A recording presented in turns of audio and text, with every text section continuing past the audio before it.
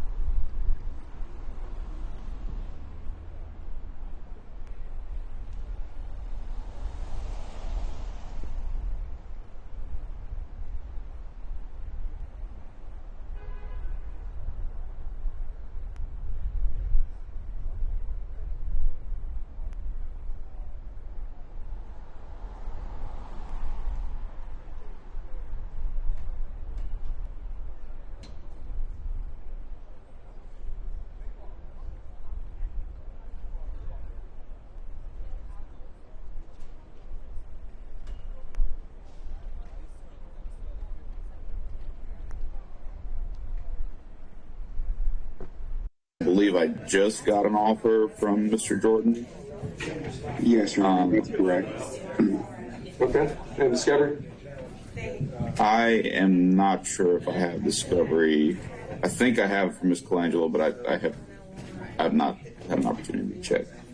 Your Honor, I'll make sure to resend an evidence.com link to Attorney Siminoff within the hour. Thank you, DA Jordan. We're setting it for case management. Position 4 is Maurice Glenn. Mr. Marks. Need discovery.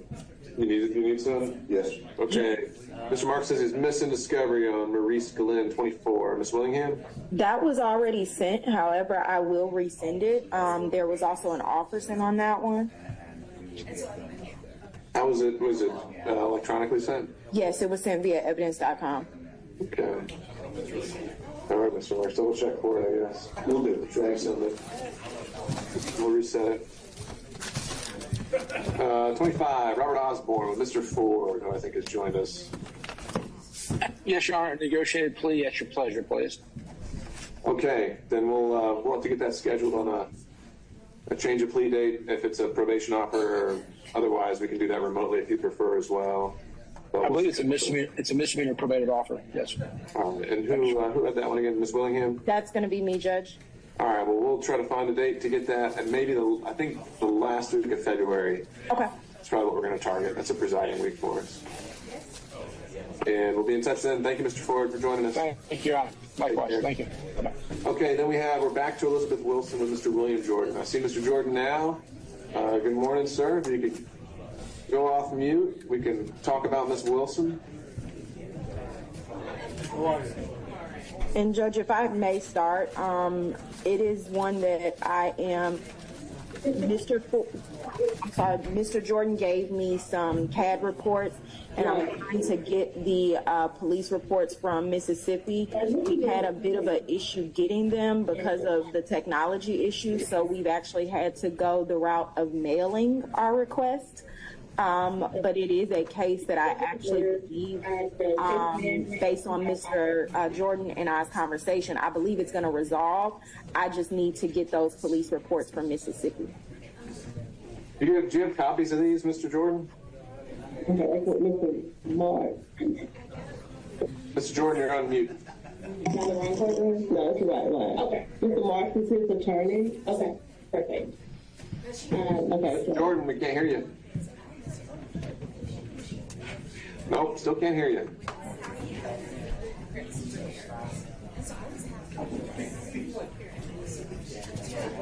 Okay, can you hear me now, Your Honor? Absolutely. Okay. I agree with everything that she said. The information that I gave her was I had electronically. I also had trouble accessing it and understanding all of it. But it's clear that the problem that existed here that ended up in the crime here was repeated in Mississippi. Even his mother was complaining, calling 911 on him. Sure. Well, Mr. Jordan, I don't need the particulars. I just want to make sure we can facilitate this transfer. But I agree with her that we should be able to work it out once she gets the information from Mississippi. Checkers. And so, Ms. Willingham, what's the process? What are we waiting on? We were trying to get the police reports via fax. And we are unable to use electronic faxing due to the system. However, we have spoken with someone in Mississippi and we can get them by mail. So I'm trying to go that route. I also have a law school friend actually who works for the DA's office there. So I'm going to try and see if she can maybe assist in getting them a little quicker for me. But once I get the police reports, we just need to be able to read a full detailed accounting of what happened in the incidents that the CADs relate to before we can extend our formal offer. But I'm hopeful that we should be able to get all of that done within the next 2 weeks. All right, so what I'll do then is we'll reset it one more time for a Zoom case management. But up to that point, we're just going to schedule it for the election. I think we've had enough time, and there's some kind of IT issue that's preventing us from continuing to get those materials. Yes. Okay. And Judge, in all candor also, I just got the CAD reports. I have been requesting them for quite some time from Mr. Jordan, and I just actually got them. So getting them is what prompted me to try and get the police reports. And Your Honor, if I may say, I had COVID, and then as soon as I got over, my wife had it. So I had to stay in for about a month. And that delayed me getting cured because I was not able to go to the office. All right, well, glad to see you're doing better. And we'll keep our eye on this case, though, to make sure it keeps moving along. Thank you for joining us. But Your Honor, if we don't resolve it during the next round, we are going to pursue our immunity motion, but I don't think it'll be necessary. All right, understood. We'll get that scheduled. Thank you, Your Honor. May I be excused? Absolutely. Take care. Thank you. All right, just one more run through for the defense counsel that didn't appear. I'll just check in with the state. Position 2, Ellerby. I don't know whether that's Mr. Bridges, Miss Willingham. Any issues that you're aware of in reaching out to defense counsel? No, Your Honor, I haven't. I don't know who Miss Young is. Yeah. Okay. Well, we'll further notice it to the trial calendar. Unless we hear differently. We have position 6, Malcolm Johnson with Crail Lewis. I didn't see any motions filed, so again, Mr. Bridges, unless you've heard differently, we'll further notice it to the trial calendar. Same with position 7 with Mr. Locklear. Didn't see any motions, so it'll be further notice. Position 8, Mr. Brown.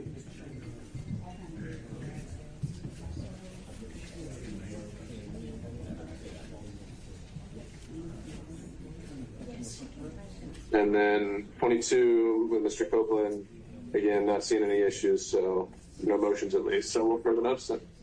I think that'll take care of the calendar. Anything else, y'all? Nothing from the state. All right, take care. Yeah.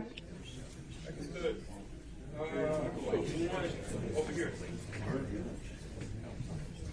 Saving seats, not saving seats, guys.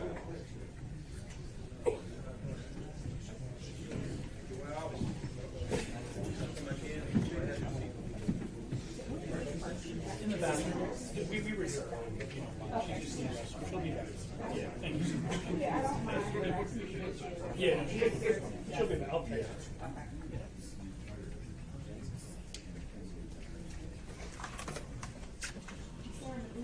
You got somebody beside you, might just slide down a little bit.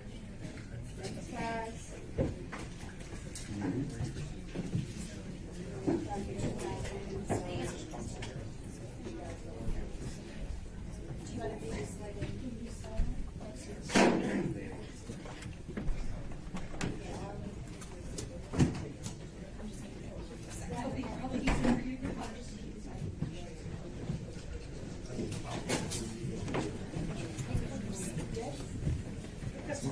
Yes, I do, yes.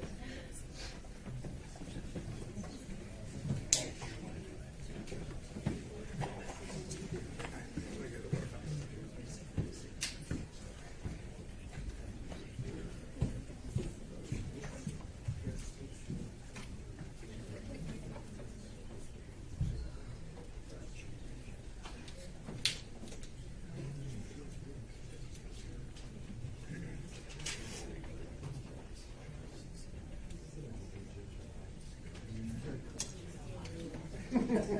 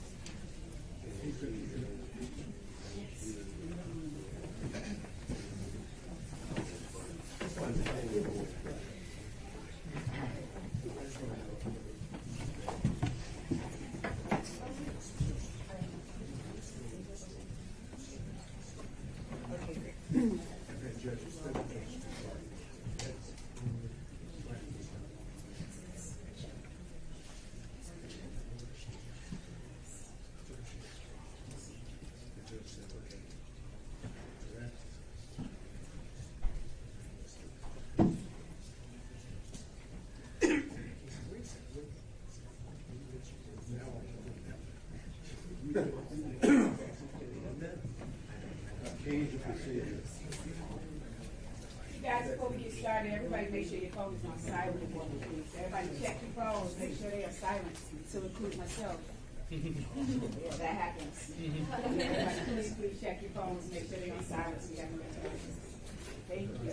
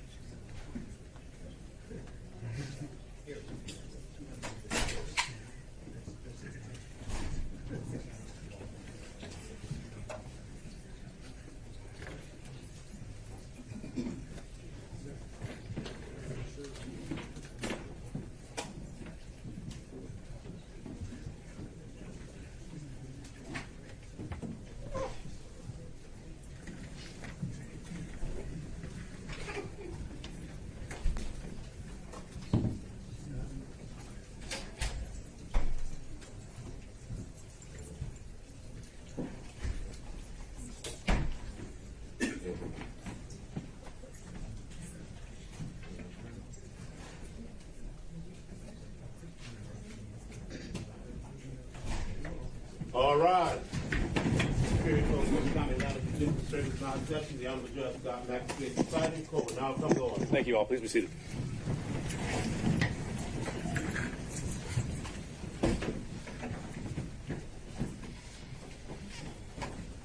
Morning, Mr. Taylor. Ready to go? All right, we are on the record with 23 SC 188947.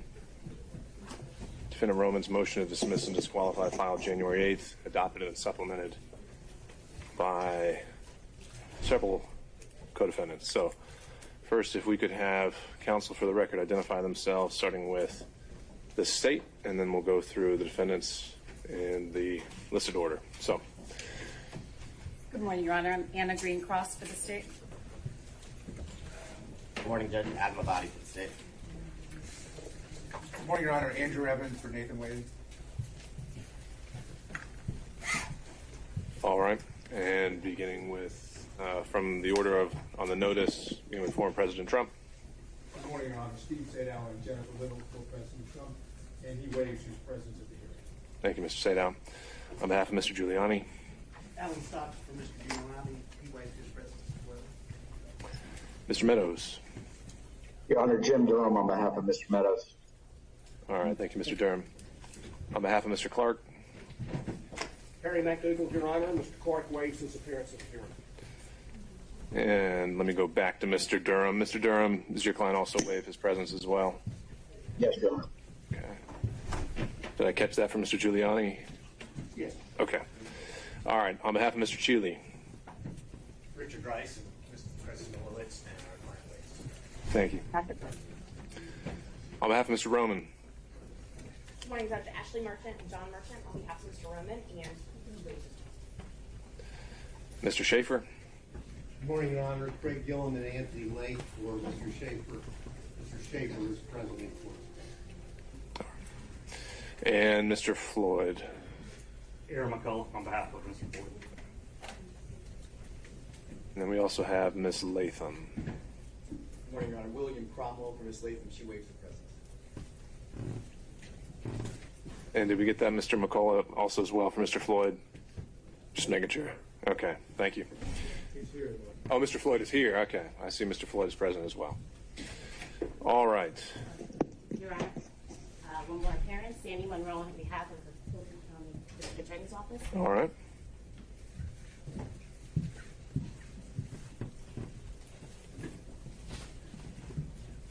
Anyone else present who believes they may need to be on the record or address any issue coming up in the proceeding?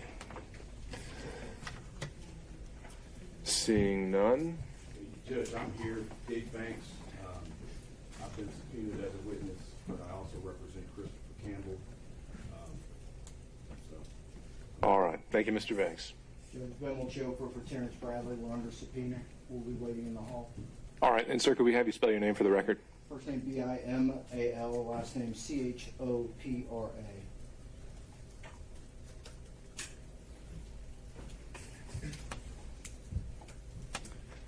All right. In terms of just a little housekeeping in terms of presenting the evidence this morning, my thought was, as witnesses are called, this being Mr. Roman's motion, that counsel for Mr. Roman would be the first, and any witness that they call, then in order of the listed defendants, there would be the opportunity for additional direct or cross-examination, however you want to characterize it, and then the state on the tail end of that. So with that, I will turn it over to Ms. Merchant. Is there anything that we would need to take up before calling the first witness? Judge, we would invoke the rule of sequestration. All right. So to that end, pursuant to Rule 615, I would ask that any witnesses subpoenaed or expected to testify at the hearing today, that they should remain outside the courtroom until called, and they shouldn't discuss their testimony with any other witness or watch any kind of live proceeding or recording of the testimony until the evidence is concluded or they're excused from being called today. Are there any exceptions to this rule? None from the state. Any from the defense? No, thank you, Judge. Okay. Mr. Abadi. Yes, Your Honor. And prior to starting any testimony, the state would just like to address, I guess, in housekeeping matters, an issue to the court as it relates to what was represented during the previous hearing as it relates to witness testimony, specifically the testimony of the former law partner of Nathan Wade, that would be Mr. Terrence Bradley, and what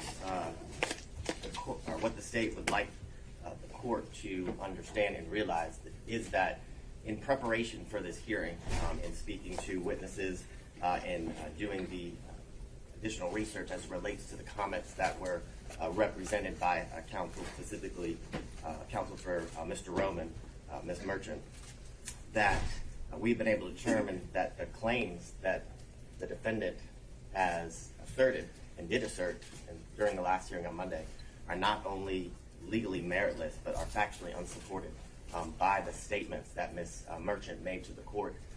What I would say they're patently false. They are egregious misrepresentations of what is believed that Mr. Bradley would say or even knows.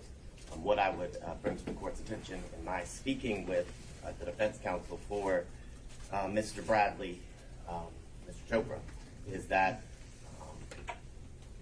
any knowledge of anything he would have would be protected under the attorney-client privilege. He would assert that. And that privilege has not been waived by Mr. Wade. More importantly, the representation was made to the court that Ms. Merchant spoke to Mr. Bradley and that Mr. Bradley represented that he had firsthand knowledge from speaking to the several witnesses that he would be able to impeach with the statements she represented, that there was a relationship prior to Mr. Wade being appointed special prosecutor, and that there was issues with cohabitation that he would be able to directly impeach those witnesses. That is patently false. In speaking with Mr. Chopra, those are misrepresentations that are not true. They are for the purpose of harassment and undue burden to the district attorney, and we'd ask to renew our motion to quash, and the only hearing we should be having to the hearing as it relates to sanctions for the defense counsel's lack of candor that's required by not only statutory law, but professional rules of responsibility and case law. And we ask that we move into a hearing that is related to the sanctions due to the misrepresentation and flagrant falsehoods that have been spread throughout the world in an effort to affect this case and to keep it from moving forward. With that, Your Honor, that's our request. So just a small matter of housekeeping. Yes. All right. Ms. Merchant. Judge, at first, the witnesses haven't been sequestered, so I just ask that they be sequestered before we argue this or have any more argument. I know Mr. Wade is still here, so we just ask that he leaves since he is under subpoena. Let's start there. Mr. Body. Well, I would agree when testimony starts that the rules of sequestration would require Mr. Wade to leave, but that we haven't started testimony. This is argument. He's lead counsel for the case, and he has every right to be sitting at the table. Okay. Ms. Merchant. Let's hear from some witnesses, Judge. Let's actually hear some sworn testimony under oath.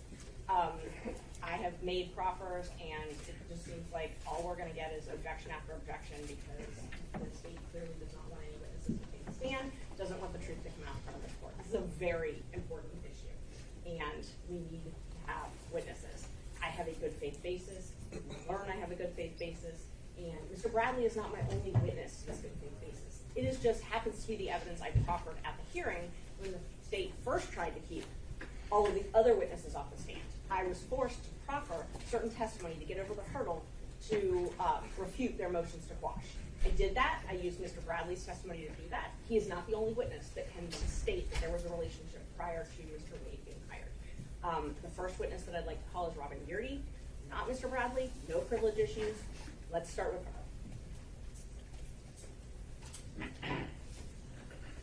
Your Honor, when we have additional argument or matter to be brought up, do we want to do it like I just stand up and with relation to what's just been said by Mr. Abate, or are you only hearing from Ms. Merchant at this point? I just need to know the court's protocol on that. Sure. So I think at this point we just need to take these issues one at a time. And as you've joined the motion, I think defense counsel would have the opportunity to weigh in. But again, at any point, if I'm just hearing the same thing over and over again from each separate defense counsel. I'm going to reserve the right to say thank you. I appreciate that. All right. I only ask for the opportunity to be heard on the invocation of the attorney-client privilege and the burden being on the individual raising the privilege to prove that a privilege in fact was in existence before we get to simply just a claim. That's what I asked for. Sure, understood. So, Ms. Merchant, I do want to put it back to you, though. The issue raised by the state this morning is that essentially, as I would summarize it, the good faith basis that you did put forward on Monday did not exist, right? So why wouldn't we start with Mr. Bradley and see where we go from there? Judge, the good faith basis does exist. So you basically have them saying it's not true and me saying it's not true. So they think they have a good faith basis. I think I have a good faith basis. I have a huge good faith basis for everything that I put in every single motion. That's going to come out. The reason I don't want to call Mr. Bradley first is for hearsay objections, quite frankly. And normally we don't have to disclose how we're going to present evidence. I'm okay doing that here, but based on the rules of evidence, hearsay, and privilege issues, what makes the most sense, and we've spent a lot of time thinking about this, what makes the most sense is for us to have Ms. Yeardy testify. And if you want me to proffer what I anticipate she's going to say, I talked to her last night. She's going to say that there was a personal relationship that began in October of 2019. She's going to testify to that. And she has personal, direct knowledge of that. It's not hearsay and it's not privilege. She's going to take the stand. She's terrified, but she's going to take the stand and tell the truth.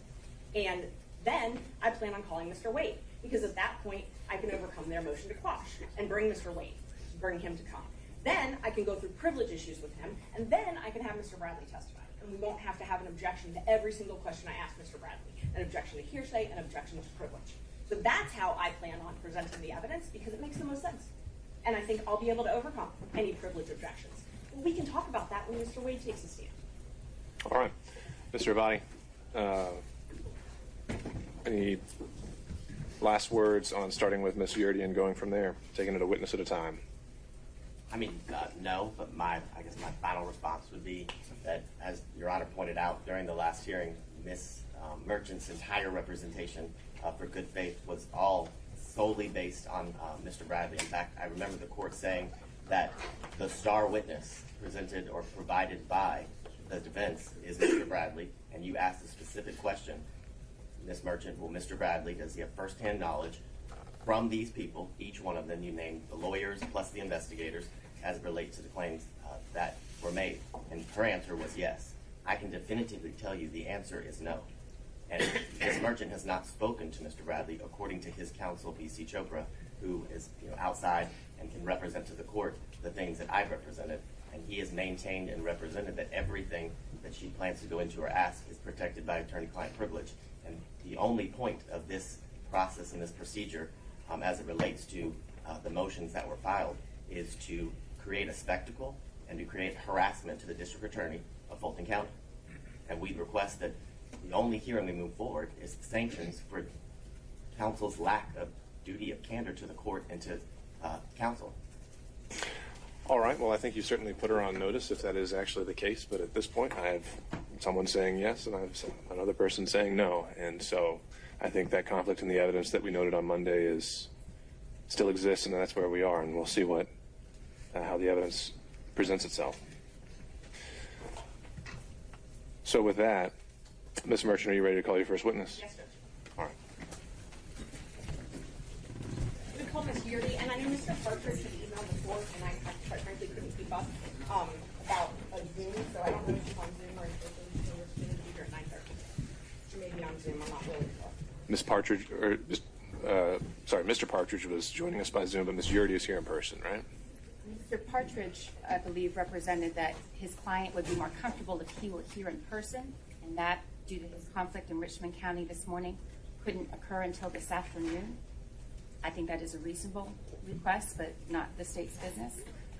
The witness is here. If her attorney is able to join right now, perhaps that can be something that is addressed with Mr. Partridge in the court. But I want to alert the court that was the representation. The witness would prefer not to go forward without the client present, and that's certainly a reasonable request. Sure. I think the latest I'd seen, though, that was that Mr. Partridge was going to be able to join by Zoom. Okay, great. I didn't know that he had that Mr. Partridge had affirmed that perhaps that was an email this morning that I missed. Yeah, I don't know either. But the state seems to know that Ms. Yurdi is here, so I guess she's not appearing by Zoom.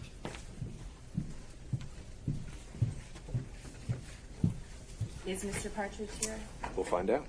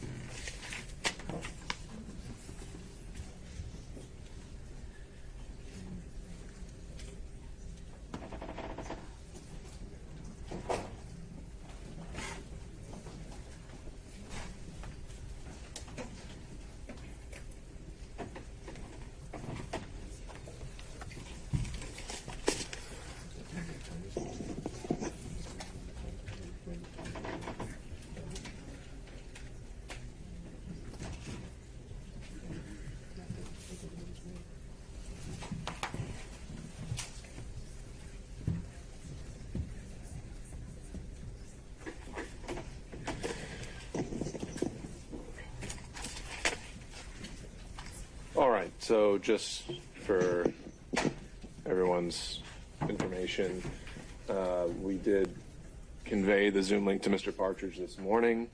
I think the last exchange we'd had is that he can join us by Zoom, and apparently he has elected not to do so.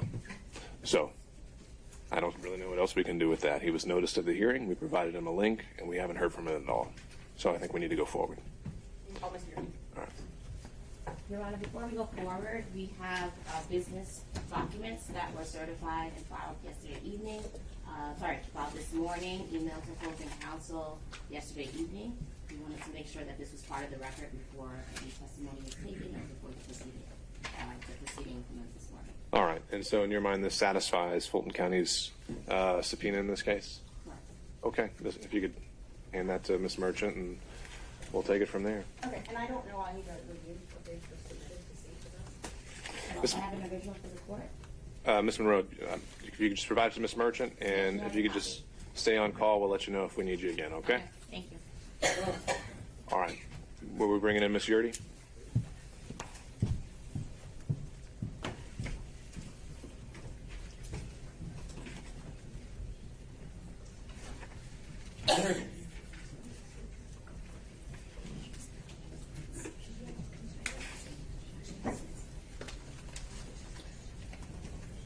Oh, I'm sorry. I thought the state said that Ms. Yurdi was outside, or they'd seen her or something. So, may John step out? She's under subpoena to be here at 9:30.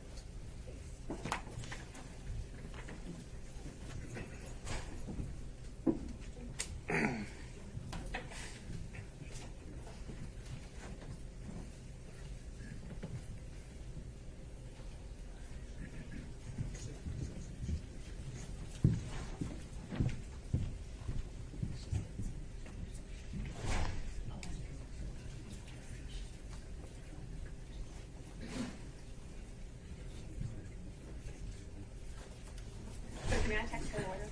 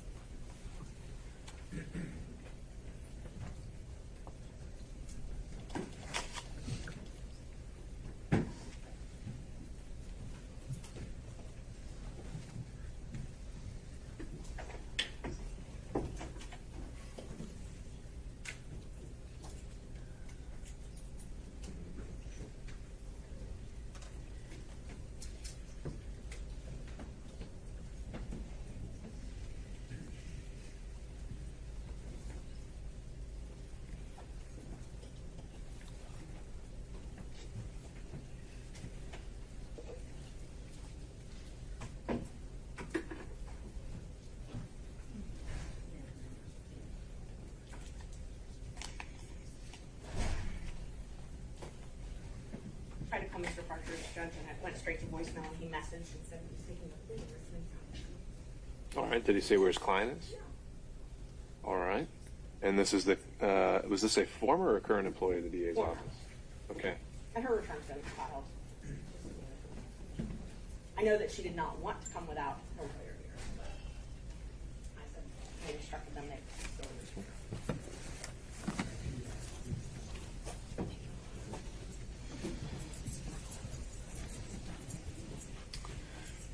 All right. Well, Ms. Merchant, do you have any other witnesses available? Well, we have Mr. Bradley. We can have him testify. But again, we're probably going to have a lot of objections with privilege, and so I'd much rather call Ms. Beardy first. But I know that Mr. Partridge, they're wrinkling that this morning by having a conflict. Sure. So. But I can. What I could do is I could call Mr. Bradley, and then I can bring him back. Exactly. I think you can always recall him. We can ping pong back and forth if we need to, based on hearsay issues. But at least we can use this time until Mr. Partridge chooses to join us. Is he on the Zoom? Or not Mr. Partridge or Miss Yuri on the Zoom? No, not that we're aware of. No. Okay. Just wanted to check that out. All right. So That's the I only suppose thing I call can- your next witness then. All right. We call Terrence Bradley to stand.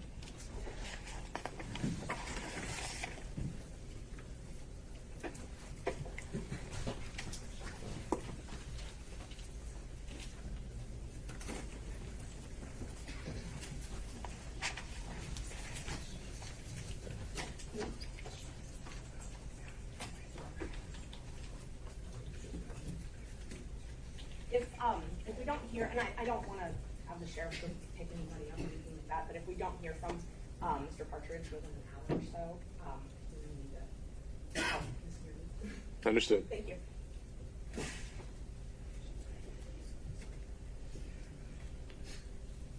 Thinking, is someone getting Mr. Bradley in? Yes, I believe so.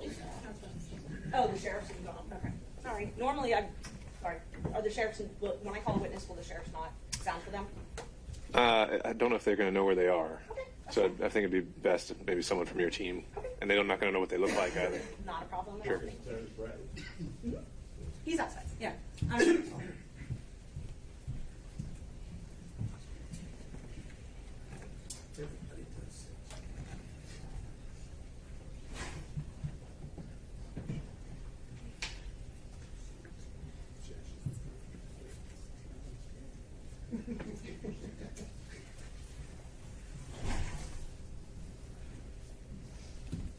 He's coming, Judge.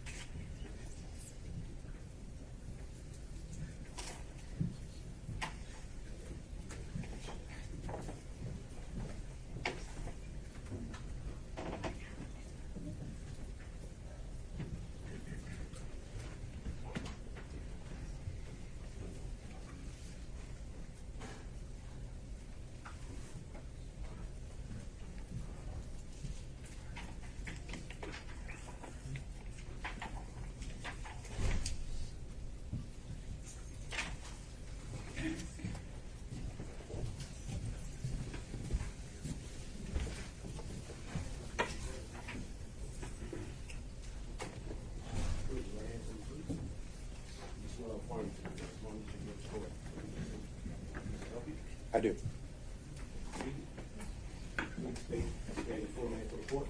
Terrence Bradley, Terrence Bradley, Bradley. Your Honor, as Mr. Wade's counsel, before we start, we would request to come into chambers to talk about attorney-client privilege before we get understand. Why does that need to be in camera? Doesn't necessarily, well, there's statements that could be made that could be prejudicial depending on whether they were covered or not, whether he's going to break the... So at the time a question is asked that you think implicates some of those statements, object, and we'll handle it. Thank you, Judge. On behalf of Mr. Bradley, and I apologize, this is not our proceeding, but it might be helpful to have a brief sidebar as opposed to something in chambers, at least so that we could let the court know our position rather than having to restate it repeatedly. And Judge, I've carefully crafted my questions to avoid any privileged information, but if they think that I'm invading that, then I welcome an objection, and I'm happy to address it. Let's see how it goes. And again, Mr. Bradley, I'll ask if you can just give a pause in between each question to allow counsel the opportunity to object before answering. Thank you, Judge. Was the witness sworn, or do I need to swear the witness? I believe he was. Great, thank you. I'm sorry. Good morning, Mr. Bradley. How are you? Good morning. Not happy to be here, I'm assuming. I am not. Okay, I understand. Thank you for being here. Wasn't by choice. Right. You were subpoenaed to come and testify in this case. I was. Okay. But you and I have spoken previously about relevant facts surrounding Mr. Wade and Willis's relationship. No, we have not. We have not. We have not texted about those facts? Through a third party, you were given some information. You and I shared text. Our texts were more so about my health, more so about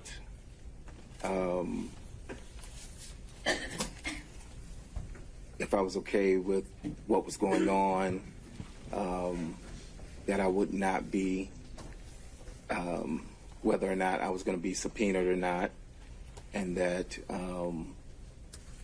emphatically I would not have been sitting in this position as being called as a witness. So that's what my text chain show. So no. That we've never talked about Willis and Wade having a relationship? Not directly you and I, no. We talked about my health. Okay. We talked about,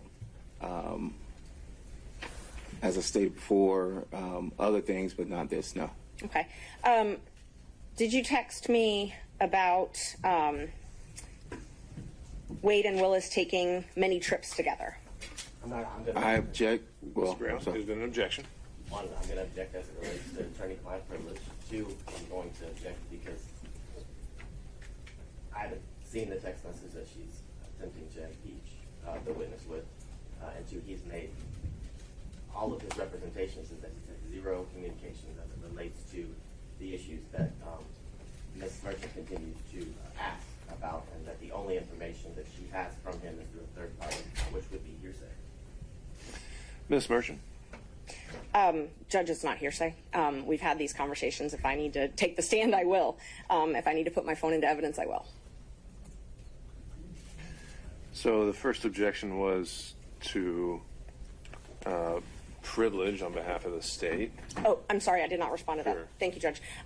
Privilege is only communications that are made in furtherance of legal advice. There's been no showing that whether or not they took a trip to California or took a trip, or that Mr. Bradley and I talked about that, either in person or by text, that's privileged. I'm not asking for any communications that Mr. Wade might have made to Mr. Bradley in furtherance of any legal advice. All right, and Mr. Abadi, I believe as the one asserting privilege, it would be your burden to show the necessary foundation there. Is that something you want to voir dire the witness on or take up here on this specific question? Well, no, I'd also object to foundation grounds. She has not provided any foundation that he would have any knowledge of what she's requesting he answer. His answers were he had no knowledge, and now she hasn't laid the foundation in order to continue to ask the same question over and over. Ms. Merchant. Yes, on behalf of Mr. Bradley, we do object. This falls under the privileges afforded under 1.6 of the rules. And the attorney-client privilege is not something that Mr. Bradley can waive. Only Mr. Wade can waive it, regardless of any information or communications being proffered by the client, Mr. Wade would have to waive them in order for Mr. Bradley to continue to testify about any of this relationship until it's been established when that privilege should have begun. Sure. And so far, though, I haven't heard anything about a relationship, about an attorney-client relationship, about a privilege ever attaching. And I think that's going to need to be established before we can actually determine the scope of it and whether this falls inside or out of it. So I think either Ms. Merchant can take the lead if she wants to, but my understanding was that generally has to fall on the person who's asserting the privilege. Except for the attorney is not authorized to violate that privilege, or else he has in fact violated the bar rules, which we have an opinion regarding from someone in the State Bar of Georgia. All right. That's why I thought perhaps a sidebar might be important rather than my interjecting. Well, I still want to kind of see how we can go. So, Ms. Merchant, it sounds like you're going to need to lay a little bit more foundation to see whether this actually is going to fall under privilege or not. That's not a problem, Judge. And what I can do, I was just told that Ms. Yerdy's in the waiting room, but I can, if the state wants to read my text, if Mr. Bradley wants to read them to refresh his memory, I have absolutely no problem with that. I have my phone here, and they're welcome to do that. But I'll talk about some other things, and then maybe if they're going to have a lot of objections to privilege and hearsay, what I can do is I can lay a foundation with Mr. Bradley, get him off the stand, put Ms. Yerdy up, and then Mr. Wade, so we can get through the privilege issues. That might make the most sense. Thank you. All right. Let's talk about something not controversial then. When did you and Mr. Wade first meet? Probably 1998. Okay. And did you all have a law firm together? We did. Okay. When did that firm start? Probably, I think it was 2010. We started exclusively working together as a firm, operating as a firm. Okay. And were you all actually incorporated as a firm? Not initially, no. He had, when I passed the bar and I hung a shingle in 2007, I think he had been practicing a few years prior to that. He had his own firm. We had two separate firms. Okay. At some point, did you all incorporate, though, together? We did. Okay. Do you remember about when that was? I do not at this particular moment, no, ma'am. I'm sorry. Okay. Do you remember if it was administratively dissolved? I've been made aware that it's been administratively dissolved. Yes, I left the firm around 2 years ago. When did you leave the firm? August of 2022, I think it was. August of 2022. Okay. Or it was either August or September of 2022. Okay. August, September. Let me make a note. So in October 2019, were you all incorporated as a firm? I think we were, maybe. Okay. Yes. And when Mr. Wade filed for divorce November 1st or 2nd, 2021, were you all incorporated as a firm? We should have been. I'm thinking that we were. Yes, ma'am. Okay. When did Mr. Wade come to you to file the divorce action in Cobb County? That's privileged information. The timing and the beginning of the privilege, I don't believe that is overruled. So the timing was around 2018. Okay. And it was probably December of 2018. I remember it specifically because I was building a house, and I noticed that he wasn't wearing his ring. I asked him about it. I had invited him to the house because I was having not a housewarming, but people over. And he wasn't wearing his ring. I inquired about it. From there, we discussed what would happen. And we discussed the divorce and what would happen. What would happen with the divorce? What would happen over me representing him for the divorce and when he would want to do it, yes. When did he retain you? Well, my memory would be 2018 when he consulted with me about the divorce and told me what he would like to see done and when he wanted to do it. Do you know when Fani Willis and Nathan Wade met? Specific dates, no. I know it was sometime at a conference. Municipal court conference? Correct. Okay. And October 2019, if it's been represented in the state's pleadings before, that's when they met. Does that sound familiar? If that's what they're saying, then absolutely. I know it was at a conference in 2000.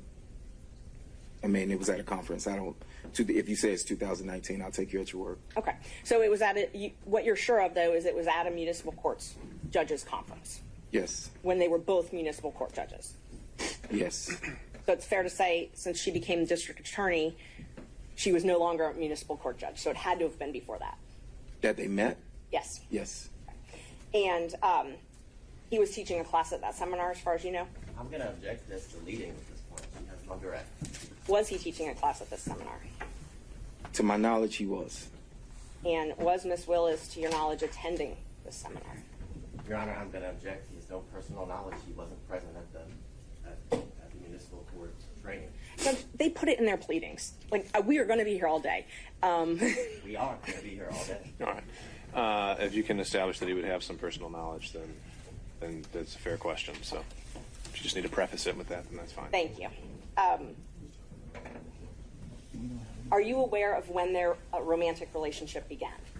Your Honor, I'm going to object. That relates to privilege. She says that he began representing Mr. Wade in 2018. He met Ms. Willis in 2019. That's clearly within the bounds of attorney-client privilege. I think there's understood, Mr. Abadi. So I think, Ms. Merchant, you need to qualify that question. Thank you. I'm not asking you to tell me what Nathan Wade told you in furtherance of legal advice. Okay, so I want to be very clear. If he told you something asking you legal advice, I'm not asking you about that. I'm asking about what you observed, what you saw, and what you knew outside of what he told you when he was specifically seeking legal advice. Okay? This is too far afield. I apologize. I object again on behalf of Mr. Bradley. He's asserting that there is an attorney-client privilege associated with this case under Rule 1.6. For him to draw any inference, make any statements, or any other proffer of information after this relationship began between attorney and client in December of 2018 would be improper, and he would in fact be violating the rules of ethics associated with his bar license. So the way the question was phrased was just saying, what did he personally observe outside of the relationship, not involving communications? How does that fall within attorney-client privilege? Your Honor, whether we like it or not, when we have a client, there are a number of items associated with that relationship between attorney and client that come within your purview and that lead you to further action, lead you to further investigation, further questions, develops your strategy. We can't talk about Mr. Wade on any level. It would be inappropriate. The divorce was filed sometime thereafter. During that entire interlude, any of these issues could in fact have formed the basis for their relationship to remain privileged. Ms. Merchant? Judge, his observations are not privileged. That's not what the privilege law says. And I can read you the attorney-client privilege attaches where, and this is the law, this is the rule. There's an attorney-client relationship. The communications in question relate to the matters on which legal advice was sought. And the communications have been maintained in confidence, and there's no exceptions to the privilege. First, on number 2, the second prong. This was not in furtherance of legal advice. That's not in furtherance of legal advice. What he witnesses as a human being is not in furtherance of legal advice. Unless, and if he witnesses them together, it would get rid of the attorney-client privilege because Ms. Willis is there. Additionally, though, exceptions. We can go all day about exceptions to this. Fraud to the court, that's an exception. Mr. Wade, we contend, has filed a false affidavit with this court. That is fraud to the court. If this witness has direct knowledge that that is not true, then that's an exception to attorney-client privilege.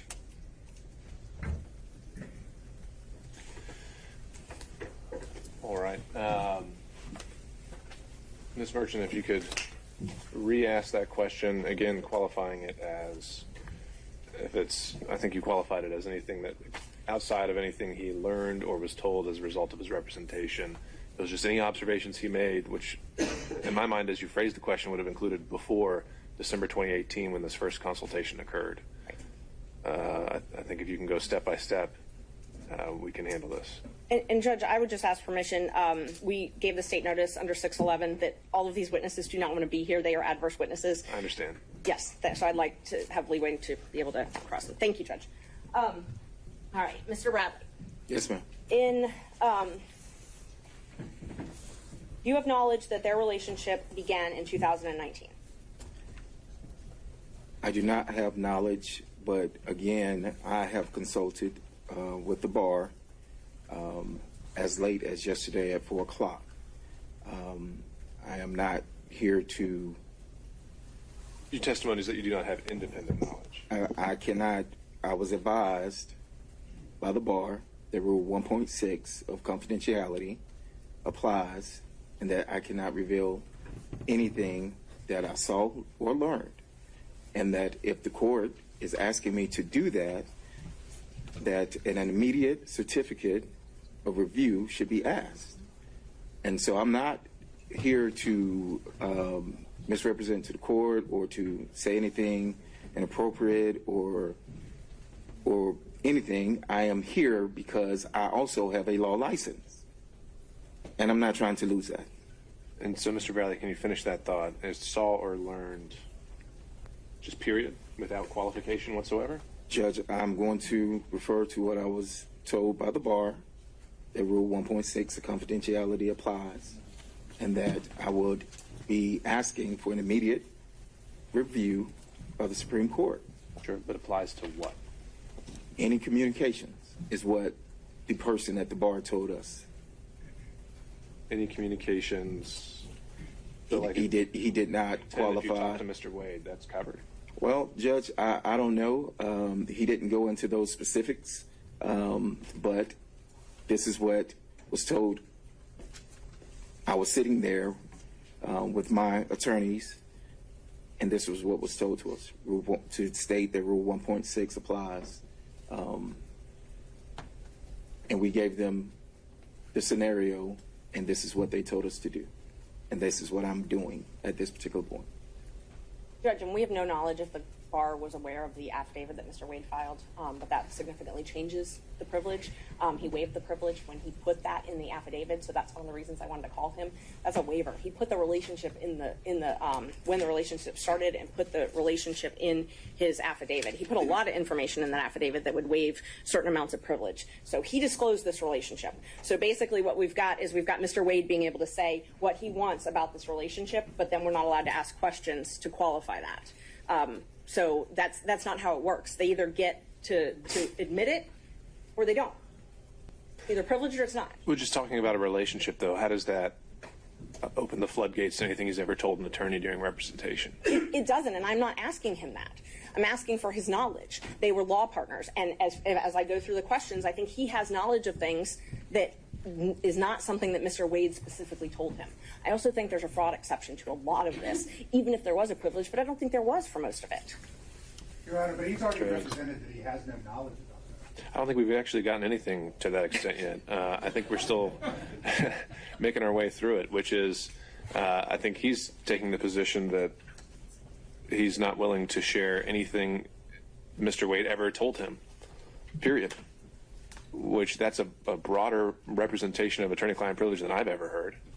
And I think that's what we're trying to parse out, is if the relationship starts, I've never heard anything that said everything before that point is privileged. Do you have something that I should know? Yes, sir. That's fine. Before that relationship, these questions weren't being established. It was 2018, December. The last question was directly related to a point in time after that, during which the relationship attorney and client would have been already established. He has an opinion from the State Bar of Georgia. If he's going to be required to testify, he would need ordered by the court on any of these issues. And Judge, I understand how delicate this is.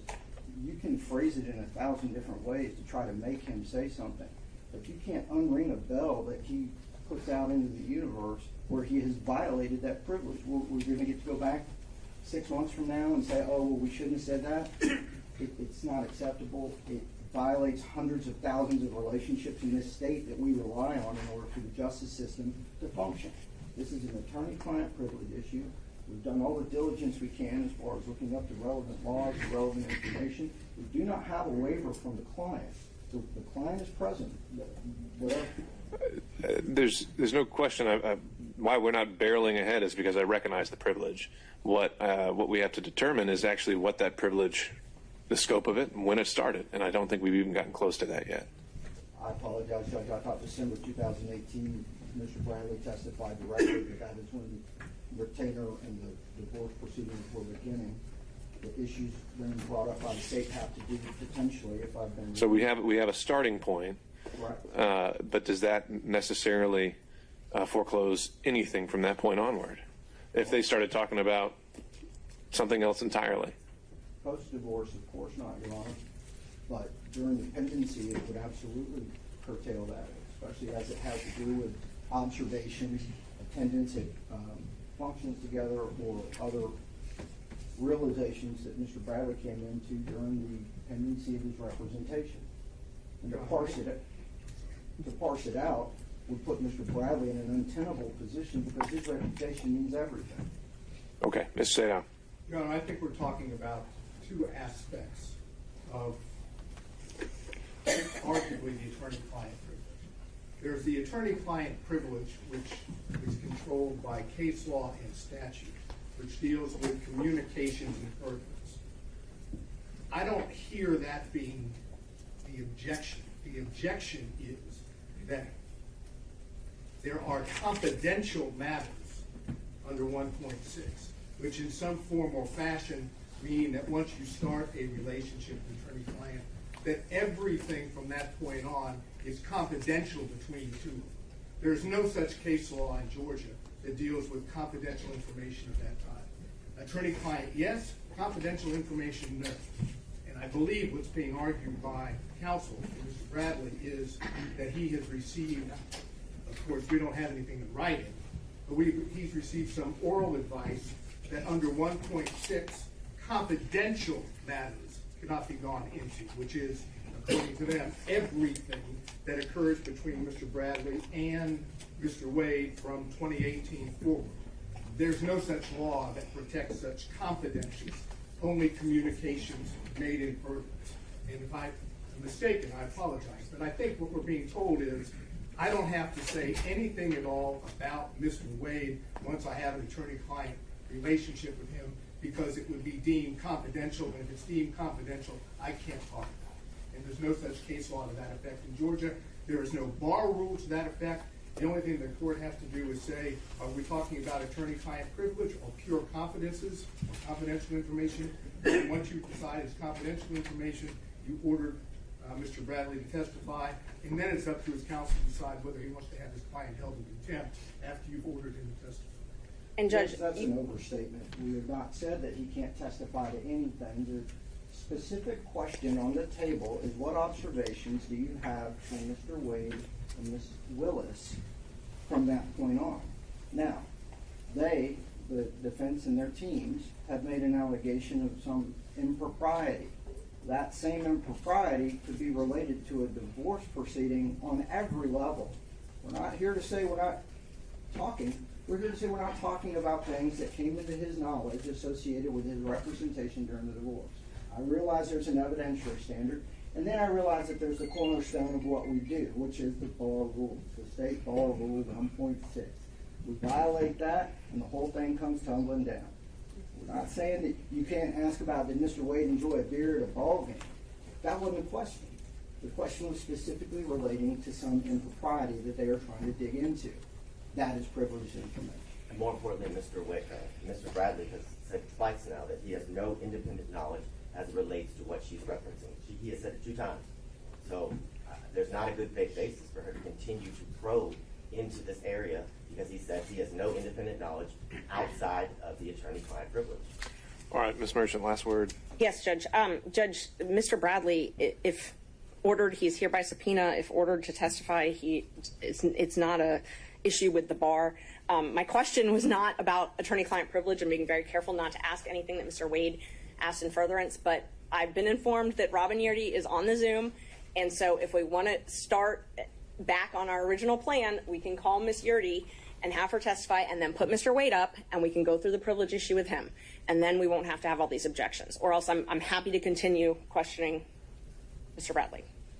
All right, so Ms. Merchant, you're saying that your understanding of the evidence that you plan to present, that these issues are affected by Ms. Yurdy in terms of the scope of the privilege and the relationship?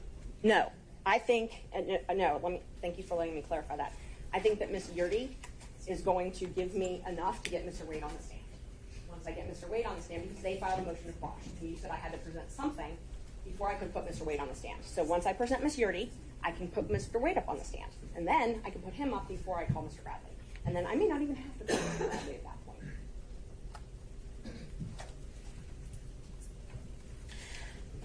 All right. Judge, sorry, who's? I'm on Zoom, Your Honor. Attorney Durante Parker, Judge, on behalf of Ms. Yurdy. Your Honor, when we were here for the motion to quash earlier this week, it's my understanding, as represented by defense counsel, that Mr. Bradley's testimony is, so to speak, the bridge that was built to involve my client, Ms. Yurdy, into this matter altogether. Now it seems as though that is being usurped, and now she is being the quote-unquote foundation for defense counsel's presentation this morning. So we do object to that, Judge, and would renew our motion to quash the subpoena, because this is completely contradictory to what we had via the hearing earlier this week, Your Honor. Judge, may I respond? It's okay, Ms. Merchant. Okay. Mr. Partridge, as I recall, that did not apply to your client as much. The original motion to quash that you filed said she had absolutely no knowledge about anything. What Ms. Merchant proffered, and what I didn't hear you saying was not the case, is that at some point Ms. Yurdy lived in a residence and shared a residence with Ms. Willis and potentially Mr. Wade at some point. So I think she's directly involved in the center of this. I don't think that really needs much in the way of foundation. And Judge, I apologize, Your Honor, to talk over the court. That information, however, Your Honor, is my understanding came from Mr. Bradley, and that information was incorrect, as I informed the court earlier this week as well. There was never any time that Ms. Yurdy and Ms. Willis lived together. There was a sublet of a condo that Ms. Willis resided in that had absolutely nothing to do with that of Ms. Yurdy, outside of Ms. Yurdy subletting it to Ms. Willis. Ms. Yurdy actually moved into a different residence. Per our conversation with Ms. Merchant yesterday, that is exactly what it is. There was no overlapping or any time that they stayed together, nor does Ms. Yurdy have any information as it relates to Mr. Wade staying at that condo as well with that of Ms. Willis. So, again, Judge, I'm renewing. No, we don't need to hear it again. Ms. Merchant. Judge, luckily I don't have to tell the state or them everything that I plan on introducing a witness for in response to their motion to quash. She has a lot of personal knowledge. And when we had a motion to quash, I had to get over a good faith basis, and I presented that to the court. I did not spend 4 hours going through everything that this woman's going to testify to. She has personal knowledge. Is she actually here? I think she's on Zoom. What I understand, Mr. Partridge. Mr. Partridge, is your client with us? She's on the Zoom platform, Your Honor, since I'm in Richmond County via my conflict. But she is on the Zoom platform at this time, Your Honor, in the waiting room. I believe she may have been admitted. I see a Robin on my screen. I'm assuming that is my client, Ms. Ms. Merchant, you want to examine her by Zoom? That's fine. All right. We will waive Mr. any Abadi. Sixth Amendment objections to it. That's fine. My only objection was the representation at Monday's hearing was the good faith basis was based on what she learned from Terrence Bradley. And we know that is false. It's not true. So there is no good faith basis, and we would renew our objection and to quash the subpoena. That was not in regards to Ms. Yurdy. It certainly was. It was at like the 20-minute mark in the hearing. Judge, she has personal knowledge of this relationship. It's not what was represented on Monday. Personal knowledge came from Mr. Bradley. She has no good faith basis to explore this fishing expedition as it relates to Ms. Yurdy. This is a blatant misuse of the process. Ms. Merchant, I do believe that when we went through the motion to quash, you grouped them into two categories, and each one of them we said that they were going to be impeached by Mr. Bradley. There were, well, we took Ms. Yurdy outside of Fulton County, Judge. So we talked about Fulton County differently than Ms. Yurdy. You took Ms. Yurdy out separately. She was different than Fulton County because there wasn't other issues. And again, so we're arguing a motion to quash. I responded to their argument on the motion to quash. Did I tell them that she's going to testify that she's known Ms. Willis for years and that her middle name is Latrice? No, I didn't tell them everything she's going to testify to. I don't, like, if you wanted me to, I could have, but that has nothing to do. There is a witness that contradicts what they have said in court, and they're doing everything they can to keep her off the stand and keep the truth away from this court. They filed a motion to quash. I showed a good faith basis. If my good faith basis is Mr. Bradley or Ms. Yurdy or texts I've seen, it's still a good faith basis. There's no law that says I have to tell them every single good faith basis I have ahead of time. If we did, we would never have trials. All right, Ms. Merchant. Appreciate the argument of counsel. I think the standard on a motion to quash and a subpoena is not one where we're required to completely flush out and litigate every reason a witness may be relevant. And so we'll take these one at a time. With Ms. Yurdy, I'll deny the motion to quash. And if your election and to proceed in your presentation of the evidence is to call her, then that's what we'll do. Thank you, Judge. So, Mr. Bradley, you may be excused for now. Thank you, but subject to recall. We will call Ms. Yurdy.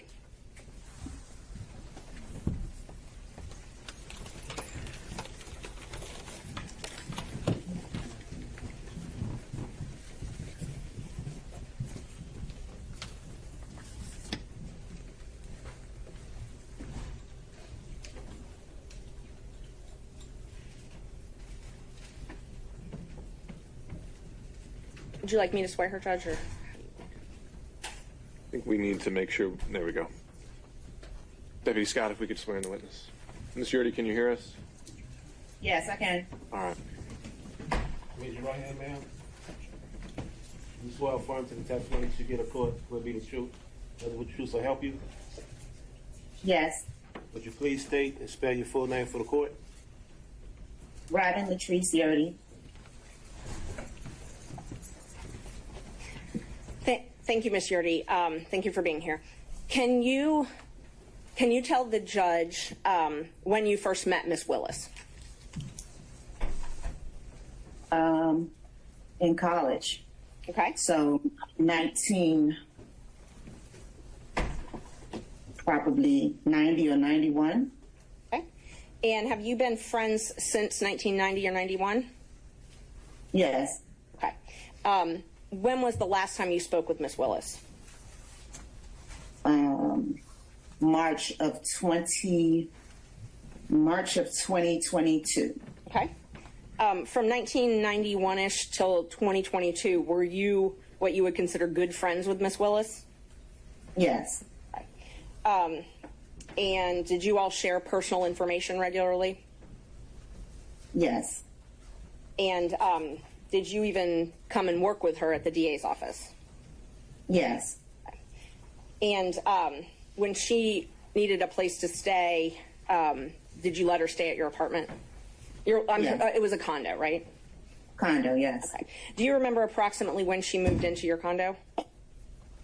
It was April of 2021. Okay, great. And you know that Ms. Willis and Ms. Wade met at a conference in October of 2019? I'm going to object to that, Your Honor, without a foundation for how this witness would know that. If Ms. Merchant can establish she has personal information of that, then certainly that's something the witness can testify to. But if it's she heard Understood, it Ms. Cross. All right, Ms. Merchant, if you could lay the foundation. Do you have information that Ms. Willis and Mr. Wade met in October of 2019? I'm going to renew my objection, Your Honor. Information is not sourced to personal information. If the question can be rephrased, then that may address my concern. So Judge, I just want to make sure that I understand. So they've objected to me calling Willis and Wade. It's just a matter of foundation. If you can just rephrase. Do you have knowledge of when Willis and Wade met? I'm going to object again. Personal knowledge. Overruled. Thank you. Do you have personal knowledge of when Willis and Wade met? Yes. She told me that they met at a conference. I don't know what. Okay.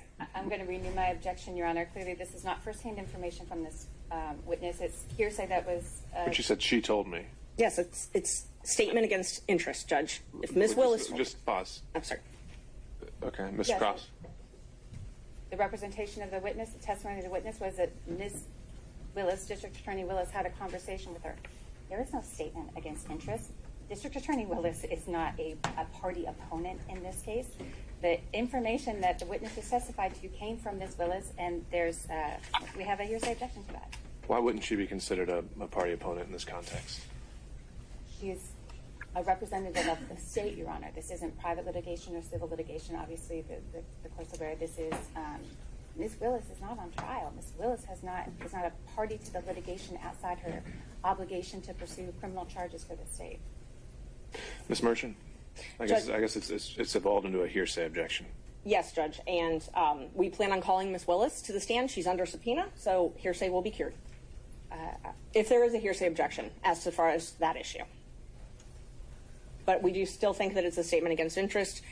Ms. Willis has filed a document that states that they met at this municipal court conference. So, Your Honor, I think maybe I can streamline a little bit. State will stipulate that District Attorney Willis and Mr. Wade met in October 2019 at the judicial conference that we've been talking about. There's no reason to get it secondhand from this witness. Well, that's true. All right, you accept the stipulation, Ms. Merchant? yes. All right. Am I permitted then to ask questions about that since it's now not hearsay? If it's just to a stipulation, if it's just to that basic fact, I don't think we need a question, but if there's a follow-up that you think is admissible, go for it. Ms. Yeardy, you have personal knowledge that Ms. Willis and Mr. Wade began their romantic relationship soon after this time that they met at the municipal court. I'm going to object to that question. That certainly is a leading question. No foundation has been laid for how this witness would have personal knowledge of that. And until that's happened, the state objects. Judge, I think you can do a yes or no and then follow up with how she knows it. thank you. Do you know if Ms. Willis and Mr. Wade started dating in October of 2019? I don't know if it was October of 2019. Could it possibly be November of 2019? Could possibly. Okay. And when we spoke, you said it was shortly after the municipal court conference, though, correct? Yes. Okay. So you know that their relationship, their personal relationship, began shortly after this municipal court conference? Yes. And when I say personal, romantic. I just want to make sure we don't get in an argument over what personal and romantic is later. When I ask you personal, do you take that to mean romantic? Yes. Okay. And do you understand it that their relationship began in 2019 and continued until the last time you spoke with her? Yes.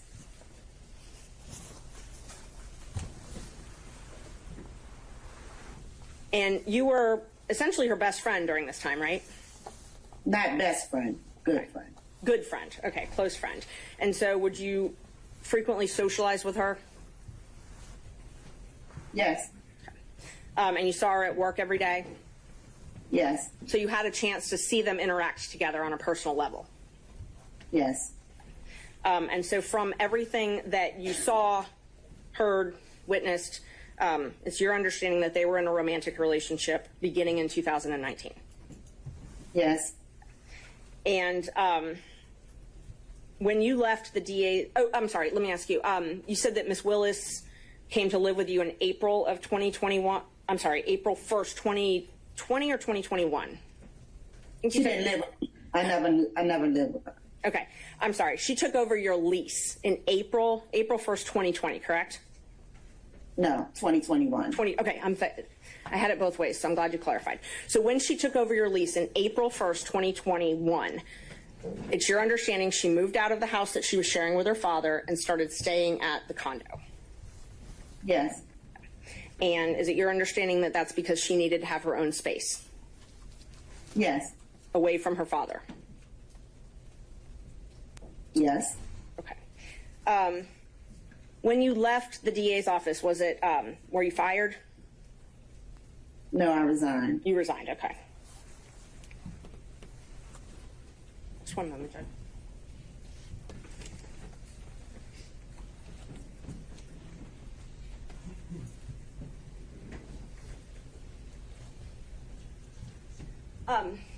Can you tell us why you resigned the DA's office? The number of things that was happening. A number of things that were happening. Is that what you said, ma'am? Yes. Okay. What was happening that caused you to resign? It was a spiral of things. So, I guess the last straw is I was put in a department that I knew had no knowledge about. Something happened, and I didn't like it.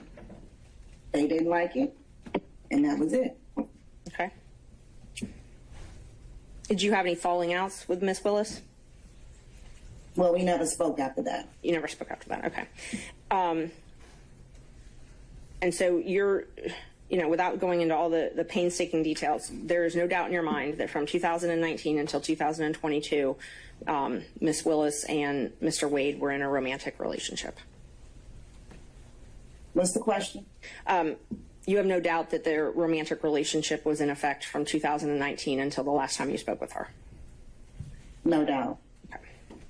And that's based on your personal observations and speaking with them and seeing them together and things like that? Yes. Okay. No other questions. Thank you. The other folks may have some questions for you, Mr. Yurdi. Stay down. You want me to go to the If it's more than a couple questions, then sure, but if not. It's only a couple questions. Okay. I think, can the court reporter hear me okay? Ma'am, let me be very specific. Did you talk with Miss Willis about her romantic relationship with Mr. Wade? Yes. Did Miss Willis tell you on more than one occasion that she was engaged in a romantic relationship with Mr. Wade prior to you leaving the district attorney's office? Did she tell me or did I observe? I'm saying right now what to tell me. Yes. Did she tell you that in the year of 2020?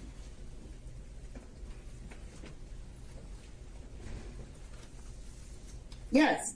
In the year of 2021? Yes. Are you certain that Miss Willis told you about the romantic relationship with Mr. Wade prior to November 1st of 2021? Yes. Now, did you also have observations of Mr. Wade and Miss Willis together prior to November 1st of 2021? Yes. And are those observations, were those in a social setting? Yes. And did you observe them do things that are common among people having a romantic relationship? Yes. Such as, can you give us an example? Hugging, kissing, just affection. All before November 1st of 2021, correct? Yes. That's all I have. Mr. Stocks. Ma'am, did I understand you to say that there was a period of time when you and Miss Willis lived together? No. Mr. Durham. No, nothing from me, Your Honor. Mr. McDougald. Nothing, Your Honor. Mr. Rice. Good morning, Ms. Yurdi. Were you aware in 2021 of any trips, social trips, that Ms. Willis and Mr. Wade took together? No. Are you aware of any social trips that Ms. Willis and Mr. Wade took together in 2022? No. And are you aware of them in 2020 or 2021 spending the evening together overnight? No. No further questions. Mr. Gillen. No question. Mr. McCullough. And Mr. Cromwell. No questions, Your Honor. Ms. Cross. I do have some questions. Thank you, Your Honor. Ms. Yurdi, we haven't met before. Is that correct? Correct. You're able to see and hear me okay? Yes. All right.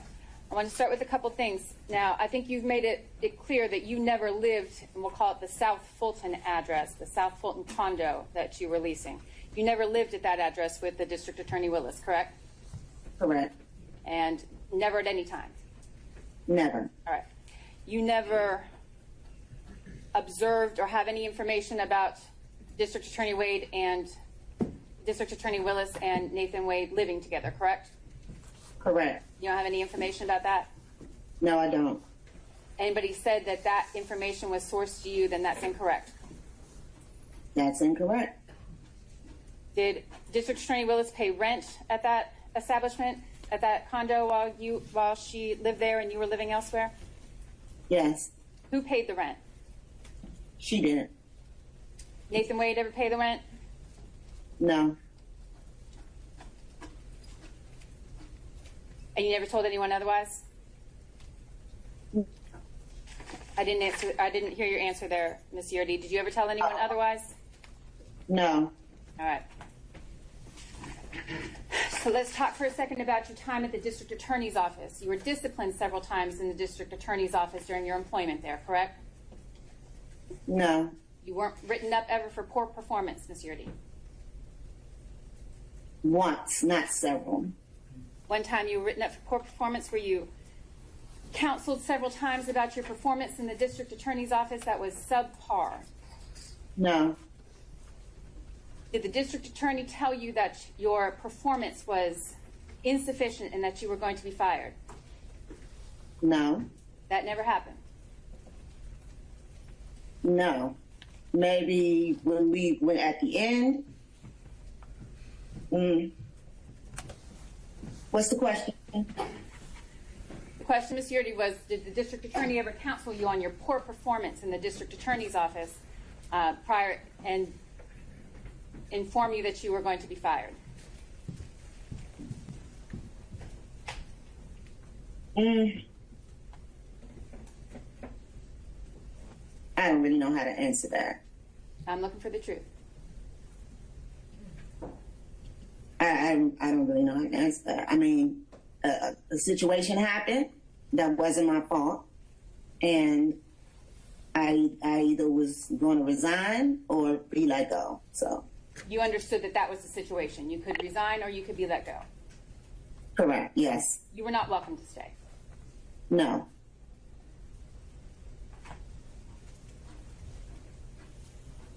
And the conversation where you were informed that you could resign or you could be fired, that conversation was not the first conversation you had with the District Attorney about your poor performance in the office, correct? Well, it was kind of a spiral, but no. Yeah, it was. Whatever the situation was. Excuse me. Questions are fine. Understood, Mr. Saino. Ms. Cross. Ms. Yurdi, the circumstances of your leaving the District Attorney's Office ended your friendship with the District Attorney Willis, correct? Yes. Y'all haven't spoken since? No.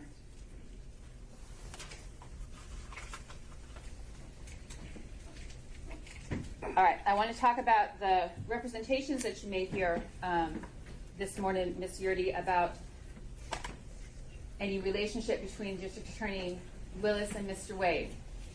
I want you to tell me what was the first time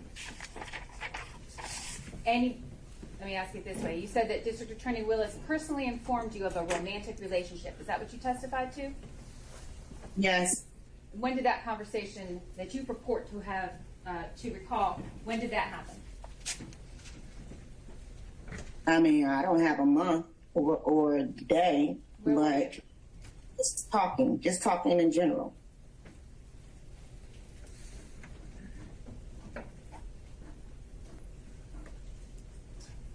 Your Honor, we'd like to keep this witness under subpoena, but that's all the questions I have right now. All right, thank you, Ms. Cross. I have to redirect, I'm sorry. All right, on those points only. Yes, just those points. The state asked you a lot about when you were let go, when you resigned. Did something happen as far as purchasing that you didn't feel comfortable with, purchasing things through the county for Ms. Willis that caused you to not be comfortable working there anymore? No. And I didn't tell you how to testify here today, though, right? Right. Okay. And everything you've testified to is from your personal knowledge? Yes. Okay. And you've told the truth here today? Yes. Okay. Judge, I believe she's only under my subpoena, and I'm fine releasing her from that subpoena. Oh, I'm sorry. By show of hands from other counsel, starting with Mr. Sadow. Your Honor, I believe the door has been opened now to ask this particular witness about statements that Ms. Willis made to her. She brought it up on cross-examination on a couple of occasions. Did Ms. Willis say this or inform you of that? So I'd like to now ask her questions directly about what Ms. Willis told her about her romantic relationship.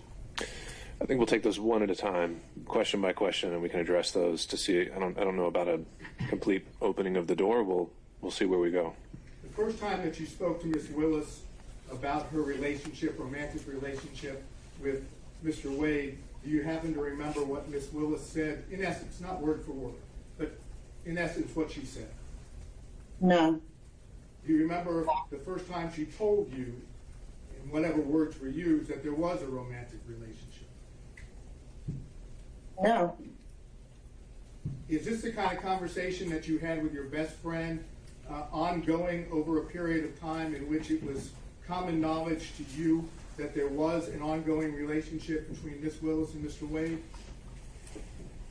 What's the question? Yeah, I'll ask it again.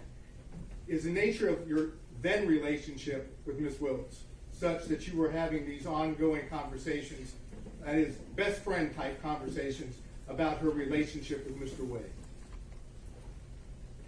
I don't remember. Without getting any further in too much detail, is there any doubt at all that Mr. Wade and Ms. Willis had a romantic relationship, as was told to you, prior to November of 2020? She was already asked that question by Ms. Merchant. I just didn't know whether that needed to be. She said no doubt. No doubt. All right. Any other defense counsel by show of hands? Seeing none. Last recross from Ms. Cross. Anything else? Not at this time, Your Honor, but we've asked the witness remain under subpoena and subject to recall. Judge, she's under my subpoena, and I'm releasing her from my subpoena. So if they want to subpoena her, they're welcome to do that. Ms. Cross. I would prefer that the court keep her under subpoena. I think, Sure. Given the representation of Ms. Merchant, given how she intends to proceed today, that this witness may need to be recalled. All right, understood. In the interest and knowing that we may have to bring witnesses back and forth, I think it's in the interest of effective presentation of the evidence here. Ms. Yurdy, you are still going to remain under the auspices of your subpoena, and so please stay in touch with your attorney. We may need you to rejoin us on Zoom at some point today or tomorrow. Understood? Okay. All right, don't discuss your testimony with any other potential witnesses, all right? All right. All right, you can log off. And Judge, I'd ask, can Mr. Partridge stay on for just 1 moment? For what reason? The state had made some allegations that I misrepresented some things to the court, and I'd just like the opportunity to clear that up, that Mr. Partridge is the one that told me that they lived together for a month. They've called me everything but a liar today, and so I just think that it's appropriate for everyone to know where that information came from. All right, Ms. Merchant, I think you've made your position clear. I don't think we need to get sidetracked on that. All right, Ms. Merchant, you can call your next witness. Thank you. We call Mr. Wade. Judge, may I be excused as well, please? All right, take care, Mr. Partridge. We call Judge. Mr. Wade. All right. Ms. Cross. Your Honor, the motion to quash Mr. Wade's subpoenas was held in abeyance, waiting for the representation. I believe that the good faith basis that Ms. Merchant represented on Monday, I think that's clearly not accurate. I understand the testimony that's now in the record. Mr. Wade is available, but we maintain that at this time that the motion to quash probably should be granted, but understand the court's ruling. Well, Ms. Cross, I'll say yes. On Monday, it did seem like the focus was that Mr. Bradley would be the hook that makes every witness potentially relevant. And we really haven't been able to explore that on the privilege issues that we'll likely have to tackle again later. But for now, the evidence in front of the court at the moment is that we have a witness who has said this relationship may have predated the affidavit that Mr. Wade filed. I don't see a way around the relevance of his testimony. And so I'll deny the state's motion to quash the subpoena of Mr. Wade. Ms. Merchant.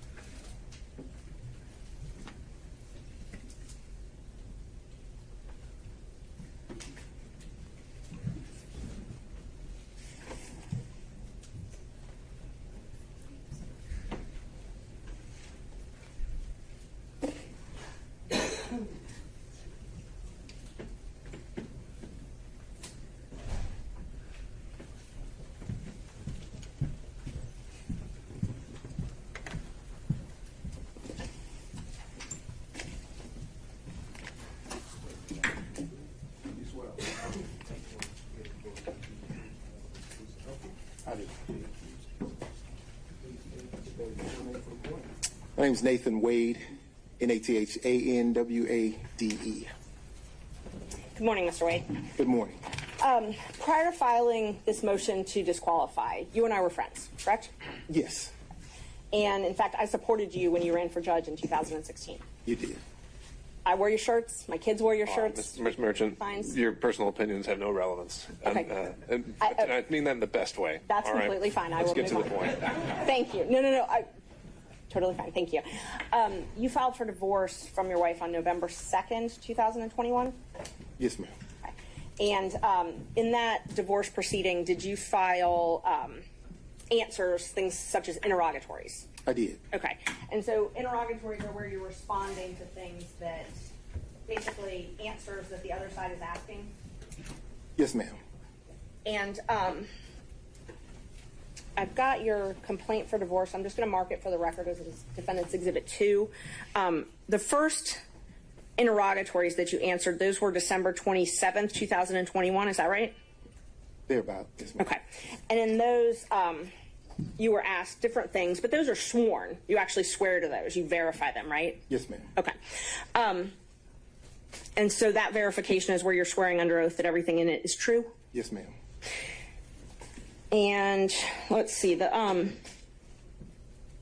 you were asked if you had any documents which relate to the purchase of gifts by you to any person other than the defendant with whom you have or had a relationship, romantic relationship, from the date of your marriage, correct? Yes, ma'am. Okay. And you responded under oath that you didn't have any documents to that. That's correct.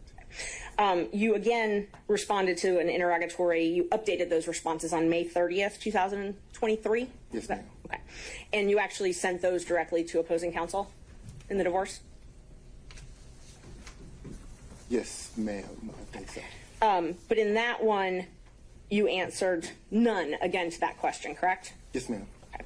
So May 30th, 2023, you said that you didn't have any documents showing any purchase of anything with someone that you had a romantic relationship with.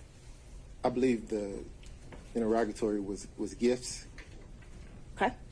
Not anything. Gifts. And I have it if you want to take a look. I'm going to mark, okay, so just for the record, I've got your complaint for divorce marked as number 2. I've got the verification and the interrogatories from 2021. I'm going to mark those as 3. And then your May 30th, 2023, I'm going to mark as 4. Judge, may I approach the witness? You may. Thank you. That is what I marked as 4. This is what I marked as 3. Okay. Thank you, Judge.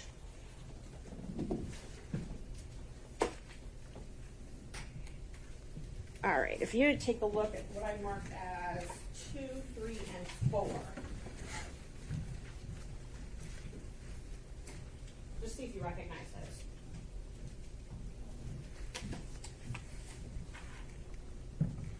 those. I do. And are those, that's your divorce complaint, and then your 2021 interrogatory and your 2023 interrogatory, correct? Yes, ma'am. Okay, are they a fair and accurate representation of what is filed in that case? Yes, ma'am. I'd move to admit those into evidence, Judge. And this is 2, 3, and 4? It's 2, 3, and 4, yes. All right. Any objection from the state? The divorce, it's on the district. I have no objection to 3 and 4, and subject to Ms. Merchant's representation that 2 is a filing of divorce. I just don't, the divorce complaint, I don't have that in front of me, that's subject to that representation, no objection. All right. And by show of hands, any objection from other defense counsel? Seeing none, defendants 2, 3, and 4. This should be Romans, well, we'll just call them 2, 3, and 4, admitted without objection. So that interrogatory that you filed in 2023, that's the one where you said no, that you didn't have any documents relating to the purchase of gifts, that you had a romantic relationship with someone, right? Which interrogatory are we talking Number 4, 2023. Which number in the interrogatory? Number 4. So, which number interrogatory are you referring to? It's Defendant's Exhibit number 4. I have Defendant's Exhibit 4 here. Uh-huh. Which number interrogatory are we referring to? Oh, which number out of the questions? Yes, ma'am. Hold on. It is number 20, 24, 25, 26. basically all of that.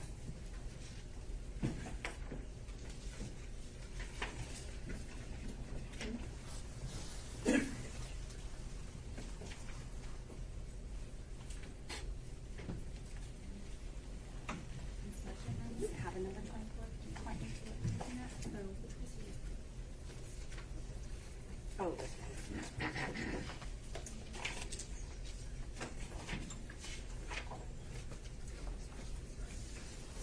It's supposed to be number.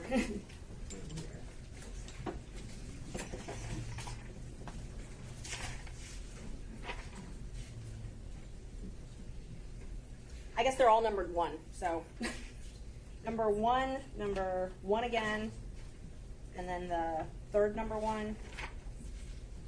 What's your 5 or page number or something? He didn't put page numbers on. He didn't put any on.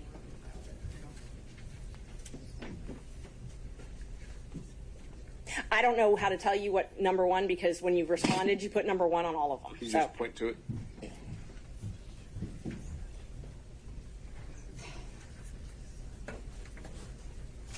This one. I'm talking about this number 1 where it's tabbed. There's 2 number 1s that are tabbed. Okay. And there's no page number, but it is the second page. All right. they're asking if you have any receipts for restaurants, hotels, bars, things like that. The first number 1? I believe it's the second number 1. The second number 1?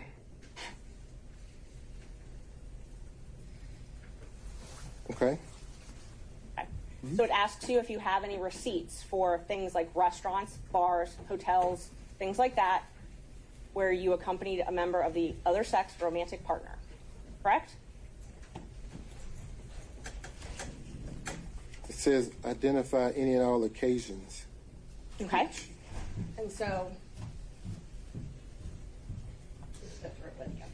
it says to identify any and all occasions where you entertained a member of the other sex, okay, who's not related to blood, and including dining, drinking, restaurants, bars, pubs, hotels, all of that. Okay. And what was your answer to that?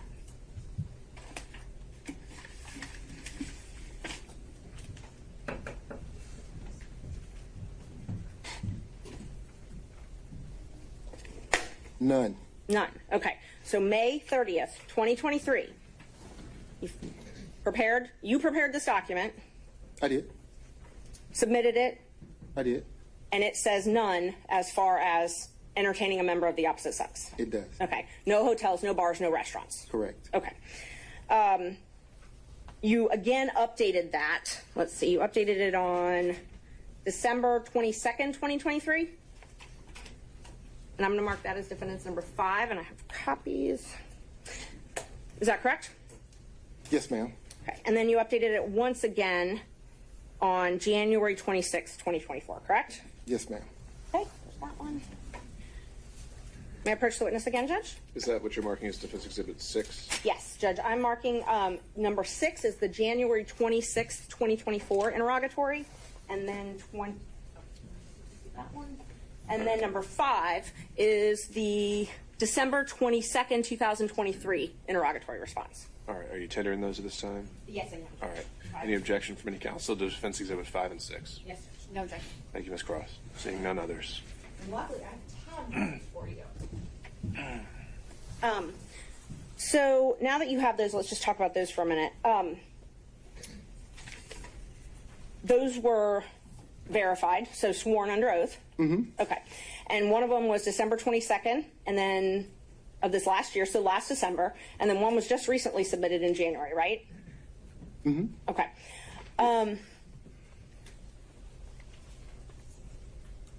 In May 10th, 2023, Judge Thompson heard a motion to compel in your divorce case as well, correct? Yes. Okay. And you were actually held in willful contempt. Yeah, I'm going to object to the relevance of Merchant. His credibility is relevant, Judge, and if he was held in willful contempt for failing to provide answers and documents, I think that's relevant to this court. How is that a prior false act or crime of conviction or anything else allowed for impeachment under the rules of evidence? I'm not offering it as a prior bad act or something like that. I'm offering it towards his credibility, Judge, which you get to determine. if he's made misrepresentations in these pleadings. You're here to determine whether or not he's telling the truth or not. So if another court has held him in contempt and that's part of the divorce proceeding, I think it's relevant. But just contempt generally can be for many different things. Like a failure to produce is not necessarily a false act, right? Right, and he's welcome to explain that. He may not have to. Ms. Cross. I object to the relevance of that. That's clearly not a proper impeachment. We're going pretty far afield into divorce matters that don't have any direct relevance to anything that's pending before the court. I object to the relevance of that and be further. All right, not seeing that being a proper grounds for impeachment. It's sustained. Okay, let's talk about this December 22nd, 2023 verification. I tabbed it for you. Again, they asked you if you had any documentations showing proof of this relationship, proof of any relationship, correct? I'm going to object to the phrasing of that question. I don't believe that's an accurate read of the interrogatory. All right, let's be precise, Ms. Merchant. And you, please read it. I want to make sure I'm accurate. Please read it. Which number? This one actually has a number. I tabbed it for you, so you should be able to open right to the page. It's number 22.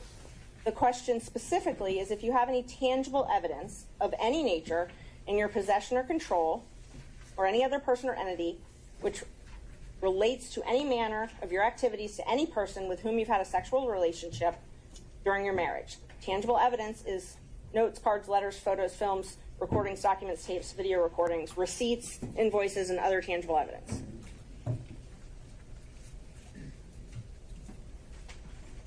Yes. Okay. And you answered that you did not have any documents to that effect, correct? Correct. Okay.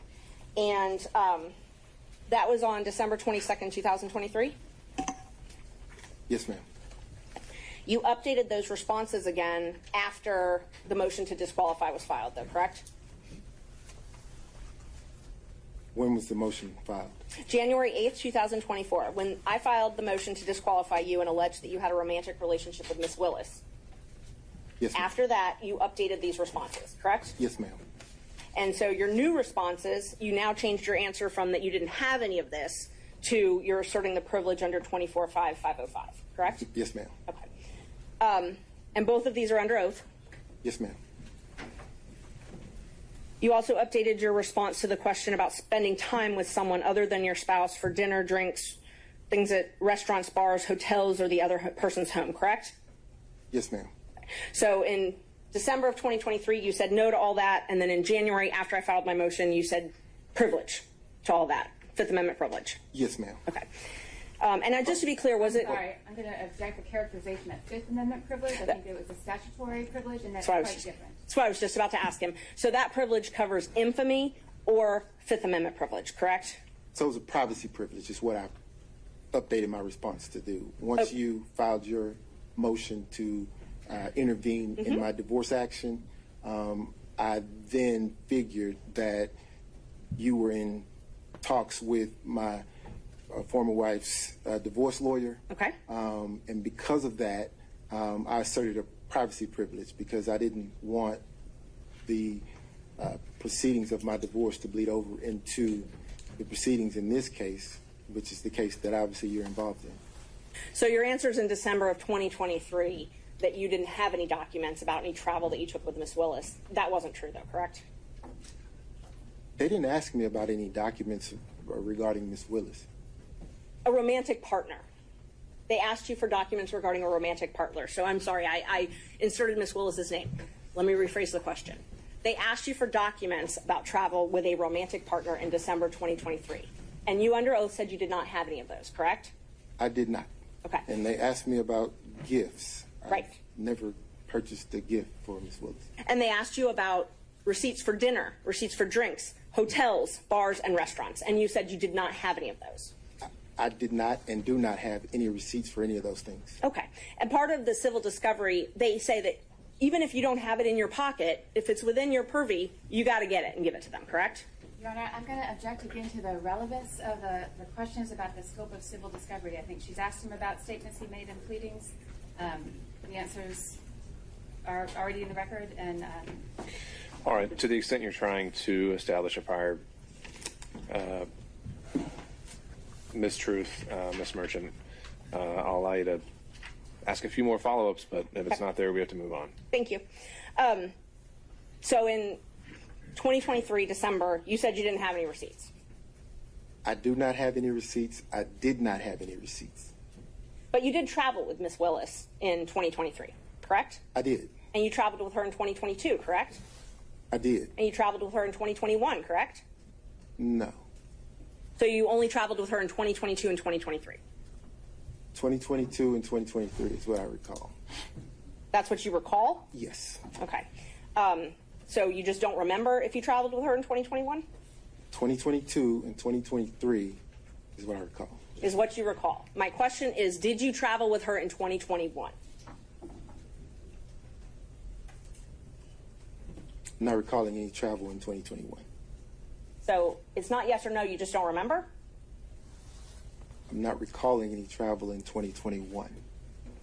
So you did not travel with her in 2021? Your Honor. Oh, this has been covered. Let's keep going. Thank you. Let's see. You filed an affidavit in this case, correct? I did. Okay, and I marked that already. I gave it to the state as number 1. Exhibit number 1. May I approach, Judge? You may. Thank you.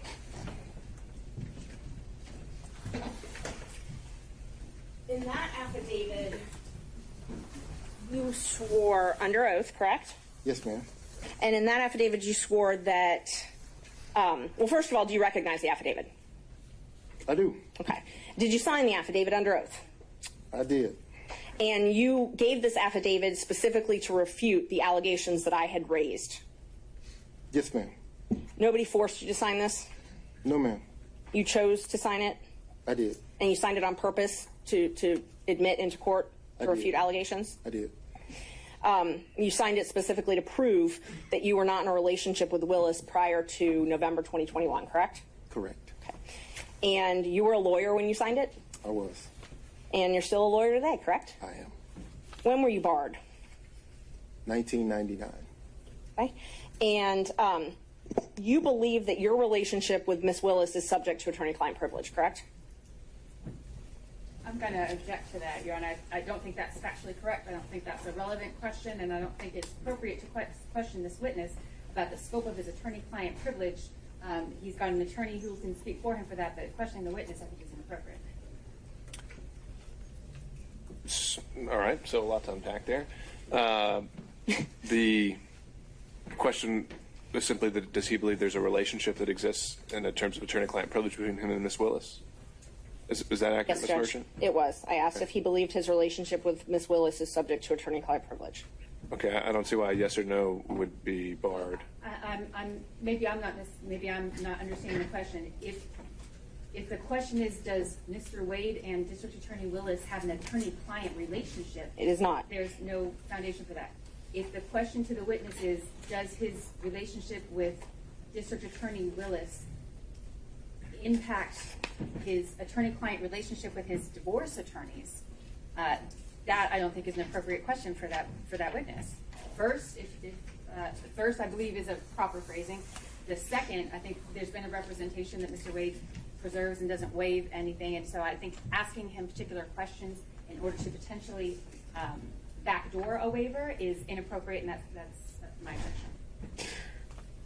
All right, if we're just trying to, again, assess where a privilege does or does not exist, and we're not actually getting into it, I think we can establish those, parameters. But Ms. Merchant, can you rephrase the question based on that concern, and we'll see where we are? Yes. Do you believe, that your relationship with Miss Willis is subject to an attorney-client privilege? Not if you and Miss Willis have one, but do you believe that relationship is subject to one? I'm going to object to that question as it's phrased. In what context? Any conversation with his attorneys is privileged. That I think is clear. What's not clear to me from that question is Ms. Merchant asking in the context of your communication with your attorneys, is that, or outside that context, is it? Right. And Ms. Merchant, I think we need to figure out what are we getting at with this? I'm just trying to figure out if he thought that their relationship is subject to an attorney-client privilege. I mean, it's been asserted. I think it's going to be asserted, and that was all I was asking. I mean, the actions themselves wouldn't be at issue. It's more communications. If someone someone saw them, someone had knowledge of it. Is that attorney-client privilege? I want to All right. Well, I guess I would find his legal opinion on this isn't relevant. We can deal with that as it comes up. So, sustained. In 2022, in this affidavit, you swore that you and Willis developed a personal relationship. Yes, ma'am. Okay.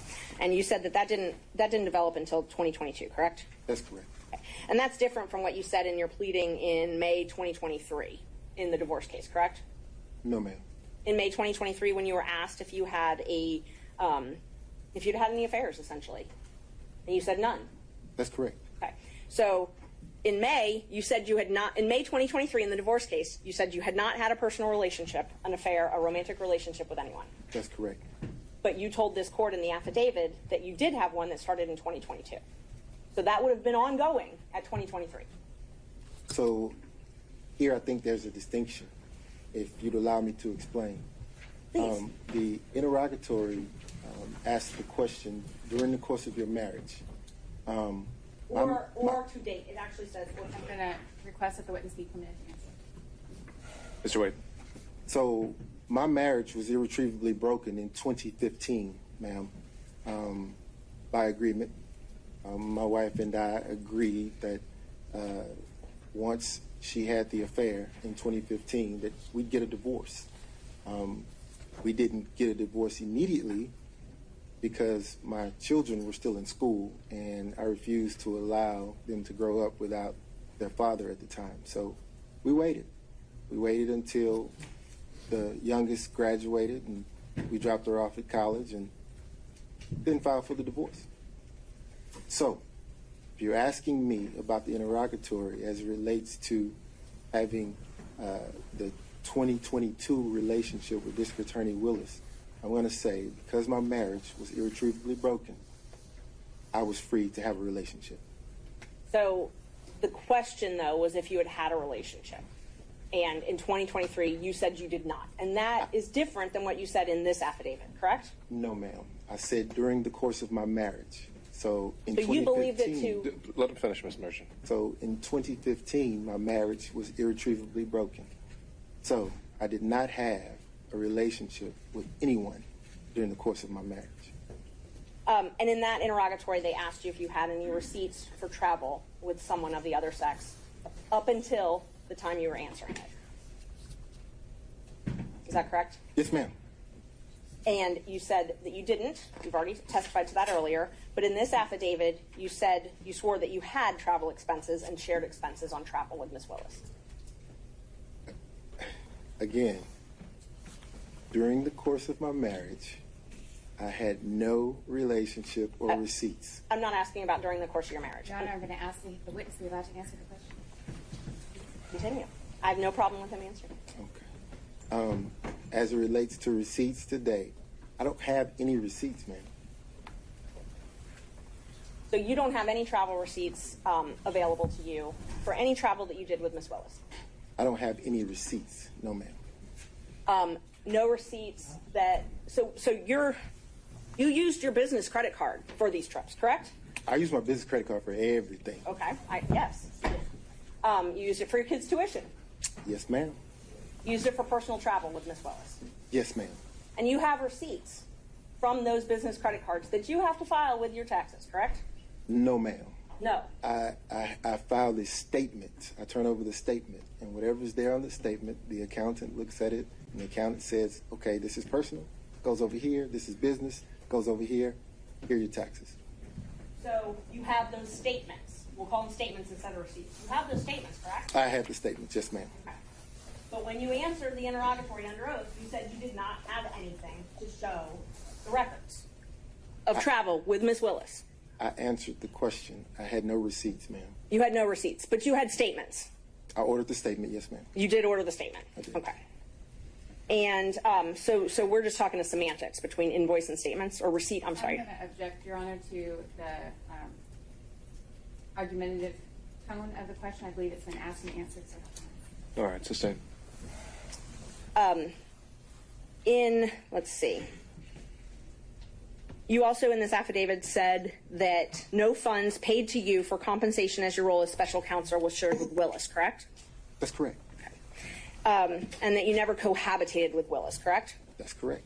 By cohabitation, does that mean that you never spent the night with Willis?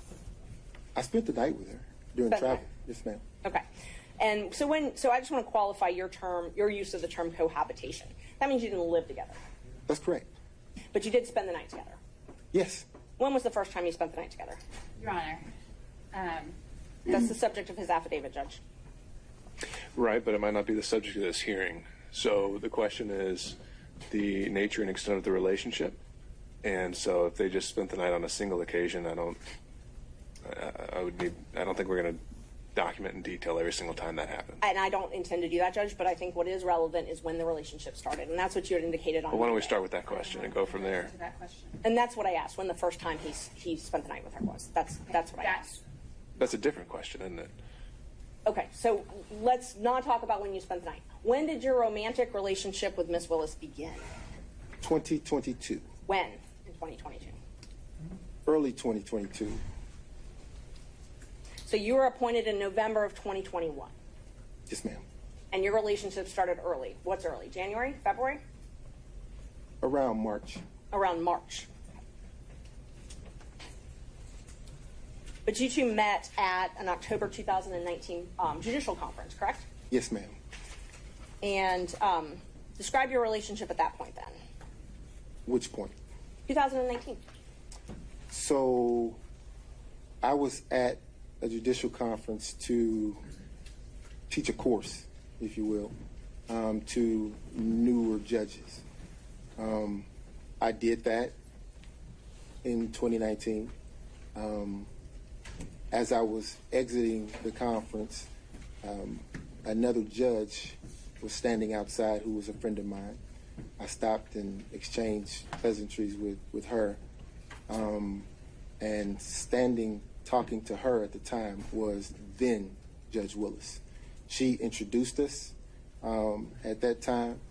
We shook hands, exchanged business cards, and I got into my vehicle and left the conference. So that meeting was probably 3 minutes. Okay. When was the next time you talked to her? Didn't talk to her again probably maybe a month or a month and a half had gone by. Okay. So you talked to her November maybe? Maybe. On the phone? On the phone. Okay. How regularly did you speak with her in 2021 on the phone?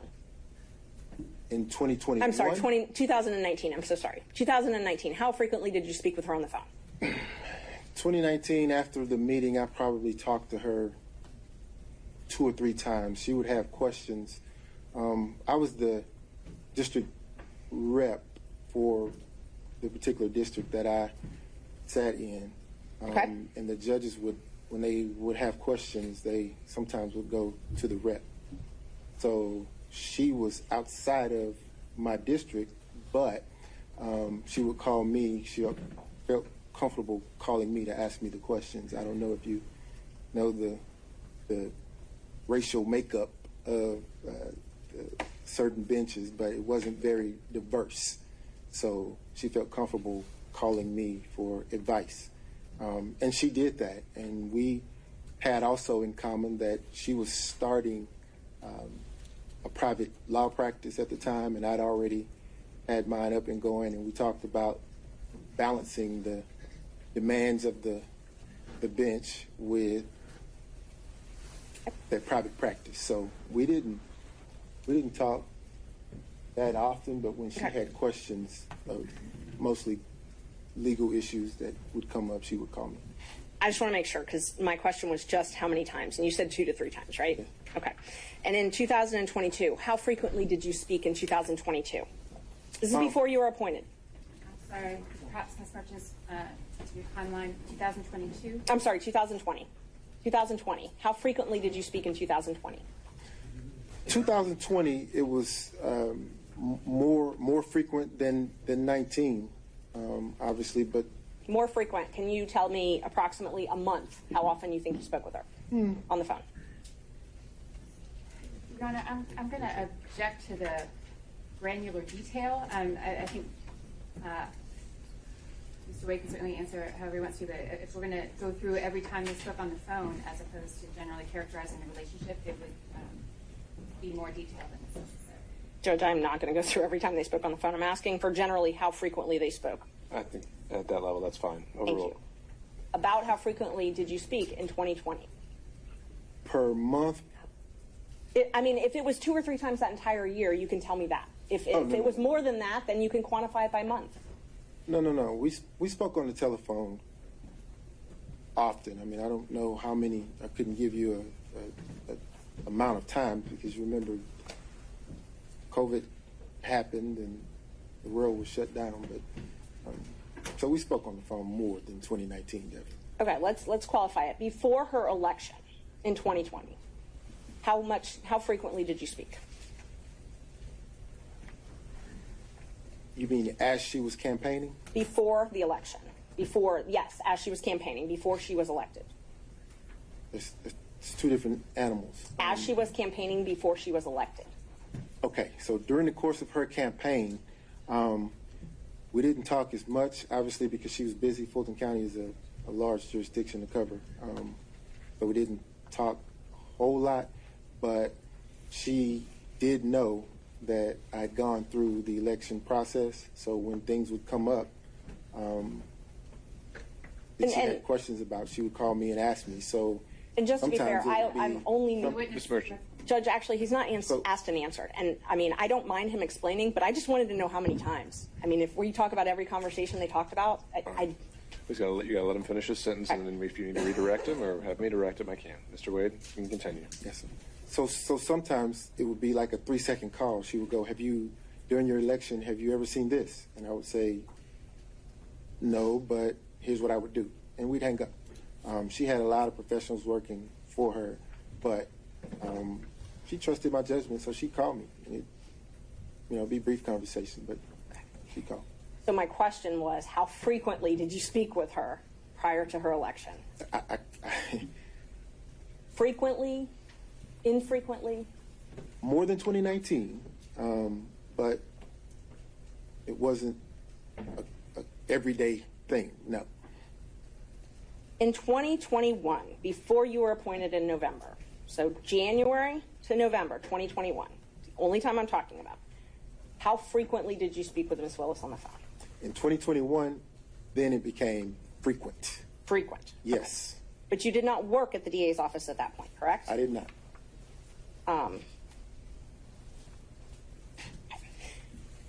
So the affidavit that you submitted, you showed on it, you submitted one record that showed that Ms. Willis had paid a couple $100s for one flight, correct?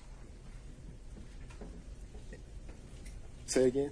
The affidavit that you submitted to this court showed that Ms. Willis had paid for one flight several $100s. Is that correct? No, ma'am. I think that, are you drawing a distinction for her paying for a flight or for her actually booking a flight? Because those are 2 separate things. I will re-ask it. Okay. The affidavit you filed in this court, you alleged that Ms. Willis paid for one flight. Paid for one flight, correct? No, ma'am. You did not allege she paid for one flight. No, ma'am. What I allege is that our travel was split roughly evenly. So where you see I have booked a flight or I've paid for a flight with my credit card, what you don't see is that she covered her own flight reimbursement to me. The flights that you see here are the flights that she would have booked with her own resources, with her own car. And there's one flight, correct? One flight reflecting that she actually booked. Ms. Merchant, let him finish and then you can redirect him. One flight that she actually booked, yes. The other flights I booked, she paid for. So the affidavit, you submitted one flight that she booked and paid for. Yes, ma'am. Your Honor, I'm going to object to the phrasing of that question. The line in the affidavit is not as Ms. Merchant is representing it. It said examples of the District Attorney Willis purchasing plane tickets for she and I with her personal funds were attached as an exhibit. It certainly did not represent that it was the only example of the District Attorney purchasing flights for Mr. Wade or for compensating other travel. All right, understand, Ms. Cross. I think that's something you can, it's now on the record, but also something you can take on cross. Thank you. And just so everybody's clear, all I asked you is, your affidavit, you submitted proof of one flight that she paid for and booked. That's all I'm asking. Correct? With the explanation, yes, ma'am. Okay. It's all I needed. You said in the affidavit that you roughly shared travel, though, correct? Yes, ma'am. Okay. So this roughly sharing travel, you're saying she reimbursed you. She did. And where did you deposit the money she reimbursed you? Oh, it's cash. She didn't give me any checks. So she paid you cash for her share of all these vacations. Mr. Schaefer, you'll step out if you do that again. Yes, ma'am. Okay. And so all of the vacations that she took, she paid you cash for. Yes, ma'am. And you purchased all of these vacations on your business credit card, correct? Yes, ma'am. Okay. And you included those in deductions on your taxes, correct? No, ma'am. No, you did not. No, ma'am. Okay.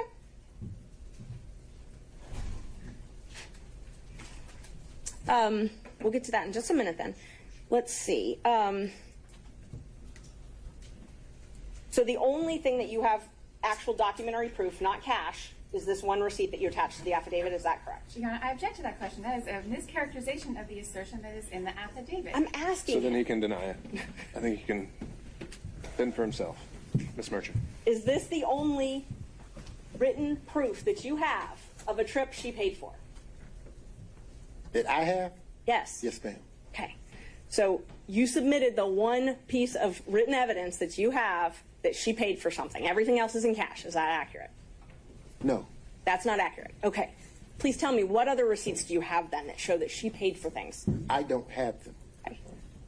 Okay. So this is the only receipt that you have to show that she paid for travel. That I have, yes, ma'am. Thank you. Okay. In your divorce case, you filed a domestic relations financial affidavit, correct? Yes, ma'am. Okay. The first one you filed was in January 2022, right? Thereabout, yes, ma'am. And those are under oath? Yes. Okay. And you also filed corporate taxes in 2022, correct? Did. Okay. And tell me about your business. Do you have a partnership or are you a solo practitioner? As it stands today? Yes. So today, I have a separate PC. My law partner has his own separate PC. Okay. So, but we're under the same umbrella, under the same roof. So we share expenses, we share income, and we split it. So are you a partnership?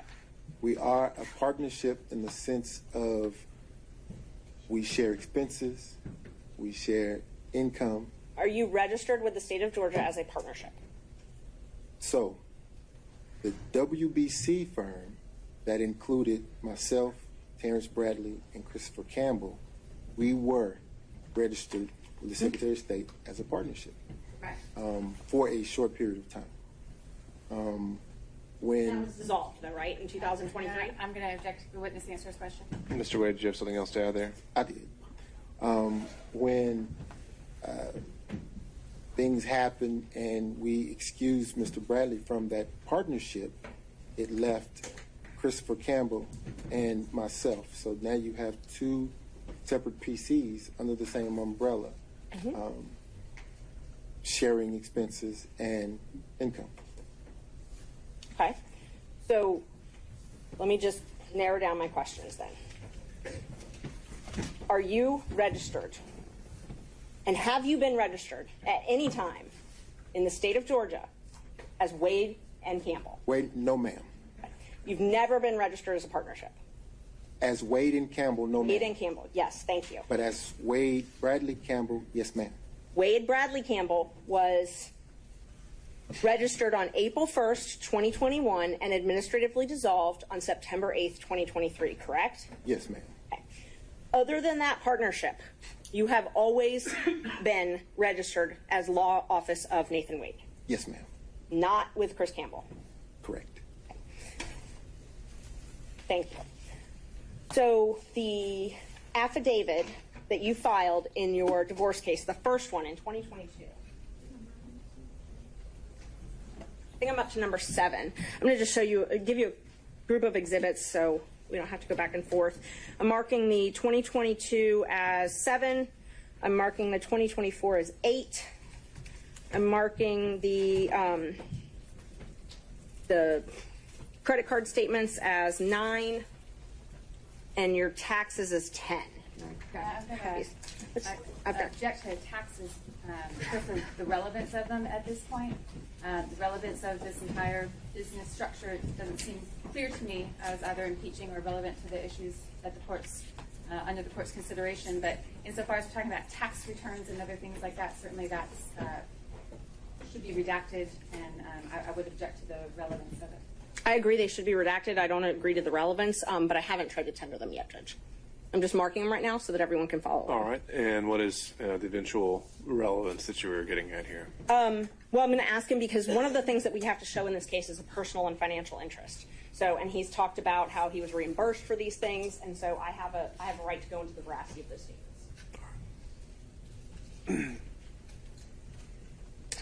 So let's see, 7, 8, sorry, 9. And then 10. All right, so right now I'm just going to show you what I've marked as these exhibits. Ms. Merchant, may I see what you're showing? Oh, yeah, of course. They're all from the USB drive I gave you.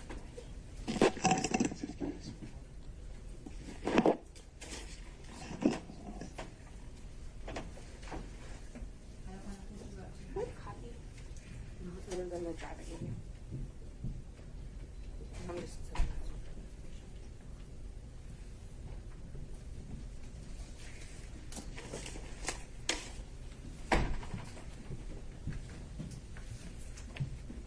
Can I approach, Judge? You may. I'm just showing you what I marked as 7, 8, 9, and 10. All right. Just so you have them for your reference as I ask you some questions. All right. So,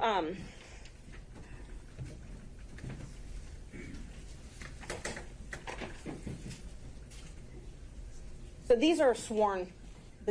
I'm first going to ask you about the domestic relations financial affidavit. These are sworn. They're filed under oath, correct? Yes, ma'am. And the most recent one that you filed was filed on January 26, 2024? Yes, ma'am. So a few weeks ago. Yes, ma'am. And in that one, you said that you made $9,500 each month, correct? Yes, ma'am. You said that in 2022, well, in 2022, in this case alone, isn't it true you were paid $303,000, over $303,000? I was paid? Yes, in this case, Fulton County, by Fulton County. I see where you're going. So, and Judge, I just asked him to answer the question. If he wants to explain it, I've got no problem with that. Mr. Wade, just listen to the question asked and just answer the question asked. And if... In 2022, isn't it true you were paid over $300,000? No, ma'am, that is not true. You were not paid over $300,000 by Fulton County? No, ma'am, I was not. Okay. How much were you paid in 2022 then? So, what I was beginning to explain was Fulton County wrote a check to my firm. Okay. What happens at that point is the checks are then deposited. As you have the bank statements, you see that. And then they are dispersed between the three of us. So there was Mr. Bradley, there was Mr. Wade, and there was Christopher Campbell. A third. So when you ask me if I was paid $300,000, the answer is no. I got a third of that went to my personal firm. Now, once the money was distributed to my personal firm, obviously the expenses come out of that, and I get, at the end of the day, whatever the profit is. So I did not get $300,000. No, ma'am. And let me just clarify. My question was not, did you put in your pocket $300,000?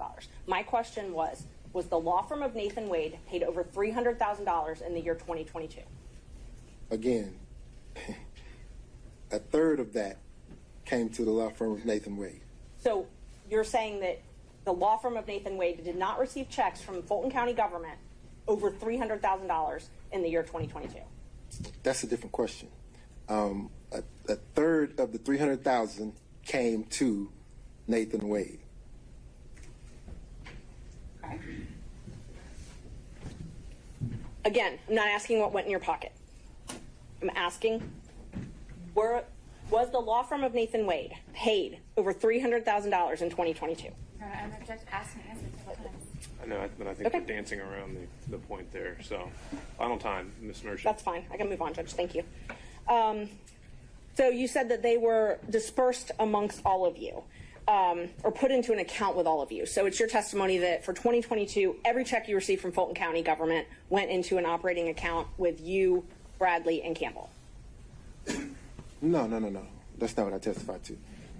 So the Wade, Bradley, and Campbell firm established an account when we decided to purchase a building in 2022. At that point, every piece of income that came into the entity went into that account. Okay. And then after expenses were paid, it was split a third, right? Once that was dissolved, then the funds would go into a different account, my account, one of my accounts. And then I would disperse the funds between now Attorney Campbell and myself, one half and one half. Okay. Make sense? It does. Let me be more direct then. So the Synovus operating account that you had for Wade, Bradley, and Campbell. Yes, ma'am. The checks from Fulton County from January of 2022 until June 17th, 2022, those checks were deposited in that operating account. Yes, ma'am. Starting on July 15th, 2022, the checks you received from Fulton County up until May 26th, 2022, all went into an escrow account that you had at Fifth Third Bank, correct? No, not all of them. Not all of them? Some of them, yes. So it's your testimony that some of your checks from July 15th, 2022 up until May 26th, 2023, some of them went into an account outside of Fifth Third Bank? Your Honor, I'm going to check to the relevance of the financial transactions. How much money you made is highly relevant in this case. It's the personal financial business and where the money was, and I mean, it's just a follow-up on other things that he's testified to. And why is how much money he made relevant? Because he represented it's very relevant. He filed an affidavit with the court saying, with another court, he told another judge that he made $9,500 a month. That's what he swore to. And all right, so this entire inquiry is just to establish that prior and consistent statement. Yes. All right. I'll give you a minute or two more to try that, but we're going to have to move on. Thank you. So I know you're saying that you only got a third of the $300,000, but you were paid the firm was paid over $300,000 in 2022, correct? So, Ms. Merchant, it's not what I'm saying. They're numbers. They're there. It's the truth. The funds were paid. They were divvied between the three of us, going into an operating account, expenses paid out of it. Okay. At the end of that, the 9,000 figure is what you have. So that's where you got the 9,000 figure from? Yes, ma'am. Okay. And let's see.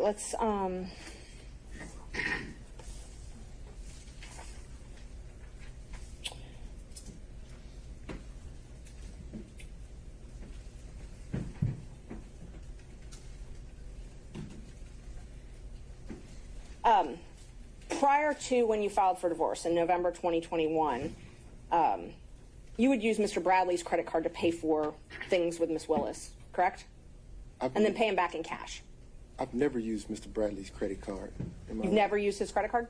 Never. For transactions to anything with Miss Willis? Out to dinner, anything like that? Hotels? I've never used Mr. Bradley's credit card. I've never used anyone else's credit card. Not even my father's, and we have the same name. And you'd pay back, if you ever did use someone's credit card, you'd pay back in cash though, correct? Ma'am, I've never used someone else's credit card. Can you take a look at the bank records that I gave you? It's the largest tab you have. For the record, which exhibit is this? It is exhibit, hold on, Judge. It's exhibit 9. It should be the largest section you thought. Your Honor, before there starts three questions from that, the exhibits haven't been tendered, and I maintain my relevance objection. All right, let's see what the next question is, and maybe then that objection is going to be highly relevant.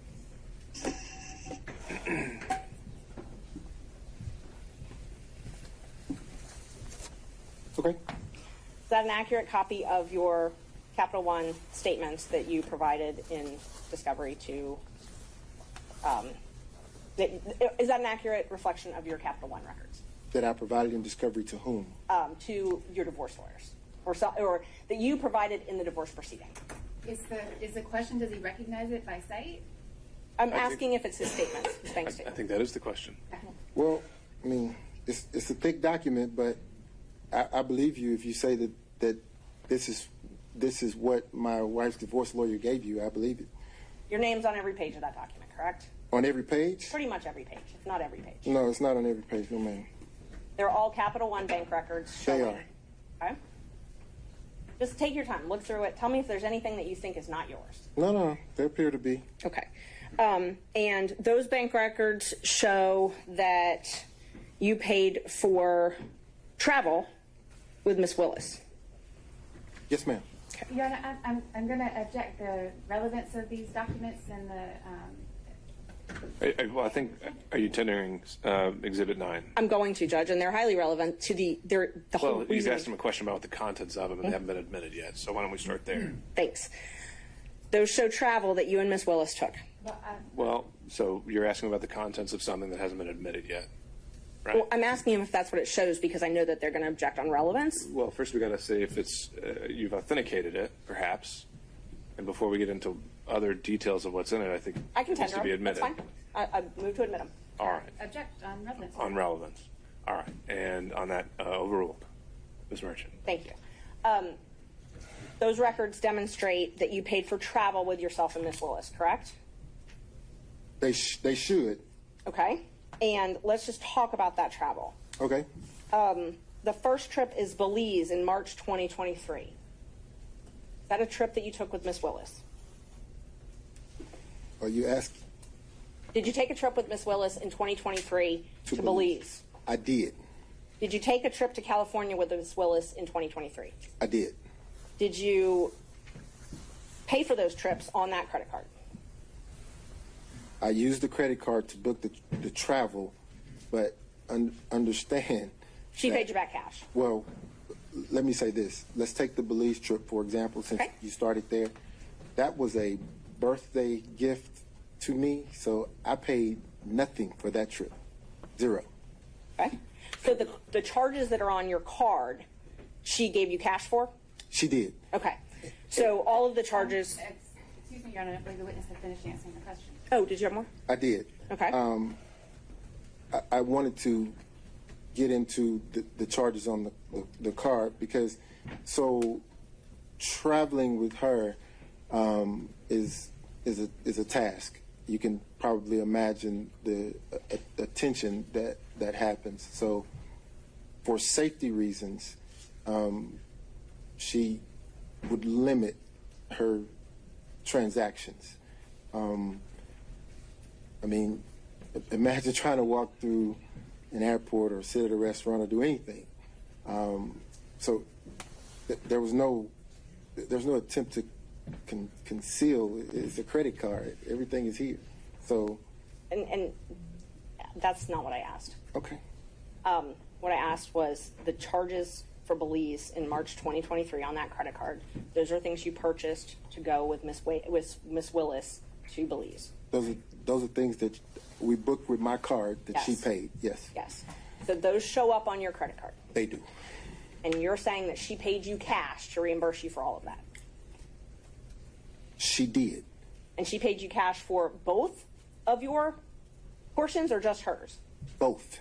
Okay, so that trip, Belize, just Belize, she paid you for everything on Belize. The entire trip. Okay.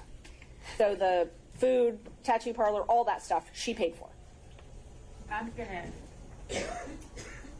sorry, maybe here's the question.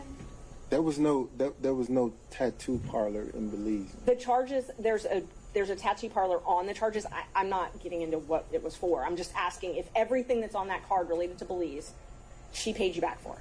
She paid for, yes, ma'am. Okay. Let's talk about California. In May 2023, you all went to California together. Yes. And you booked plane tickets. Yes, And her name was on those plane tickets. they were. And so I know you said that you were worried about security and things like that, but that was in her name. When she traveled, she had to use her name. Oh, so the plane tickets, yes, ma'am. Okay. And you paid for those plane tickets and you paid for a hotel. So, again, the card, yes. You used your credit card, and I'm not asking about after what happened. I'm asking, did you use your credit card to book your flight and hotel to California? I did. And there's a lot of Ubers on there as well for California. Did you pay for those Ubers as well? Yes. Did We were in Napa. And you're saying that Miss Willis, are you saying that Miss Willis paid you back for that? Yes. Did she pay for the entire trip, or did she pay for her half of the trip? The Napa trip, she paid for the excursions. So the expenses sort of balanced out. I mean, there was never, let me be clear, there was never a time when I would say, hey, I bought dinner. Dinner cost $25. You need to give me $25. If you've ever spent any time with Miss Willis, you understand that she's a very independent, proud woman. I'd object. We're not. So she's going to overruled, Mr. Wade. So she's going to insist that she carries her own weight, and it actually was a point of contention between the two of us. She is going to pay her own way. So let me re-ask the question to make sure that you answer it. A California trip that you paid for, saying that she did not pay you back for cash. Instead, she paid for excursions, and you believe that was roughly half. No, she gave me some cash, yes. She but gave you what I'm some. saying is everything that we did when we got into Napa, she paid for. The trip that she booked on her credit card in Miami, did you pay her cash back for your half of that? No. So you never paid No. her back for the tickets she bought for you? No. I would say I did pay her back because there were times when I would pay for dinner. Okay. She would pay for dinner. It would balance out. But in a relationship, ma'am, you don't, particularly men, we don't go asking back for anything. So you're not keeping a ledger of things that you pay for versus the thing that she's paid for, which is why I said that it was a point of contention because she was very emphatic and adamant about this independent, strong woman thing. So she demanded that she pay her own way. But she's the district attorney of Fulton County, and she has to file financial disclosures disclosing any gifts with anybody that she does business with in Fulton County, correct? I don't know. Okay. Let's talk about Tennessee. You booked a cabin in August 2023 and paid for a cabin in Tennessee. That's when you paid for it. I don't know when the trip was. Can you tell us about that? August of 2023. You booked a trip for $1,481.54. Are you asking me, did I take that trip with Miss Willis, or are you asking me? First, I was just asking you to acknowledge that that is correct from the records, that you paid for a cabin in Tennessee. Do you recall, and hopefully you can do it from your memory, do you recall paying for a cabin 6 months ago, $1,400.81 in Tennessee? Where are we now? What page is that? I'm just asking from your memory. Do you remember paying for a cabin in August? Your Honor, if he's going to be asked about a particular transaction, then You can answer whether he remembers or not. Mr. Wade, I'm not asking you to go through 1,000 pages of records. I'm asking if you remember paying for a cabin 6 months ago in Tennessee. No. You remember booking a cabin? I booked lots of cabins. Did you go to a cabin with Miss Willis ever? Ever? Ever.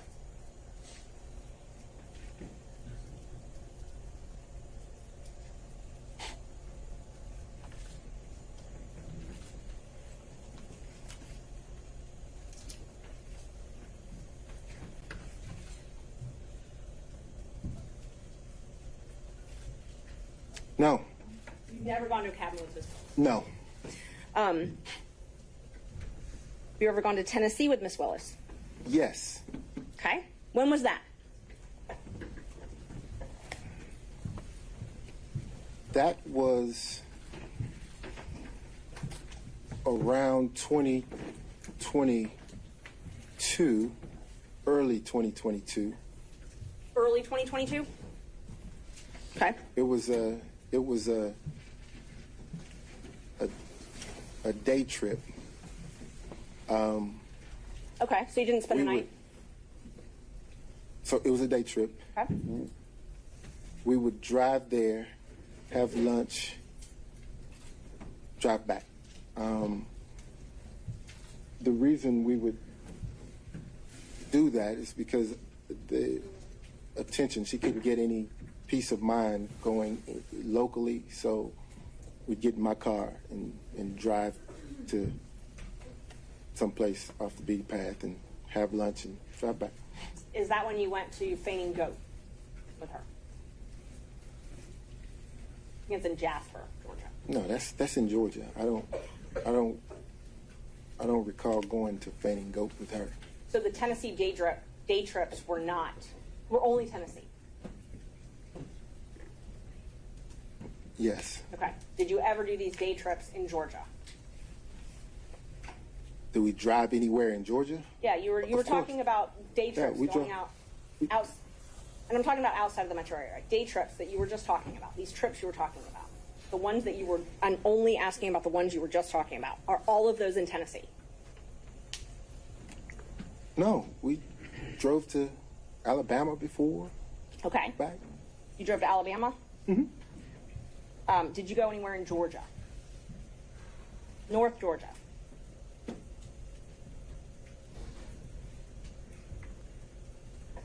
I'm going to object. If he wants to direct his attention in some way to a time frame or a location, then I think it might be easier for the witness to accurately answer. Ms. Merchant, I think if you don't have the specific details yourself, we need to start getting into specifics or more maybe broadly phrased questions.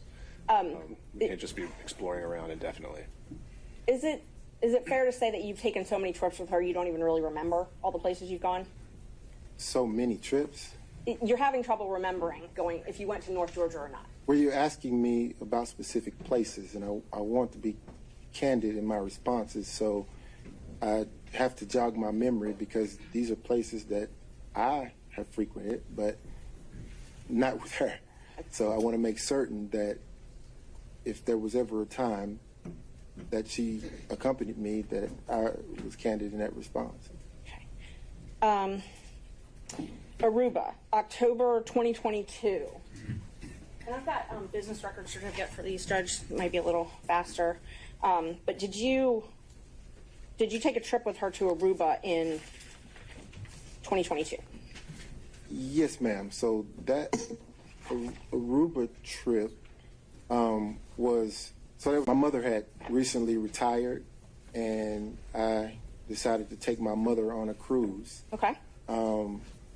And the second leg after the cruise concluded, D.A. Willis and I went to Aruba. So that was all one trip, if you will. Okay. So my question was, did you go with D.A. Willis to Aruba in 2022? I did. Thank you. And you paid for that trip using your business credit card, correct? I did. Okay. And you paid for a cruise as well, correct? That's the cruise I was referencing with D.A. Willis, my mother, and myself. Okay, and because there's two cruises, so let's just talk about the first one. Okay. So the first one was that's the one with your mother. Yes. And so you introduced D.A. Willis to your mother that trip. You all took a cruise together, the three of you. Yes. After the cruise was done, you and D.A. Willis flew to Aruba together, and your mom flew home. Yes. And you paid for all of this with your credit card, on your business credit card. I did. And are you saying that Ms. Willis paid you cash back for that? She did. And But let me make this distinction though, because the number that you're looking at reflects the 3 people on the cruise ship. There were things that my mother and I did, just the 2 of us, that D.A. Willis didn't do. And I'm not attributing that. I did not. My math is not good, but I did not include anything with your mother on those. You wouldn't be able to see it because it's not separated out. It just shows a charge on the account when actually it would have been something with my mother and I. Judge, may I approach with exhibits 10 and 11? They're both certified business records one's from Vacation Express, one is from H2. I thought 10 was taxes. I'm sorry, 11 and 12.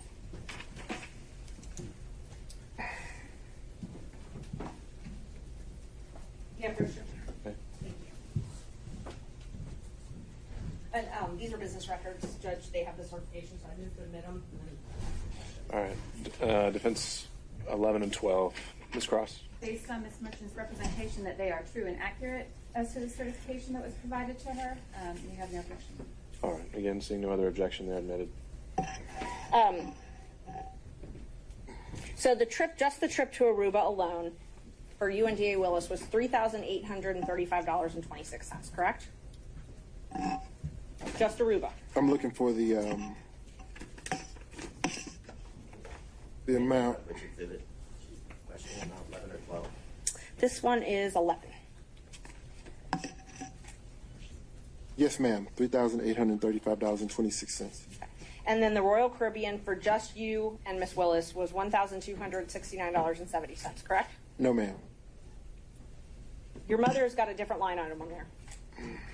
I'm talking about the cruise, the actual cruise cabin.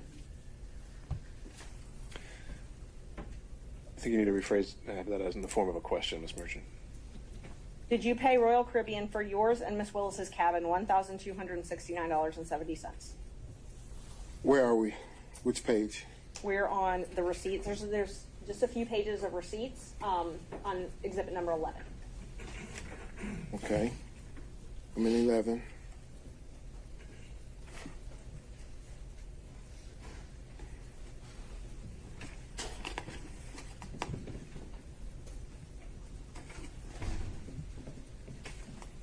Can you direct me to where you are in exhibit 11? The receipt for Royal Caribbean.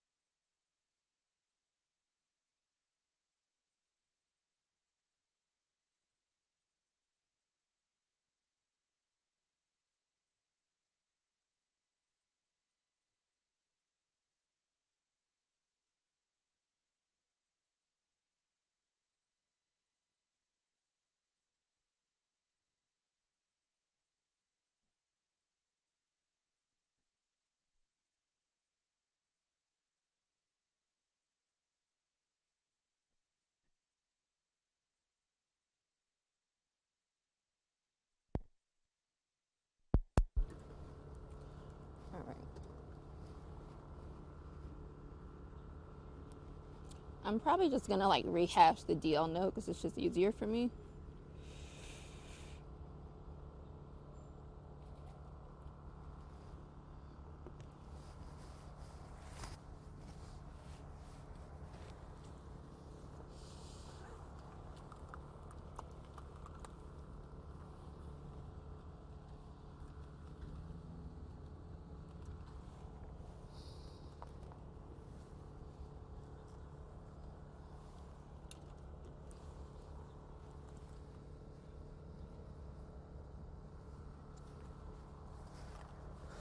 Oh, I am glistening like a glazed donut.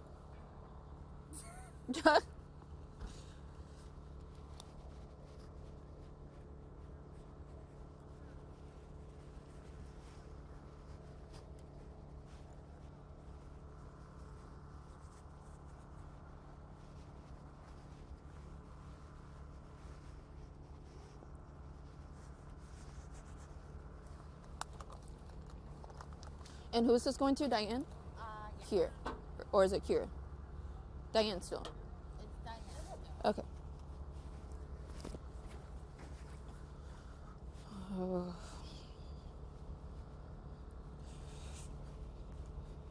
Whenever you're ready.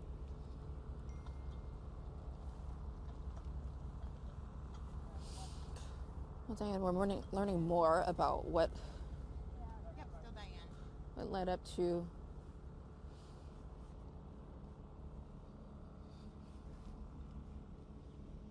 3, 2, 1. Well, Diane, we're learning more about what led up to everything that unfolded here in downtown Kansas City yesterday. Police giving an update just a short time ago where we learned that children made up most of the victims of yesterday's shooting, and then 2 juvenile suspects are in custody and being questioned by police. You know, Kansas City police face tough questions on how something like this could have happened despite the more than 850 law enforcement personnel, federal, state, and local that were here on scene. We had heightened security measures as well that wrapped around this parade route. The chief saying, quote, "We do face gun violence here in Kansas City," officials telling reporters, but my note of this is not Kansas City. Officials also saying 2 of the 3 people detained yesterday were juveniles, and that when it comes to the motive, they say that there's no connection to terrorism or homegrown violent extremism, rather a dispute between 2 groups that spilled over as the more than 1 million.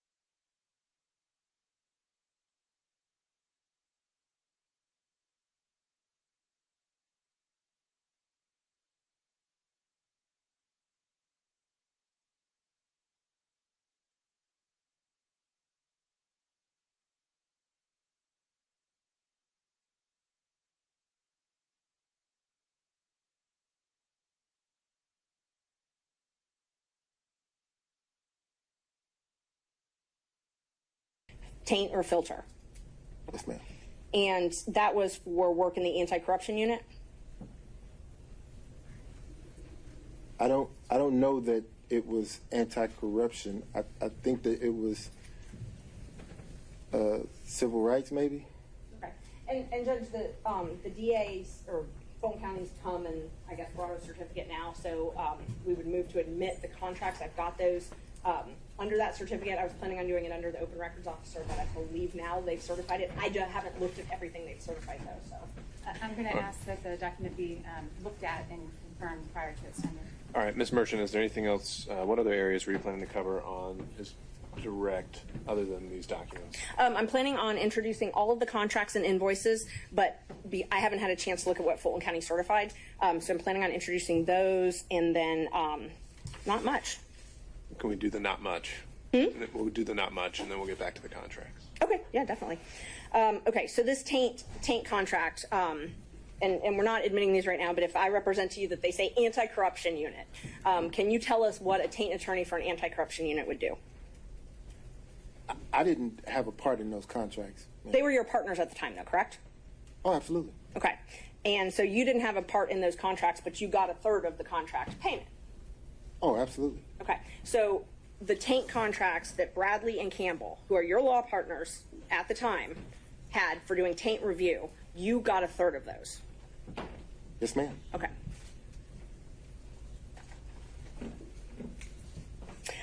You signed a confidentiality agreement with the DA's office as well, correct? I did. And I think I'm up to Judge 13. Marking that as number 13. Yeah, approach, Judge. You're right. Showing you a copy of what I marked as number 13.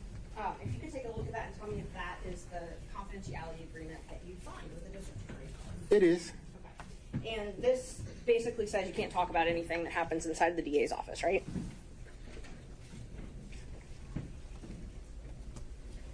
No. It doesn't say you can't talk about it? No. You said it basically says that I can't talk about anything that happens inside the DA's office, and that's not what... Are you tendering this exhibit? I am, yes. We would tender 13. Ms. Cross. Fail to see the relevance, or the larger relevance objection, but otherwise. Ms. Mershon, relevance of this? Judge, it's relevant to his testimony. If he signed an agreement that says he can't talk about things that happen in the district attorney's office, I think that's relevant to this. I also think... How? That because it's motivation in his testimony. I mean, whether or not he's going to testify to something. It's also been certified. I mean, it's part of the record as from what Fulton County gave us. Sure, but he hasn't said that that's preventing him from testifying in any way today, is it? Well, and I can ask him about that. Okay. Yeah. Mr. Wade, is this confidential agreement affecting your testimony today? No, sir. Okay. All right. That's fine. Let's see. The contracts judge and the invoices that I wanted to admit all of his invoices and contracts with Fulton County. I have them certified. I guess I have them certified through Fulton County, so I wasn't sure if I needed to do that. I just wanted to know if the state had an objection to those before. Well, they haven't had. I don't think they've had a chance to look at them. So that's the sole remaining exhibit in line of questioning here? Yes. And in terms of the follow-up questions, would it just be for him to say what's reflected in these documents themselves? If they have an objection to the certificates that Fulton County has given, I would admit them through him because he could recognize them. But assuming they're admitted, would there actually be anything substantive he would add other than the documents themselves? No. All right. Okay. So subject to that qualification, do you have any other questions of this witness? May I just have a moment? Sure. Thank you. Is it possible actually we take a quick break? We're getting there. Okay. Thank you. We certainly have the opportunity over lunch to take a look at these documents and work out whatever we could. Did you discuss your relationship with Ms. Willis in social settings? Help me understand your question. Did you discuss your relationship with Ms. Willis in social settings? No, I heard the question. I just need to understand what you're asking me. What relationship when... Your personal relationship with Ms. Willis, unqualified, I'm sorry. Did you discuss your personal relationship, your private, personal, romantic relationship with Ms. Willis in social settings? No, ma'am. You've never discussed it in social settings? No, ma'am. Did you ever discuss it in front of Robin Yurdy in a non-social setting? No, ma'am. Miss Willis is a very, as am I, we're private people. Not, our relationship wasn't a secret. It was just private. So, not at all. I wouldn't have discussed my relationship with Miss Yurdy or anyone else publicly. Okay. I actually did have some questions just about the invoices. If we want to just... These are the documents that you're referring to? Yeah, they are. It's all of his invoices. And what kind of questions would these be other than the invoices say what they say? It just that yes, that they say what they say. All right. Just Any talk other about them. That's fine. No. All right. Thank you. All right. At this point, we'll take a break. I'll ask the parties to take a look at. What had you marked that as a defense exhibit? I have his contracts and his invoices that I'm about to mark.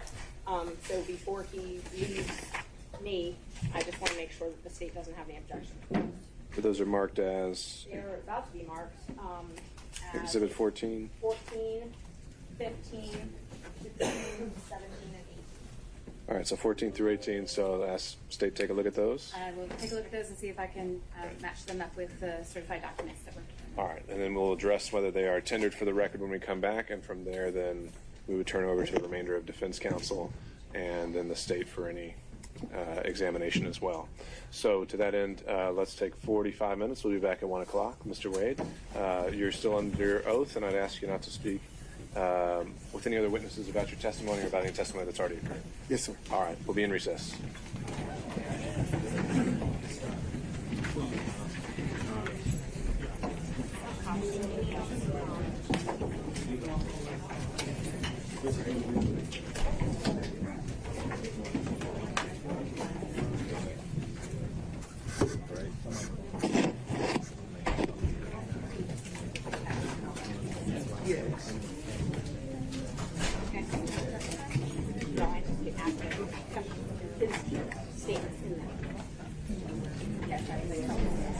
Well, they're in my phone. Decent screenshot.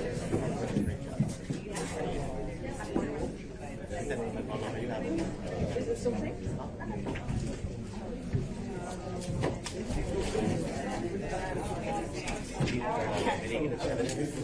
I don't know.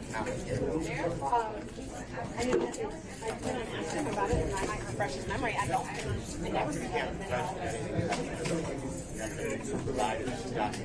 I have my phone. I'm not a person. We need more outline. I'd like to look at your phone. Ashley, please send them.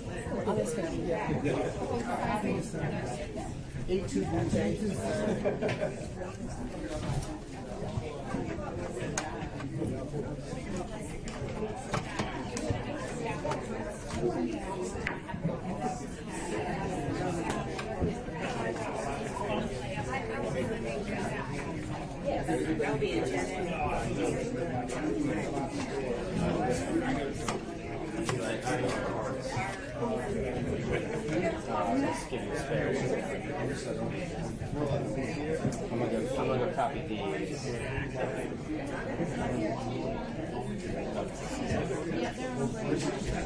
All right, I'm gonna go down and copy this.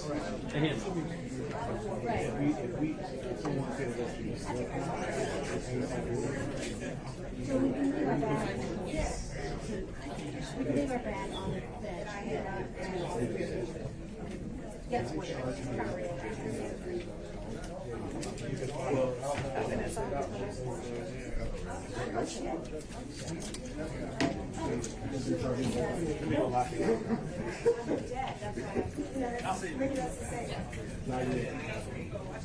I'm sorry. Hey, Holly.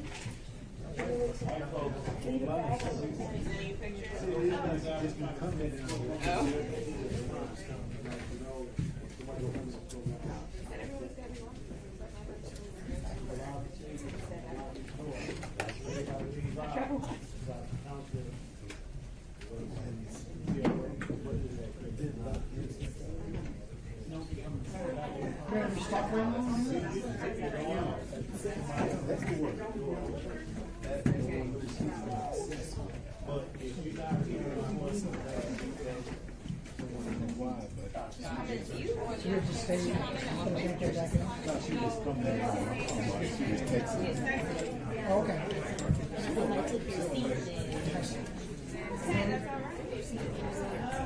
So you have to not eat, not drink, not do anything. You were going to go back. Hey, how you doing? Oh, yeah. Oh, yeah. Okay. Well, let's go your way.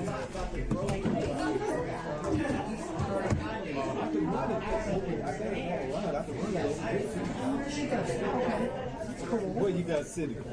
We should be able to make it without that. But Okay, good enough. All right. if we just do this, it should go straight. I hope, but I'll let you know.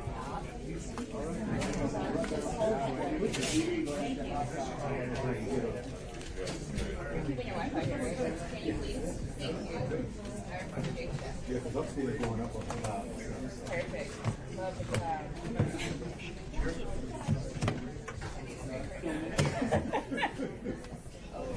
Nice wood color only. Yeah, I'm very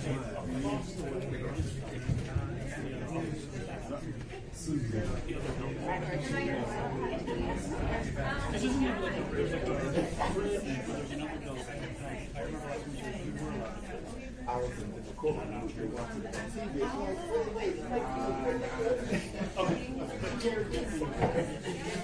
Nothing out there at all. Don't tell me that. My neighbor.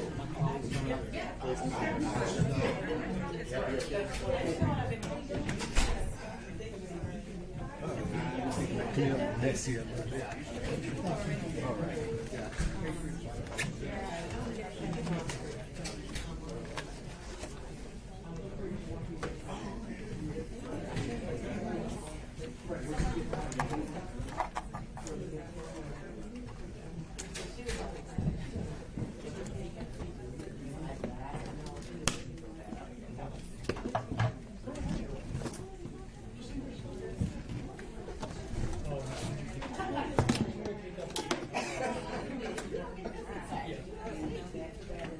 Yeah, not the place, right? Judge right here. Yeah, not the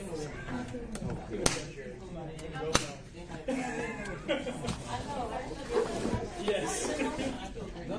That's Thank you. Thank you. that's the way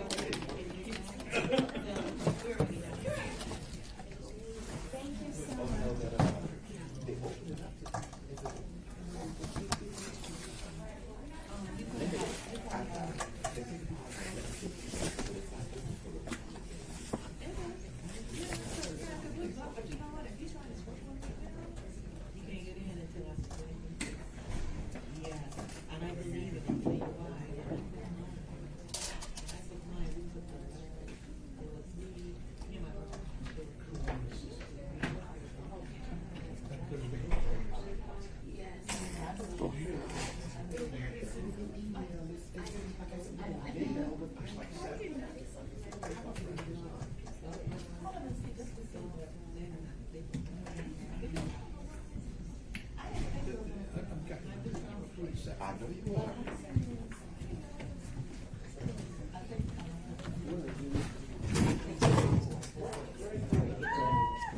I knew that. That's why I did that. That's why I was able to get that.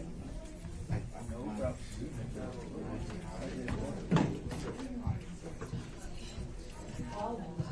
You know, everything good? Yeah, I just need to. Oh, you got some luck up for lunch. You all right? You fine? You know, we expecting that. Okay. All right. I'm gonna run downstairs. That's why I'm doing this.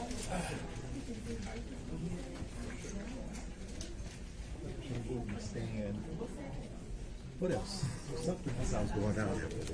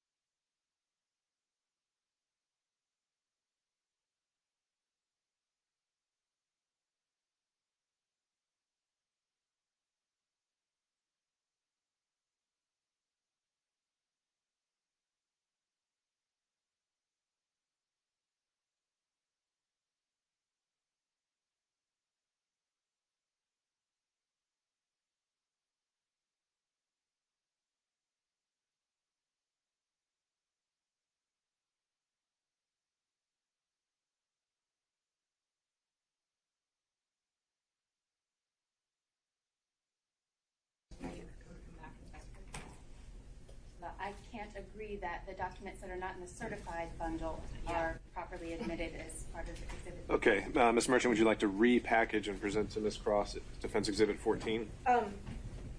They're exactly what I got from the county attorney. Apparently, they didn't want to testify, so they gave us a certification, but didn't put these in, so they're going to have to testify. I got them from them. The documents that, the difference between the two document productions, what is the difference? They didn't even give these. Bank records, credit card statements, things like that that wouldn't ordinarily be part and course of the Fulton County records. But I got them from the Open Records portal, so that's where I printed them. No, I understand. But the difference in production, Ms. Merchant, you've taken a look at them, and they're actually material to your case? Yes. In what way? They're all of his invoices, Judge, and then he has this is what I got from them. It's all of his invoices, and one of the invoices is a reimbursement that he printed some things for the reimbursement. I mean, I don't really care if they take the reimbursement out because they actually are already admitted in the other exhibit I did.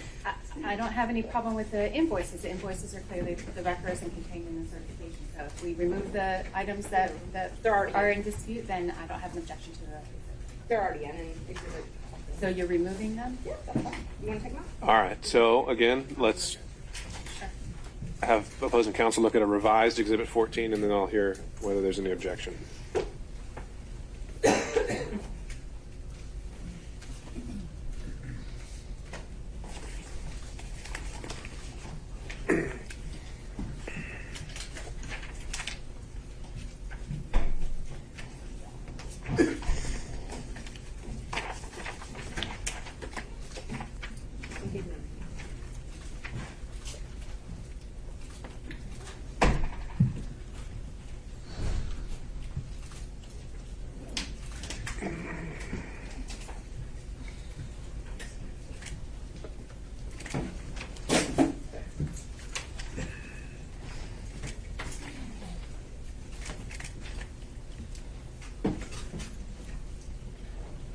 The revised exhibit number 14 contains only the invoices that were submitted, and the state has no objection. All right, then, not seeing any other issues from other counsel, we'll note Exhibits 14 through 18 have been admitted for the record without objection. I think at this point it'd be good to make sure we've got, I think, 1 through 18 with the court reporter. Others, but do you want me to give them to the witness? Let's, if he's done looking at them, let's just get them all compiled and organized and with the court reporter in case other defense counsel are going to reference them. No, it wasn't for him to have them all. We just need to have 1 through 18 organized with the court reporter. Yeah. So you want me to take all the exhibits back from him? I think we ought to do that. Thank you. Yeah. This is my. Okay.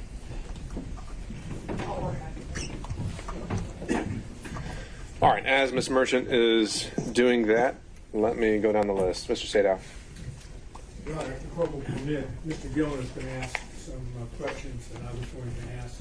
I'd like to be able to just follow up if there's anything that he doesn't touch on. That I would. Let me just to keep it consistent, I'll go in order. So if Mr. Sadow is deferring, then I'll go to Mr. Stocks. I would defer to that. Mr. Durham on Zoom. No, Your Honor. All right, Mr. McDougald. I will defer to Mr. Gillen. All right, Mr. Rice. All right, thank you, Mr. Gillen.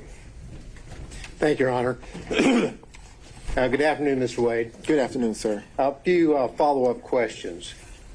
I'd like to start off with the exhibit number 4 that you should have up there. Those are the interrogatories. No, sir. They're not up there? Remember, I asked her to compile them all, so I'm now you sorry. can grab Right them. here, I'm going to give it to you if you wanted me to come over.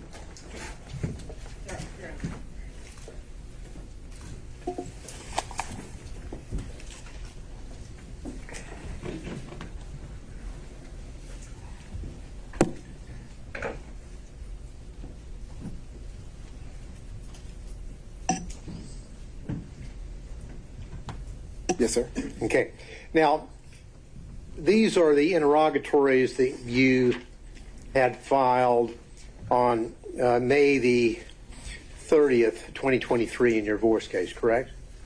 Yes, sir. Now, you went over in part some of those interrogatories, but what I want you to do, because I want to get down to the specific language to clear up exactly what the interrogatories asked for and exactly what you answered, okay? Yes, sir. Now, if we look on the interrogatory that I believe, as we indicated, they're really, I think, on page 2, the one that starts off, describe each instance in which you've had sexual relations. You see that one? Yes, sir. All right.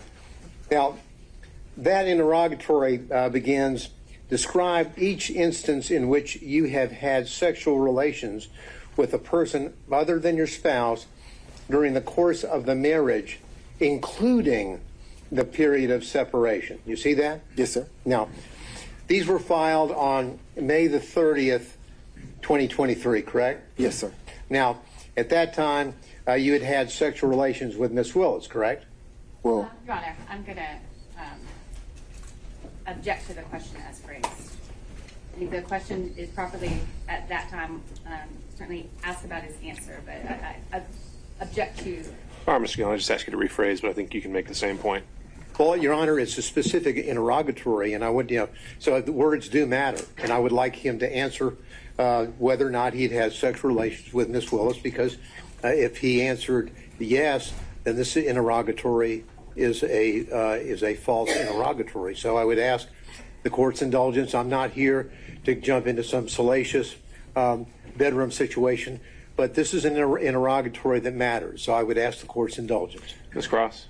These questions have been asked and answered several times. I understand Mr. Gillen is coming at it from a different way, but this question is not substantively different than those that have already been asked and answered in the information that he is seeking. All right, Mr. Gillen, I'll allow maybe this question and one more, but I think you are asking it in a different way, and I'll ask you to stick to the point. All right. Now, as of May the 30th, and may I ask the question that okay, thank you, Your Honor. As of May the 30th, 2023, you had had sexual relations with Miss Willis, isn't that correct? The interrogatory, sir, asks during the course of the marriage and the period of separation. Excuse me. My response, Your Honor, I would ask that the court direct the witness to answer my question, yes or no. As of May the 30th, 2023, had you had sexual relations with Miss Willis? Yes, Mr. Gillen, let's start with at the higher level whether he believes he answered it truthfully, and then we can drill down into why or why not he doesn't, and maybe we'll end up exactly where you left us. Well, but again, Your Honor, the point of it is that the words matter, and that we have to establish what did and did not happen, and then he can give whatever explanation he chooses to what apparently is a false answer. But I would like an answer to my question. And you may get one. I would like us to start at the high level before we drill down into specifics to see whether he actually contradicted that interrogatory, if I'm making sense. Well, the interrogatory is relatively direct and explicit. Sexual relationships with a person other than your spouse during the course of the marriage, including the period of separation. That's pretty simple. Sure. Let's see if that's something you can get him to admit. You did have sexual relationships with someone other than your spouse during the course of the marriage and during the period of separation, which included up to May the 30th, 2023. Isn't that correct, sir? My answer to this interrogatory is none, is no. So you're saying that you did not have sexual relationships with anyone outside of your marriage, and the period of separation is during the period. Then you're answering the question to this interrogatory, correct, sir? I'm saying during the course of my marriage, I did not have sexual relations to anyone, and this answer is no. Well, again, Your Honor, I understand. You can proceed, Mr. Gillen. We need a yes or no. Let's just get down to it. Did you or did you not, by May the 30th, 2023, have had sexual relations with Miss Willis, yes or no? Yes or no? Yes. Okay.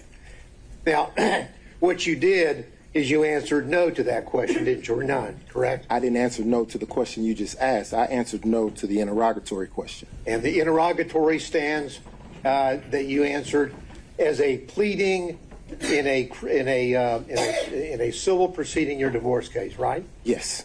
Now, excuse me. The next interrogatory, let's move there. That interrogatory states as follows. Identify any and all occasions in which you entertain a member of the opposite sex other than your spouse who is not related to you by blood or marriage. You see that? I do.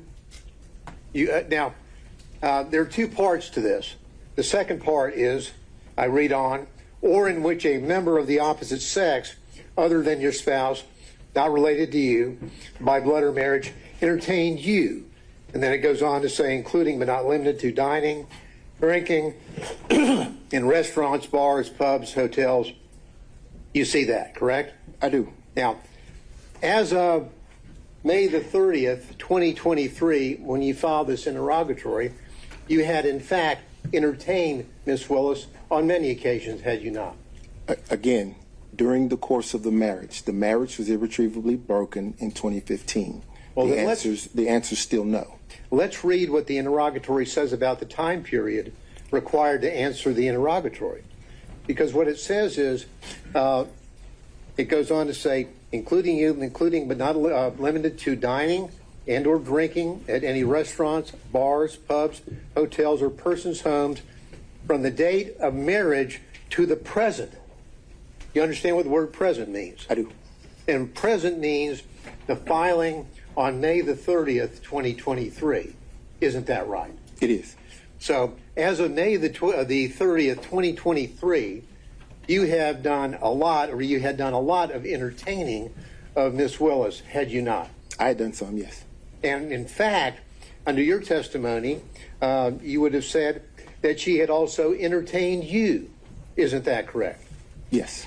And so your answer to this interrogatory is false, is it not, sir? No, it's not false. Well, hate to dance around the.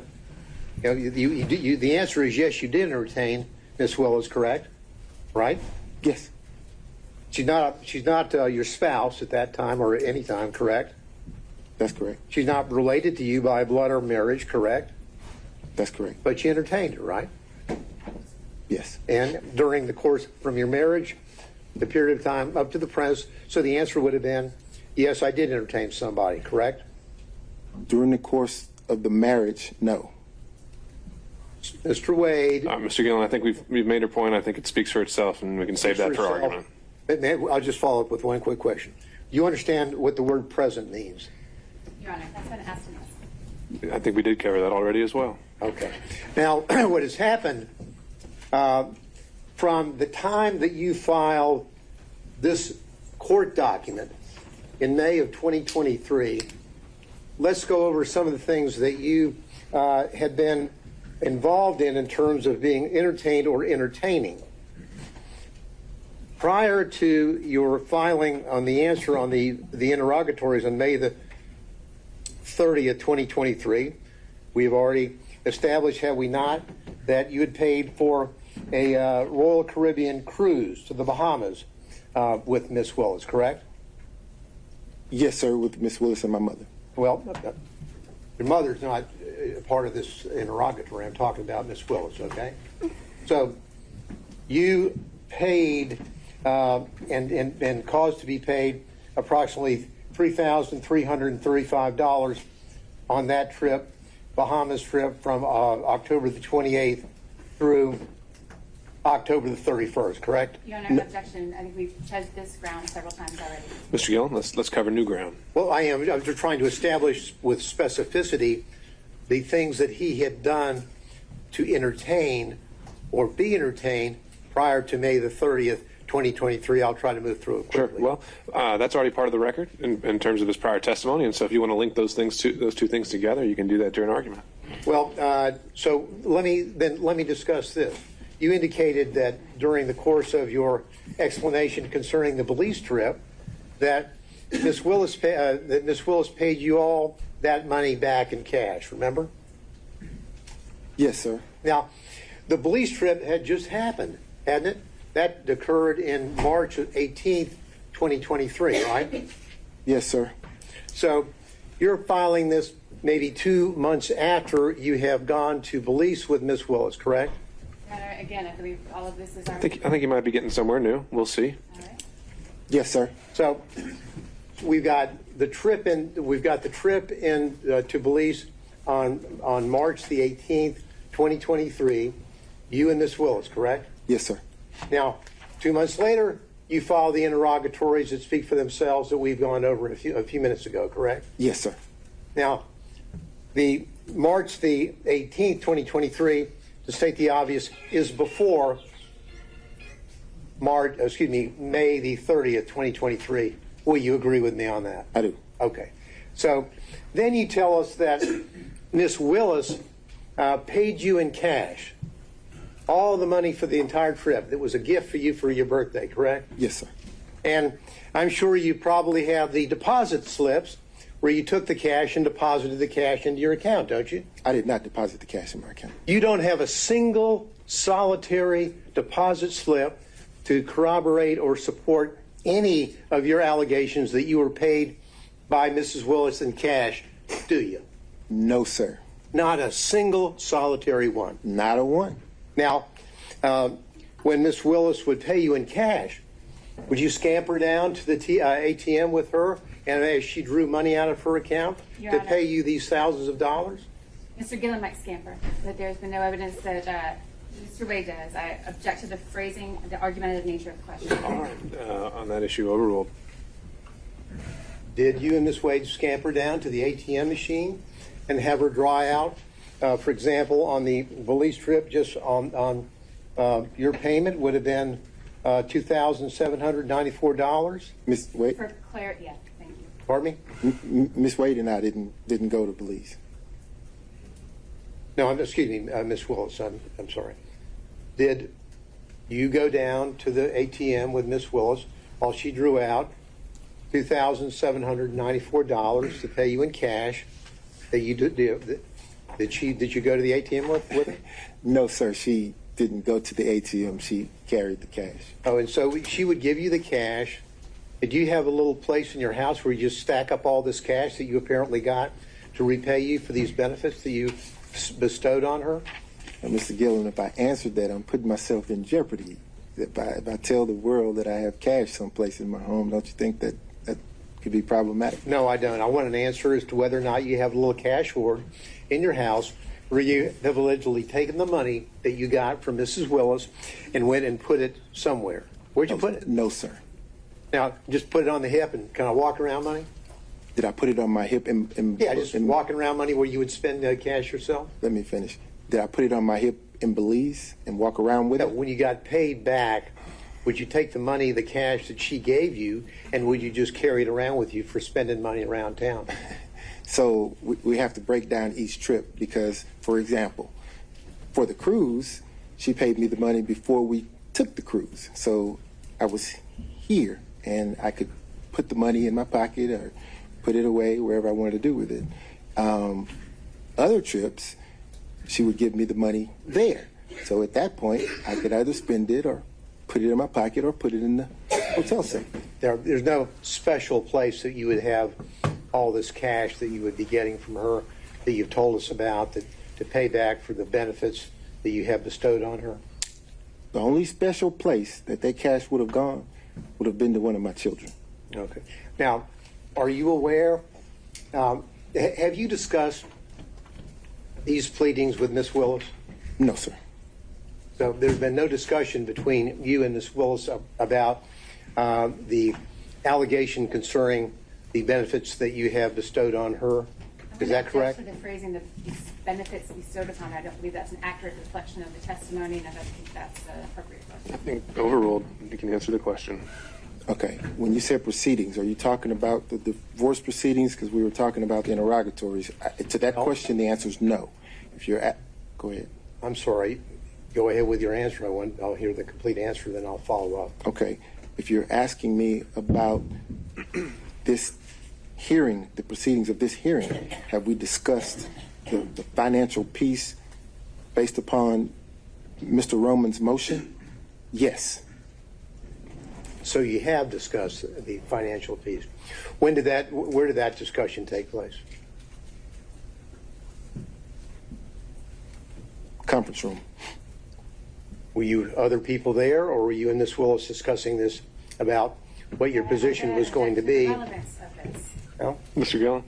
and the relevance has to do with suddenly we have a declaration from Mr. Wade in this case where he says roughly equal and then shows one alleged payment by Miss Willis.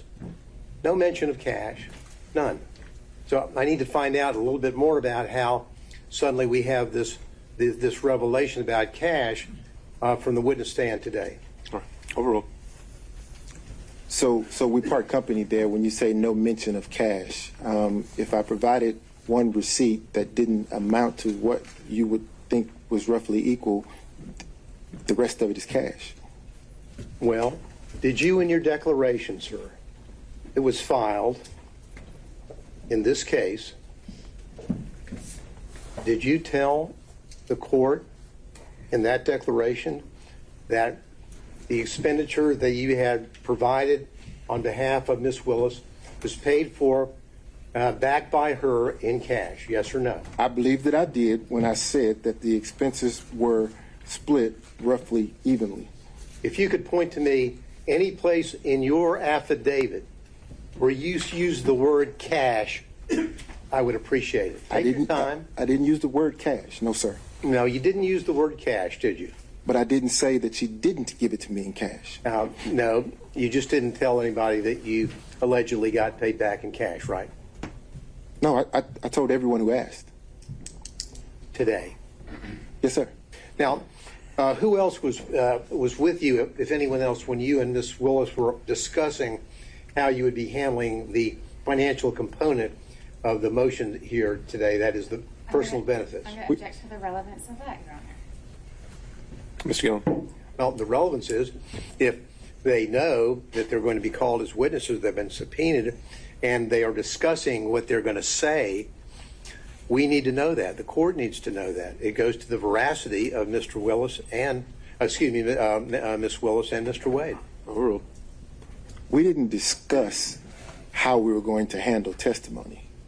My question was, when you were discussing with Miss Willis in the conference room, when you were discussing what you perceived to be the situation concerning the benefits for the payments. Yes, sir. Was there anyone else present? No, sir. How long did the meeting take? Probably 5 or 10 minutes. Did Miss Willis tell you what she was going to say? No, sir. Did you ask her whether she had any bank withdrawals that would corroborate the assertion that she would pay you back in large sums of cash for these trips to the Caribbean, Belize, California, on and on and on? Your Honor, again, I object. The proffer, when the last relevance objection was made, was that Mr. Gillen needed to know who else was there. These could be potential witnesses that he could cross-examine. That question has been answered, so I again object. Okay. I think it's still exploring possible bias or motive to shape his testimony, so overrule on that ground. Thank you. Now, Mr. Willis, Mr. Wade, when you were having this discussion, did you ask Ms. Willis, do you have anything to support these cash withdrawals? No, sir. Did you ask her where she got the cash? Here, this is the conversation. I produced my credit card statement that showed what Ms. Merchant in her filing was representing. That was the conversation. Okay. So when she would pay you back in cash, were you aware of what her financial situation was? Do you know what? No, sir. Your Honor, I object to the relevance. Well, Your Honor, it's relevant because we've been bombarded with the book, Find Me the Votes, in which... What's at issue is the financial benefit, and if that plays a material interest in an actual conflict of interest, so I think that's relevant. Thank you. Now, have you read the book, Find Me the Votes? I have. You have? I have. Okay. Now, in that book, Ms. Willis is telling the authors about how financially destitute she was, or kind of hitting down on the bottom as she was running for DA. Do you remember that part of the book? So let me qualify the response. I've read the book in parts. I hadn't had the time to sit and read the book in its entirety. Did you read that part about how she's telling the authors about how little money she had and how financially she was in bad shape prior to when she was running? Did you read that part? No, sir. Did you ever have discussions with Ms. Willis about her financial situation, which was in apparently in rough shape prior to her being elected DA? No, sir. Ms. Willis made it clear that her financial business was just that. It was her business. I know nothing about her financial status. I know nothing about how she was faring before or after the election, or even now. I know nothing about her finances. Telling us that she didn't share that with you, but chose to share it with the authors of a book that's been published and printed and sold nationally. I think that's a fair question for Cross. I don't know that she shared it with the author. I don't know that the author is telling the truth. I don't know the author, so I don't know, sir. Okay. Now, did you give an interview to the authors of that book? I've given no interviews, sir. So you haven't talked to them at all, correct? I haven't talked to any media. All right. None. Now, as it relates to the... I'd like to, though. As it relates to, again, from your bank records that you're aware of, there'll be no cash deposits, right? I didn't say that. Are there cash deposits which line up with the money that you have allegedly received from Ms. Willis to, quote, pay you back for her part of the trips? So here's the thing. In my bank records, you will see cash deposits. You will see check deposits. I can't say that you look through the bank records and you won't see cash deposits, because I have two sources of income, sir. Income comes from my private practice, my firm, and income comes from the contract here with Fulton County. During the course of private practice, occasionally I will have occasion to deposit cash into my account. And in preparation for this hearing and your testimony, did you go through your bank records to find out if you could locate any cash deposits that would corroborate your testimony? No, sir. I didn't go through my bank records at all. Now, so what you would do, the money that you received, of course, the money that you received from your work for Fulton County, that's public funds, correct? No, sir. That's private funds. It's my public funds pay you to do work for Fulton County, correct? Tell me what the definition of a public fund is. A public fund would be funds, as in not fund, but funds, money. Public money, as in money from taxpayers, either in Fulton County or the state of Georgia, pay you to do the work that you're doing here in this case, yes or no? One or the other, I'm certain. You know which one? The case. I don't know which one, no, sir. Now, you would take those public funds, and those public funds were then used, deposited in your account, and they were then used to pay on the credit cards for the trips that you would take with Ms. Willis, correct? I object to the question insofar as the characterization of public funds. The witness didn't testify to that, and I don't believe there's been any evidence to that. Once it's paid to Mr. Wade, it's private funds. Well, the point of it is that you got money. All right, Mr. Gillen's rephrasing. Yeah, I'll rephrase. Let's break it down. You got money from Fulton County for the work that you do here, right? Yes, sir. You would send in invoices, and they would pay you money, correct? Yes, sir. Those money, that private money, that money was money from either the citizens of Fulton County or from the state of Georgia, correct? That's what I mean by public funds. Agreed? Well, I guess I'm having trouble with the notion that the citizens of Fulton County have paid me any funds. I'm not certain the funding source. I can tell you that either the state of Georgia or Fulton County has written me a check. So that would be those two entities are public entities, correct? Yes. So that would be public funds, right? Right? Yeah. Yes. And those public funds are from the same source that you would then use to pay out on your expenses for the trips that you took Miss Willis on, correct? No, sir. As I testified to moments ago, I have income coming in from my law firm. I also have income coming in from the funds that we're here discussing now from either the state of Georgia or Fulton County and or both. I'm not certain what it is. So What to percent? say Sorry, that I didn't mean to that cut I'm- you off. Go ahead. So to say that I'm paying a credit card statement with funds coming from Fulton County or the state of Georgia would not be an accurate statement, because the funds could have very well come from my private practice. What percentage of your income in 2022 came from money where you're working on this case or from your partners working for the Fulton County office? In 2022, I would say 50-50.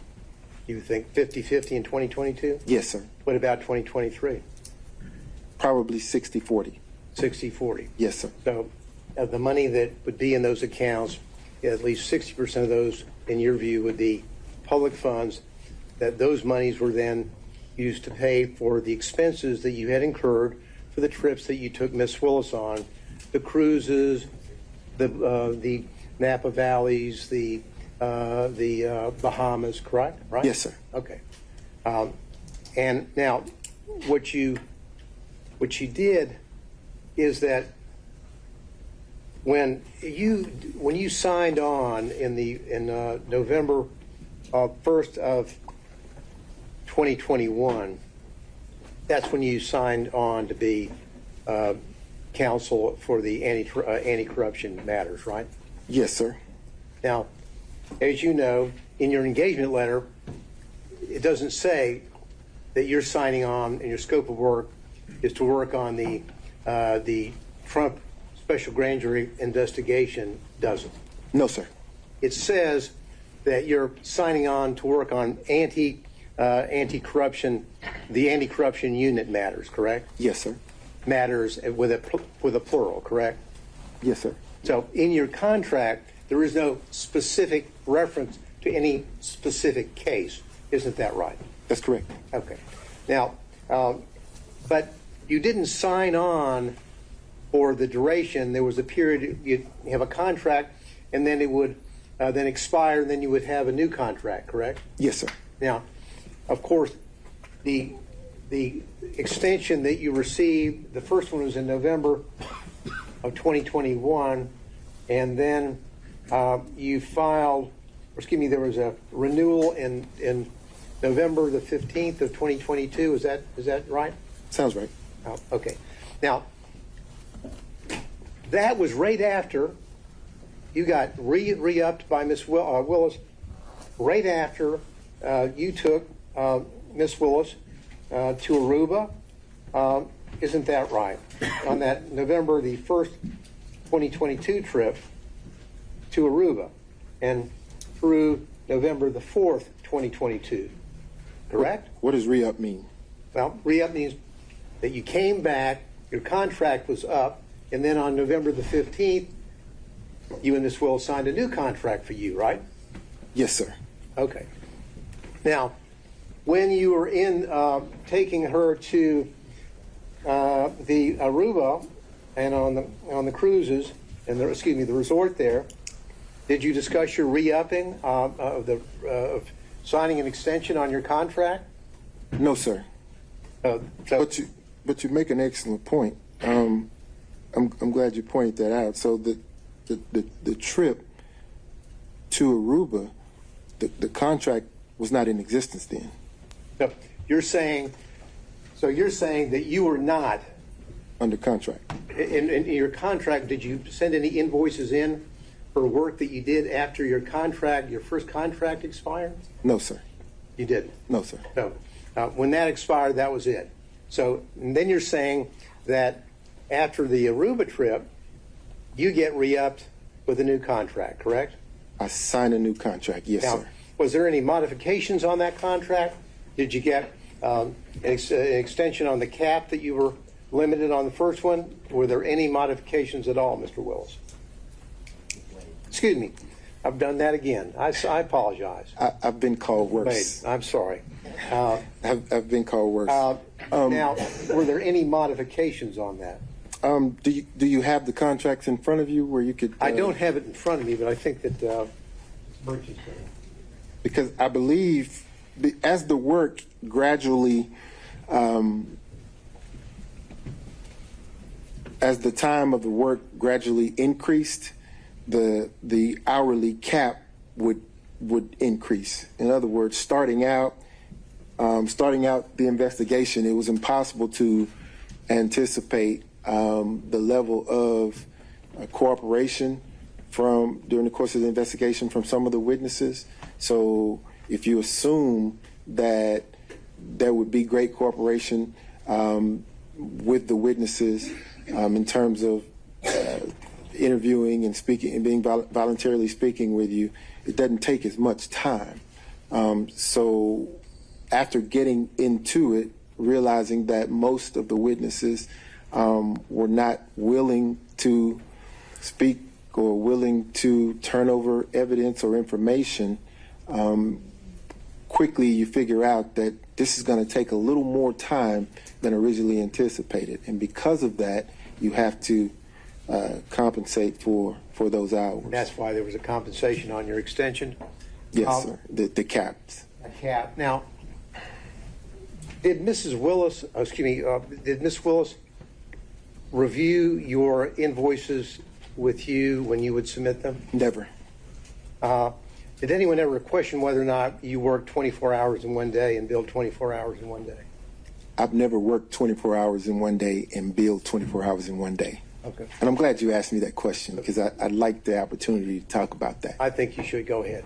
So, if you look at that invoice where it says 24 hours in one day, it actually doesn't say one day. If you look at the top of the invoice, it says date completed. The date that's reflected on that invoice reflects the date that the work was completed. It doesn't say when it started. It just says this is the date that is completed. So if you go through the invoices, probably around the first 5 or 6, you'll see that that's the billing format. I would bill only after that particular task has been completed. That's why you see a 24-hour period with the one day there. I kind of wish some of the experts who had opined on that had called me and asked me the question. But there was never a billing of 24 hours in one day. Now, probably around the 6th or 7th invoice, you see the format changed. I started using a range so that it got less confusing, right? I'm confused, so maybe you can correct it. Okay. In Exhibit 14, you've got down a specific day. Mm-hmm. Prepared cases for pretrial, November the 5th, 2021, 24 hours at $250 an hour, 6,000. No, this wasn't about a range. It was about the work that you did on November the 5th, 2021. No, Mr. Gillen, look at the top of the invoice where it says date completed. Yeah, what I want you to do, Mr. Wade, is focus on the date that you have down there and tell the court what you billed for on November the 5th, 2021. I thought it was already in. I thought 14 is in. Again, Mr. Gillen, it says completed date completed. The dates that you see here are the dates that work was completed. So on November the 5th, I completed the task of preparing the cases for pretrial. That's the date I completed it. Just read, if you would. Then my question was, read out loud the entry for November the 5th, 2021, and how many hours you billed that day. Just do that for me, if you would. I can't do that. Excuse me, I believe the witness is entitled to answer his question. That certainly wasn't the question that Mr. Dillon was asking. All right, well, the question now is to read a certain entry. So I just read into the record, Mr. Wade, on November the 5th, 2021, how many hours did you bill the citizens of Fulton County for on that day? Just read it out, please. I completed the task on November 5th, 2021. 24 hours was billed at $250.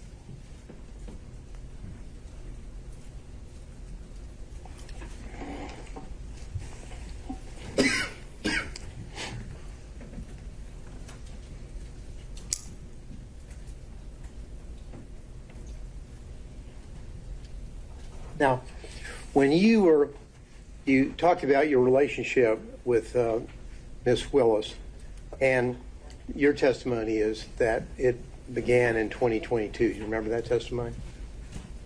No, sir. Our relationship began in your 2019. romantic relationship began in 2022? Yes, sir. That's Yes, your sir. testimony? Yes, sir. Okay. Now, when you were re-upped on this contract, you had a romantic relationship already established with Miss Willis, yes or no? In 2022? Yeah, when Yes, you were sir. re-upped on November the 15th, 2022, you had a romantic relationship with Miss Willis. I signed the second contract, yes, sir. Answer my question, please. I'm not going to use the words re-up. Signed up on the re-up or whatever you want to call it, your contract on November the 15th, 2022, you had a romantic relationship already existing with Miss Willis, yes or no? I signed the contract, the second contract, yes, sir, during the course of a romantic relationship. Yes or no, you had a romantic relationship with her at the time that you signed up the extension on November the 15th, 2022, yes or no? The answer to that question is yes. Thank you. Now, this was before the special purpose grand jury released a report. Isn't that correct? Correct? Are you asking me if it's before the work was completed or before the special purpose grand jury actually publicly released the report? When they Those are released two the different. report. Your relationship with Miss Willis already existed when the special purpose grand jury released its report, correct? At the time the report was released, yes, sir. But And- you understand that the report, the work had been completed prior to the release of the report. You understand that? And your relationship with Miss Willis, of course, was prior to the indictment in this case, correct? Yes, sir.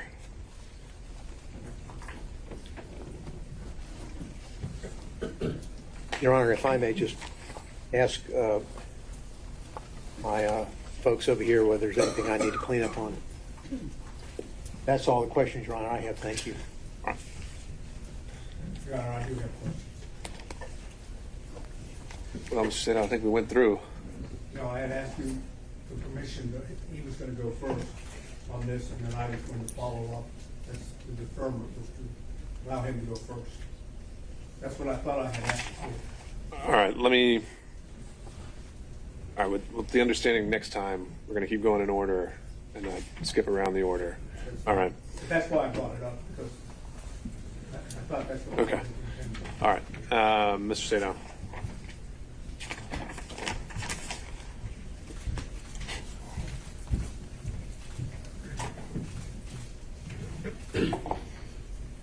I'm going to try to keep my questions very specific. Yes, sir. Okay? Yes, sir. And I'm going to also, of course, try not to go back into specific questions that have already been asked. Okay? Yes, sir. When did your relationship with Miss Willis end? 2023. Can you give us an approximation of, not by date, but by month? Summer 2023. Forgive me. I'm a man. We don't do the date thing. Summer 23, I would say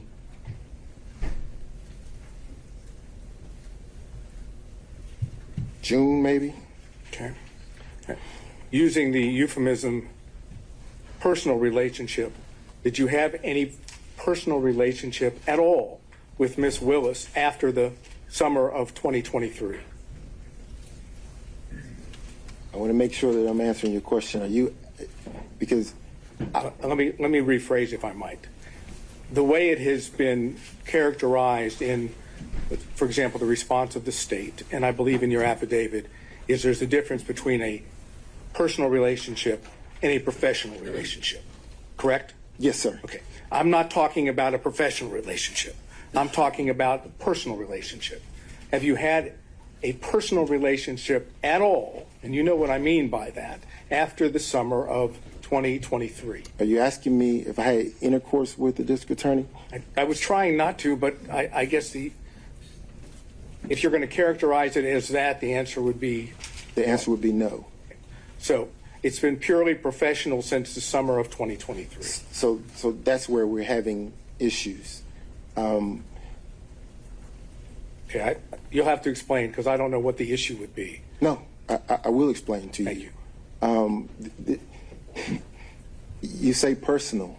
We're very good friends, probably closer than ever because of these attacks. But if you're asking me about specific intercourse, the answer is no. How about if I change it from intercourse to romantic? No. Okay. During the direct examination, you made a statement, at least I believe I heard it correctly, that you, personal relationship, and now I'm talking about that characterized the sexual romantic relationship, was not a secret. Is that correct? Wait. If you're asking me if people knew that we were having sex, no, they didn't. I'm asking you whether the people knew that you were dating, whether you were romantically involved. You said that it was not a secret. Oh, it wasn't a secret. It was just private. My mother knew, obviously. Okay. Did anyone in the district attorney's office that has worked on this case know that you were dating or had a romantic relationship with District Attorney Willis? I don't know what they knew. Well, did you tell anyone? No. Do you have any knowledge of whether Ms. Willis revealed it to anyone? I have no clue. Okay. So as far as you know from personal knowledge, no one in the DA's team knew, correct? That's correct. Okay. So if it was a legitimate relationship, is there any particular reason why it was kept secret or private? It wasn't kept secret. It was kept private. And the purpose for that was? It's what we chose to do. I'm asking you why, though, not just because you chose. Why, if you're dating someone, why keep it private? So, a few reasons. The first one is, and I want to say this respectfully in the right way, there are some people who are in the public eye who just don't like it, don't wish to be there. I have tried to have lunch or dinner with her publicly, and I can't count the number of people that would approach the table or would accost us as we're trying to walk into a restaurant and just have lunch or have a meal. It is not secret, it is private. We don't want the world asking questions or interrupting that time. So we weren't trying to keep anything a secret, Mr. Sadal. There's nothing secret or salacious about having a private life. Nothing. I'm not suggesting that there was. I'm asking the questions.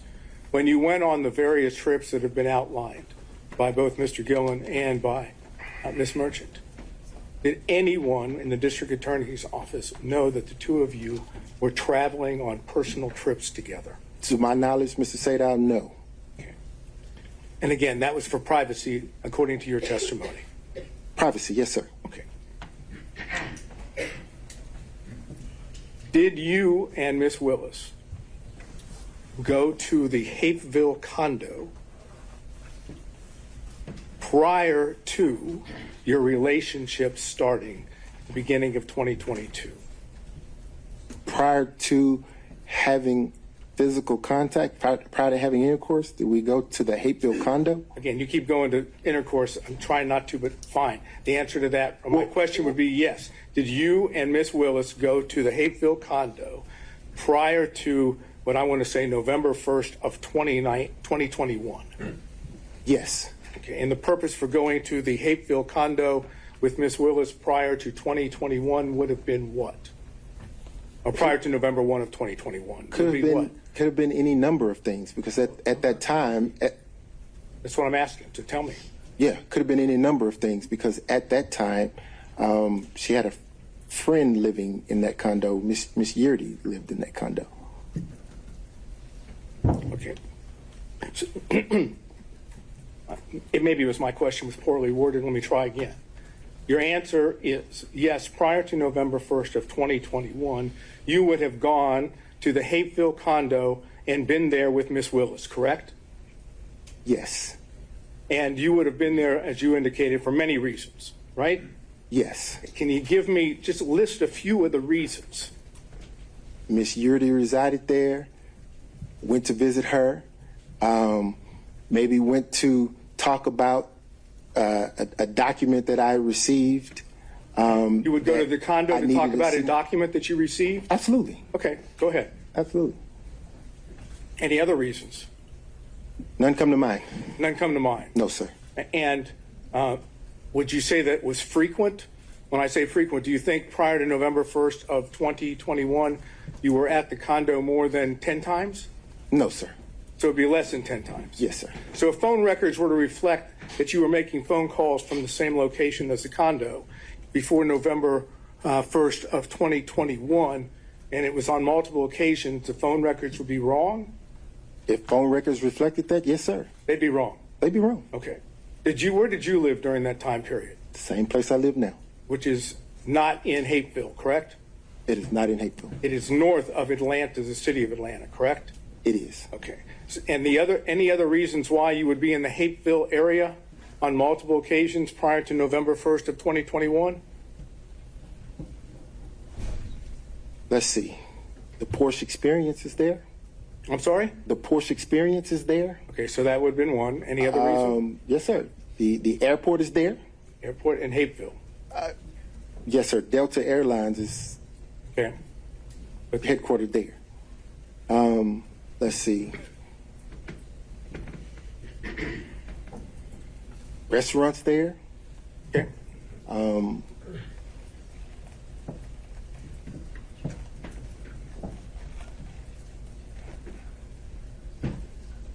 If that's your recollection, that's fine. I'm not asking you to try to remember everything, but if that's okay.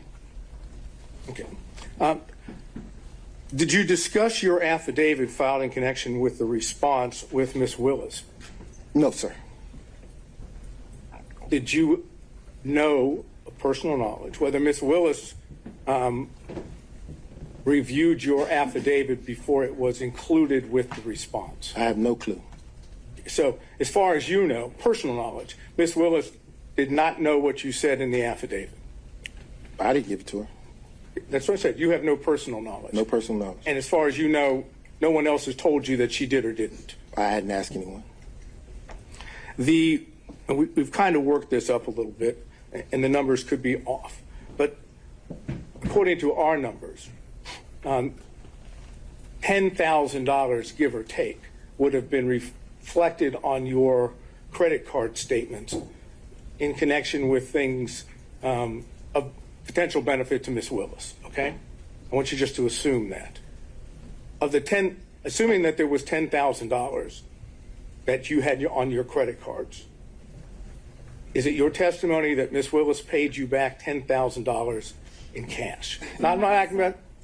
Can I object? The characterization of $10,000 for Ms. Willis's travel, I don't believe is an accurate reflection of what the numbers, at least the summary that I've been provided by the defense, would reflect. I think that's joint travel. Is that right, Mr. Sato? I'm sorry. No, it's not joint travel. But all I'm trying to understand, I'll rephrase because I don't want to get bogged down on specific numbers. You would have received thousands of dollars in cash from Ms. Willis, correct? Yes, sir. Okay. and the thousands of dollars in cash from Miss Willis, do you know, I'm not asking you whether she took it out of her pocketbook or she took it out of a suitcase. I'm saying, do you know the source of the cash? Just that, out of her pocketbook. Yes, sir. You don't know where she obtained the cash? I didn't ask her. And the whole time that she was paying you in cash, you never said, hey, why do you have this amount of cash? Why would, Mr. Sadal, in my practice, people come into my law firm all the time with cash. I never question where they got it. Yeah, but we're talking not about people that come into your law firm. We're talking about the district attorney of Fulton County, who I'm assuming receives a paycheck. She doesn't get paid in cash. So just like you assumed, I assumed she got it from her paycheck. I don't know. Okay. But of course, it's already been, and I'm not going to go back into it. You've not seen any records indicating withdrawals of cash from Miss Willis at all. Why would I ask her? I didn't No, ask. sir. All I said is you haven't, right? No, sir. Okay. Now, can you explain why you filed for divorce one day after you were hired by Miss Willis? You filed on November 2nd of 2021. You're hired on November 1st of 2021. Why the day after? You mean one day before? So you filed for divorce one day after you were hired, right? Okay. I'll answer your question. Okay, please. So in 2015, when my wife had the affair, we had a conversation that we would divorce right then. Again, the better practice, at least for my children at the time, was to stay in place until the youngest could graduate and matriculate into college. We did that. When she graduated, matriculated into college, at the time my wife had moved back and forth to Houston, to Texas. So she's in Texas. We take our child off to college. We come back to Georgia for a brief period of time. Divorce gets filed. She gets served.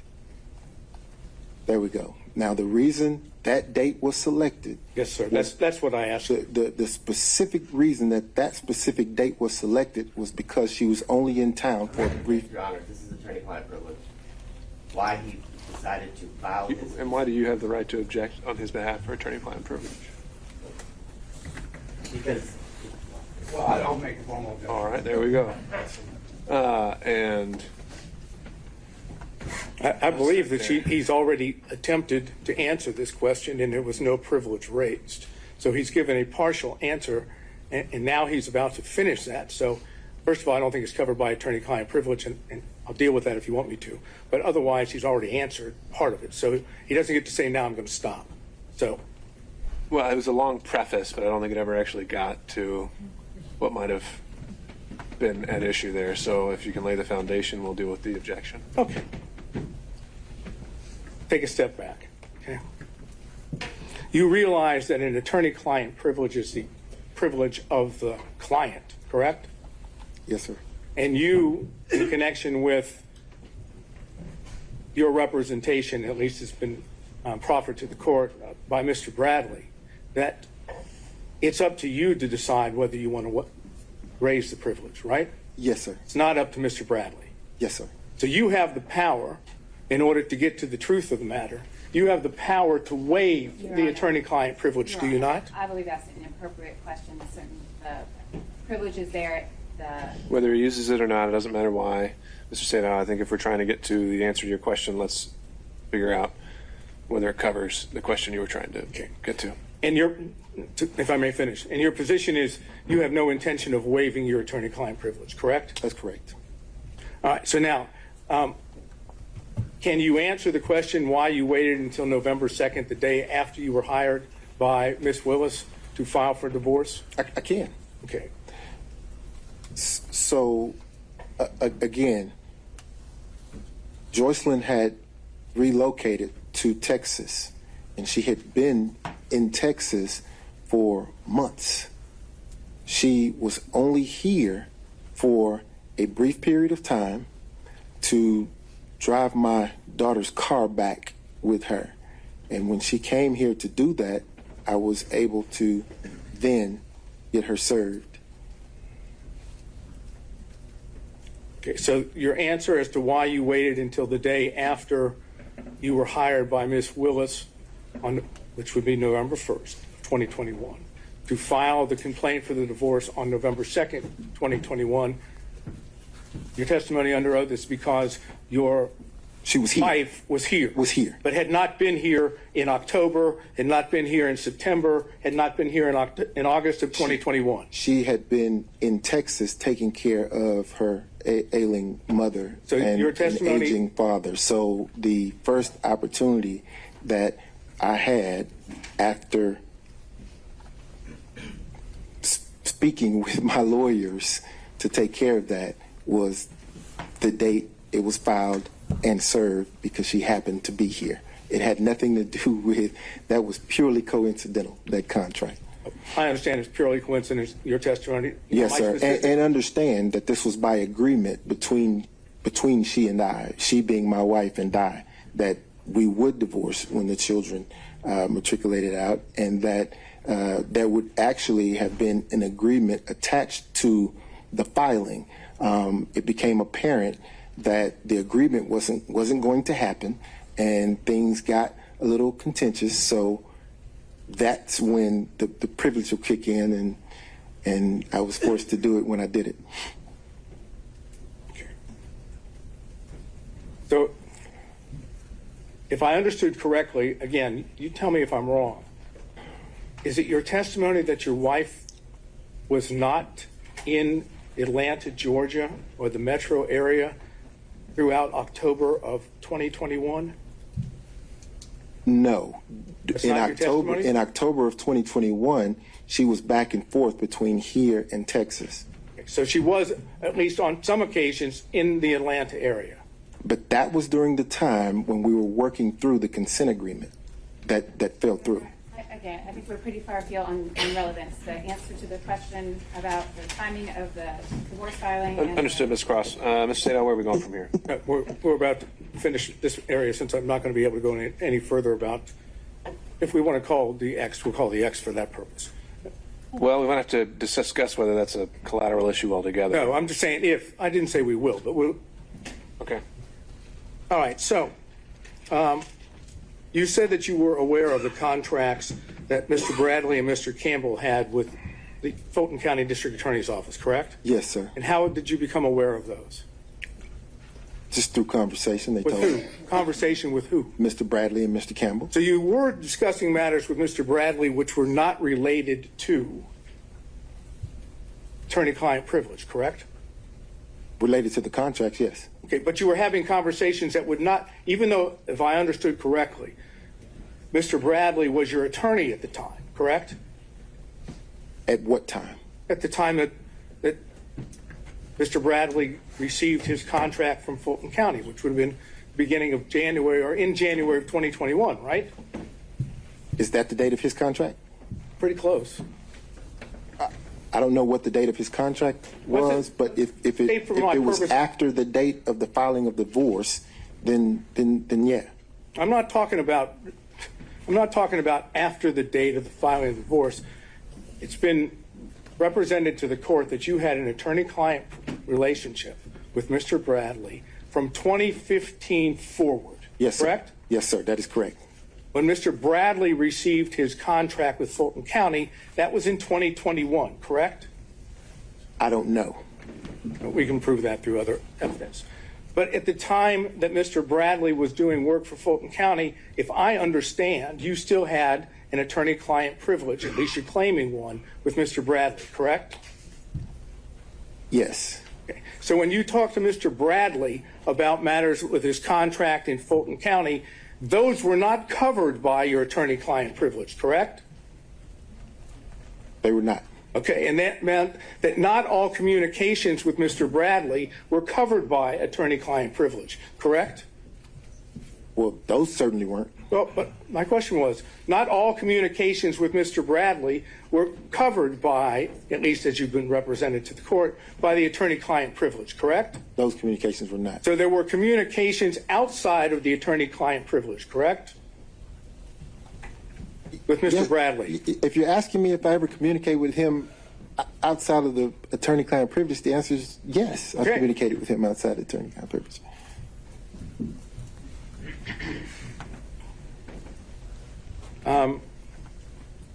Let's finish this up.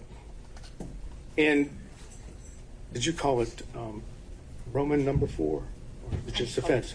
Okay. In defense exhibit number 4, and Mr. Gillen went over with you your responses to certain interrogatories on May the 30th, 2023. Remember that? Yes, sir. Not going back into those. The words in the interrogatories are already in evidence, so we're not going to do that. But the ones that we've gone into, there were 2 of them.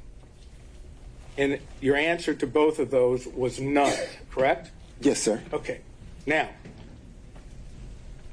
on January 25th of 2024, yes, sir, you again were in a position that you answered those same interrogatories, the 2 that we're talking about. I can get specific if we need to, but as long as we understand we're talking about the same 2, yes, right? Sir. Yes, sir. Okay. And they are in defense exhibit number 6, and they are interrogatories number 4 and number 5. Okay. Go ahead. No, I want you to be able to see it. So it's a defense exhibit number 6. I don't. Does he have 6 up there? I'm told that you have 6. Okay.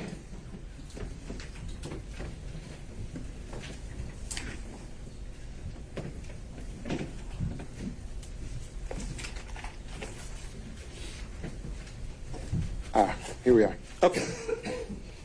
You would agree with me that in defense exhibit number 6, and we're talking about interrogatories of January 25, 2024. Yes, sir. That as to interrogatory number 4, that's the same interrogatory, same words that were in the interrogatory that Mr. Gillen went over, which was dated May 30th of 2023, correct? Yes, sir. And your original response in defense exhibit number 6 was none, correct? Yes, sir. Your updated response was the plaintiff declines to respond to this interrogatory and asserts his privilege pursuant to OCGA section 24-5-505, correct? Yes, sir.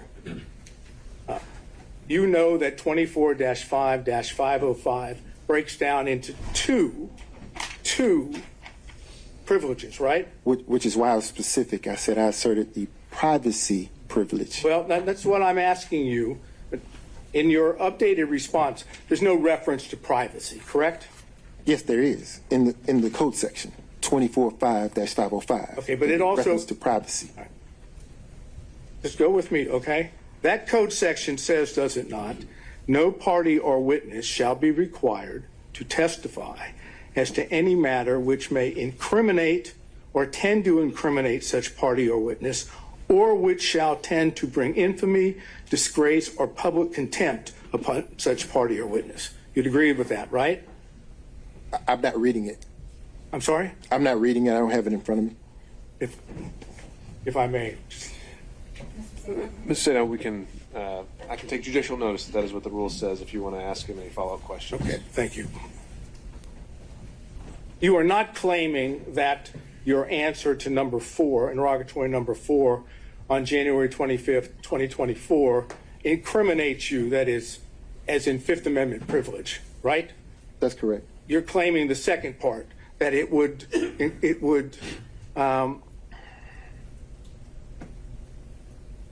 bring infamy, disgrace, or public contempt, correct? I'm going to object to that. I don't think that's the full thing, but and also the witness doesn't have it in front of him, so I don't know how he could respond to that. I think he's said several times privacy is largely invoked that statutory. Overruled. I'm claiming privacy. The privilege that you make reference to is to infamy, disgrace, or public contempt upon the witness, right? Or party. That's the section that you were relying on, correct? If that's what it says, yes, sir. Okay, look, I could show you, but I think the court has already indicated he can take judicial notice of the statute. So you assume that what I'm telling you is accurate, okay? Yes, sir. Okay. How would an answer of none bring infamy, disgrace, or public contempt upon you? So, as I explained in direct of Mr. Roman's counsel, the minute she elected to intervene into my divorce proceeding, I then started to understand the bigger picture, which was that all the attorneys in the election interference case were colluding with Joycelyn's divorce lawyer. And because of that, I said, privacy. I don't want my divorce proceeding to bleed into this criminal proceeding. I just didn't want that. So you raised a privilege, if I understand, that indicated that your answer would bring infamy, disgrace, or public contempt upon you, right? Your Honor, I'm going to object to the relevance of this. It's been asked and answered several times. Mr. Seda, where are we heading with this? I think I can finish that up by saying you didn't say none again. You asserted a privilege, correct? That's correct. Okay. And you did the same thing, did you not, with number 5? That's correct. That is, you didn't say none again, right? Correct. Okay. Is the answer to the interrogatory number 4, as you have it in front of you, is the answer none? Is that the truth? The answer is, to that interrogatory, is as I placed it at the time I responded, sir. I'm asking you now, is the answer to that interrogatory none? The answer is still privilege. All right. So he's apparently electing to apply the same privilege, Mr. Seda, to that exact same question. And I have a case which indicates that we can get beyond that if the court deems that appropriate. And to what end? To what end? Where? That the privilege actually does not apply and he must answer the question. And where does that get us? Even if he answers the question, hasn't he already kind of said everything he has to say about the nature of the relationship, how long it lasted, when it ended? No, I think it would prove. I think if he is forced or compelled to answer the question, he will either answer it falsely by saying none, or he answer it truthfully by saying yes, and then telling us what it is. That's what I believe. That's why I'm asking. But the interrogatory you're referring to, though, the question contained there. Two interrogatories, yes, sir. It's the entertaining one. It's whether there were other relationships, right? With a specific language that's in the interrogatories. Sure. Haven't you already covered that in all the other questions that we've had so far? We have, but again, the court could, if I could require or compel an answer from him as to whether his answer would still be none, then we would know whether or not he was telling the truth now. If the answer is no, then obviously there was a time in the past where he was not.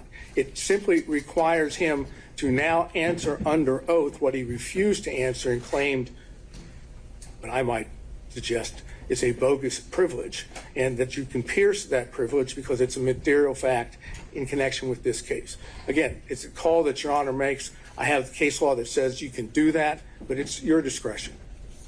Ms. Cross? Your Honor, Mr. Wade's been on the stand now for several hours. He's been asked and answered very personal questions that I believe cover the issues. Mr. Seda was making an argument, and this is probably an argument to make for the later to the court and not a question to propound to it. So as I see it, the only relevance these interrogatories have to this case really whatsoever would be as either prior inconsistent or consistent statements.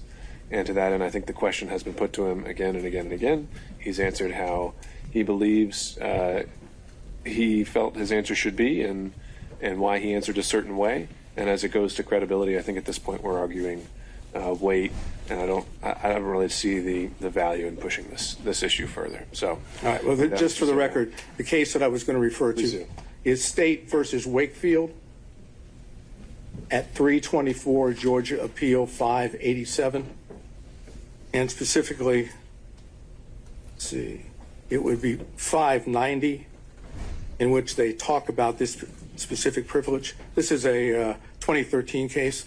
And then they footnote to footnote 3. And footnote 3 says, there are times when the materiality of the evidence outweighs the testimonial privilege. And it goes and explains what that is. That's what I'm bringing up. And I see what you're saying, that we could say that you need to answer the question regardless of the privilege you asserted. At this point, though, I think we've covered that ground and we're ready to move on. Okay. Based on that, I have nothing else. Thank you. Okay. Mr. McCulloch? Anything? On behalf of Mr. Floyd. Moving through defense counsel. Oh, I'm sorry. No, I'm looking behind you. Mr. McCullough. Okay. On behalf of Mr. Floyd. He's elbowing you, sir. Okay. Mr. Cromwell. Nothing, Your Honor. All right. Ms. Cross. Thank you.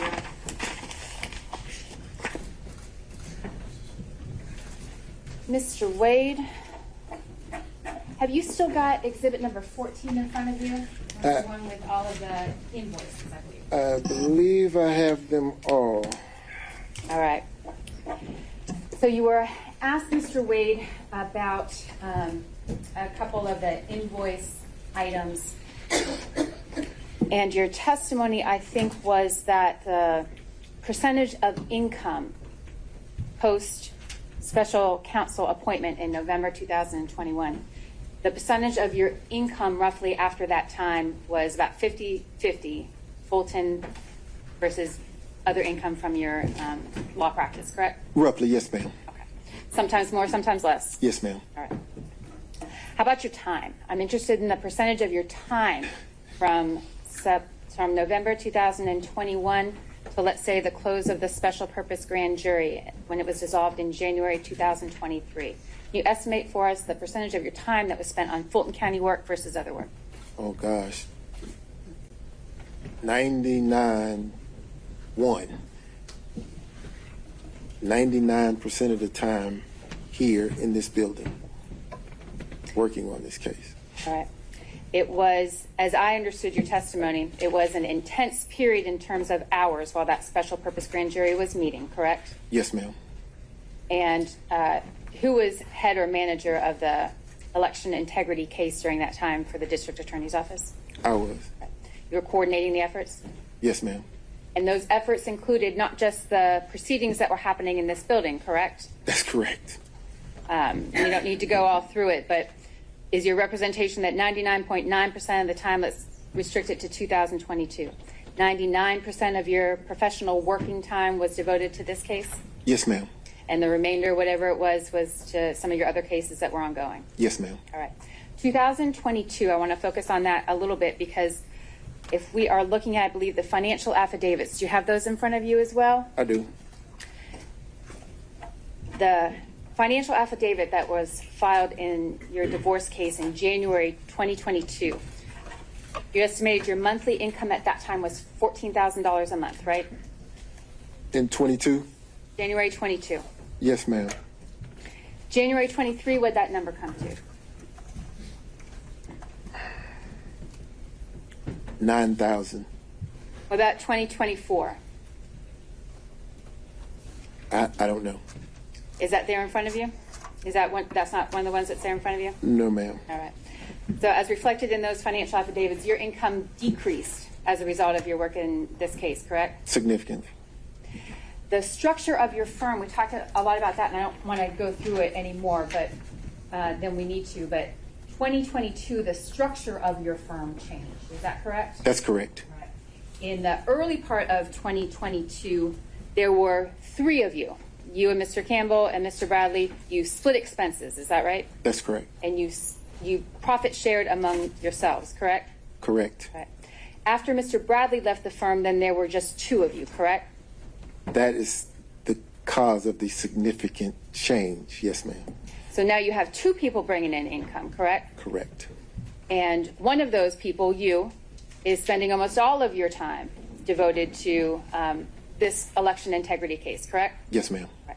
And your income from this election integrity case is less than what it was the year before. Yes, ma'am.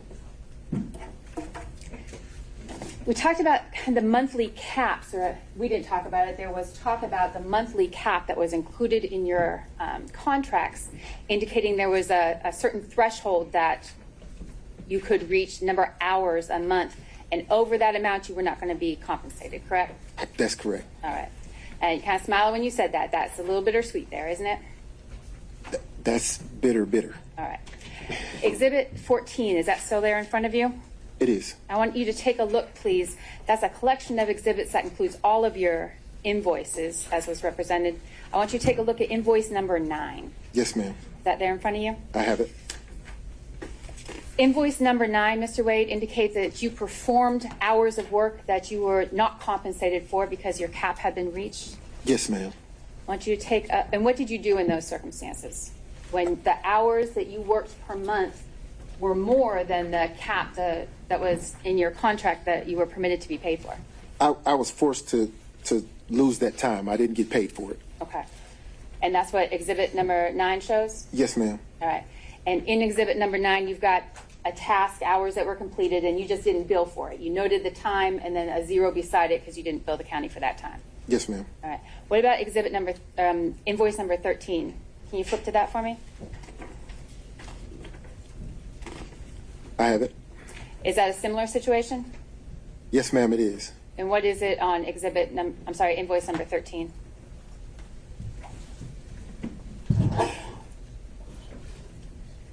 This invoice makes me cry. There's so many hours here that I worked that I couldn't get paid for. So. And you work those hours anyway, Mr. Wade? Oh, absolutely. This is not the type of job that you could walk away from just because you're not getting paid for it. I think there's some professional rules of responsibility to an attorney who's engaged in a case. You have to see it through. So it's not like I could just throw my hands up and say, well, I reached my monthly cap, I'm done, I can walk away. I can't do that. This is ongoing, it's constant, and I have to do the work. Can you look at invoice number 23 for me there in exhibit number 14?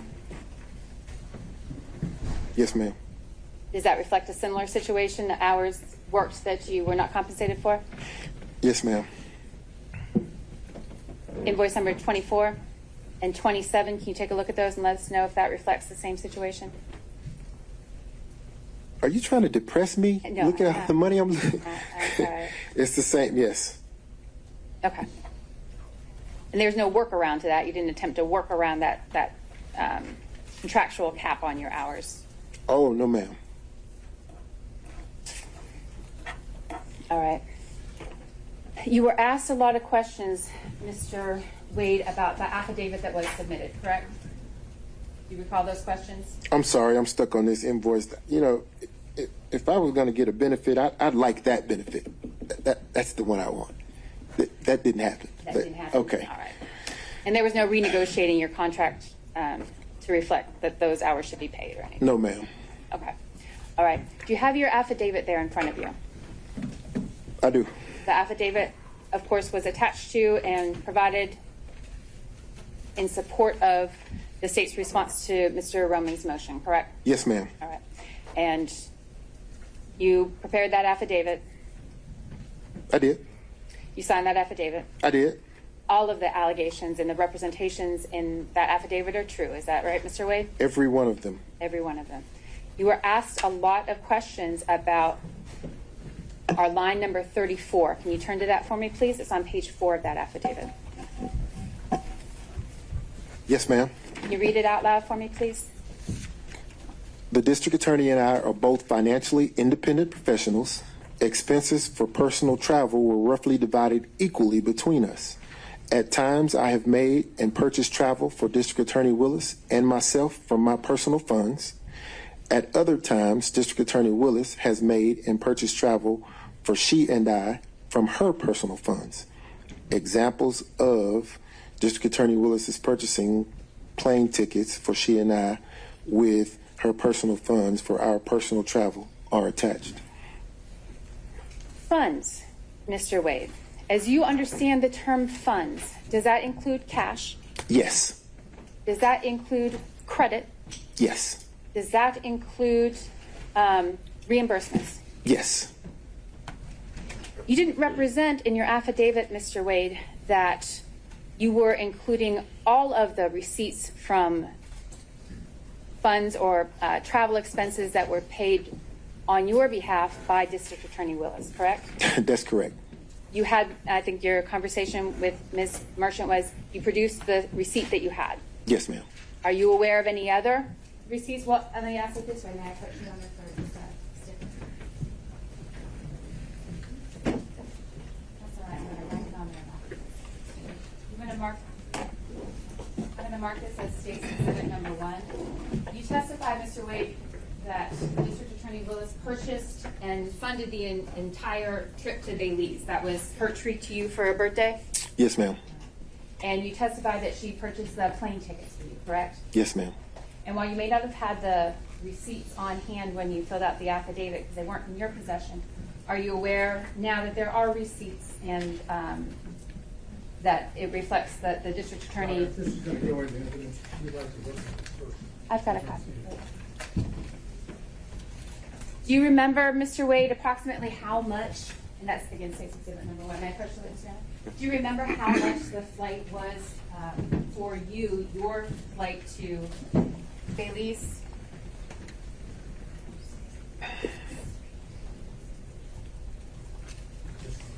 And if you don't, I'm not tendering it for you. I'm just asking you to take a look at that and see if that refreshes your recollection as to the amount that that plane ticket cost that was extended by District Attorney.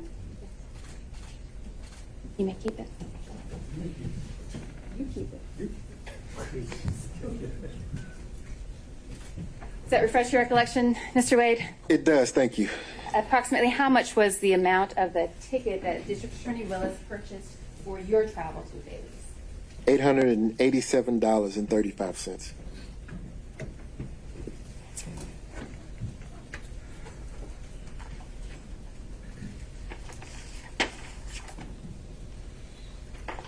And I'm not tendering it, Your Honor, but I will leave it with the court reporter for reference.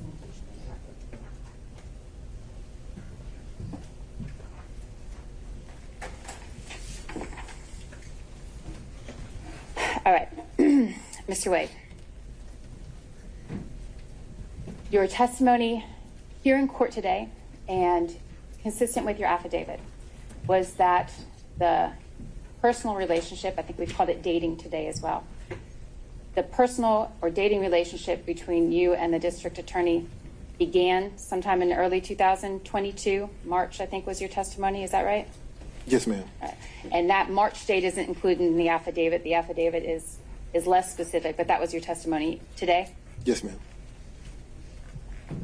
And that there was no personal or dating relationship prior to that time, right? None. Right. Mr. Wade, I'm sorry. I'm going to direct your attention to 2020. In 2020, were you dating the district attorney? No. 2020, that was during the COVID pandemic, correct? It was.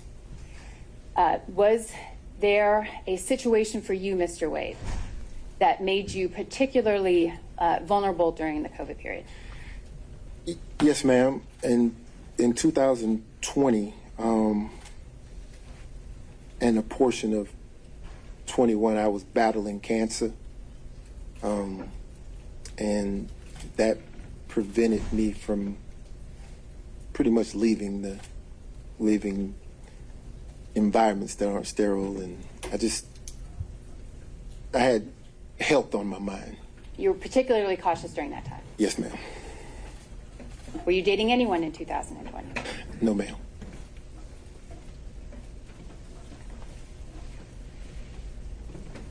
All right. Thank you, Mr. Wade. That's all I have. Ms. Merchant, recross on those points only. Yes, thank you. All right, Mr. Wade.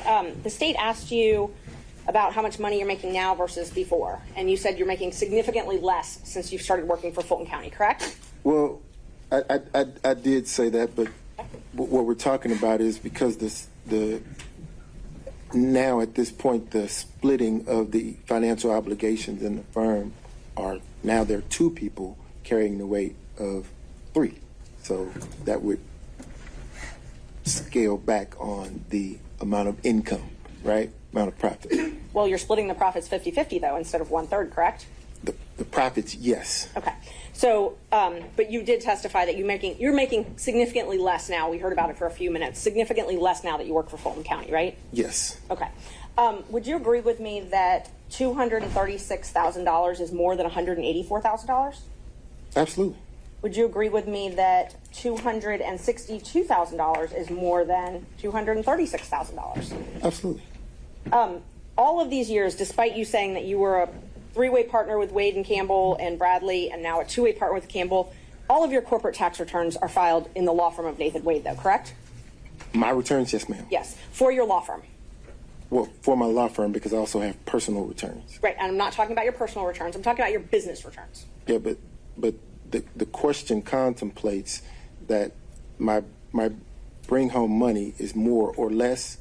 So I want to be clear that is reflected in my personal returns. I didn't ask you anything about bring home money, though. I'm not sure what you're talking about. What I'm talking about is your question was the portion of my testimony dealing with earning significantly less money. No, my question is I'll just break it down. During 2019, you filed your business returns. I'm not talking about your personal. Your business returns for the law firm of Nathan Wade only, correct? I filed personal and business. Yes, ma'am. And even though you said you were partners with Bradley and Campbell, later on, you filed your business returns not with them, but as a solo practitioner, correct? I see where you're going. There's a different return for that Wade, Bradley, Campbell entity. And I'm not asking about that. What I'm asking about is during the years 2019, 2020, 2021, and 2022, you filed a business return for the law firm of Nathan Wade.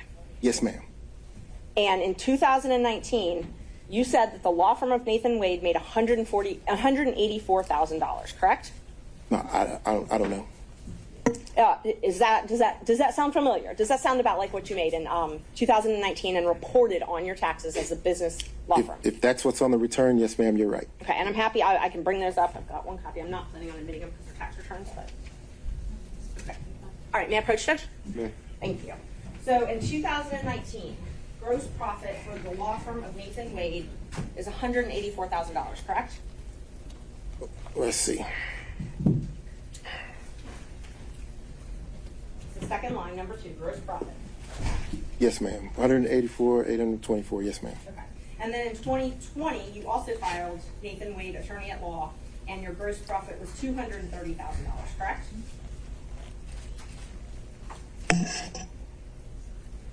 Yes, ma'am. And in 2021, you also filed as a solo Nathan Wade PC attorney at law, and your gross profit was $236,000, correct?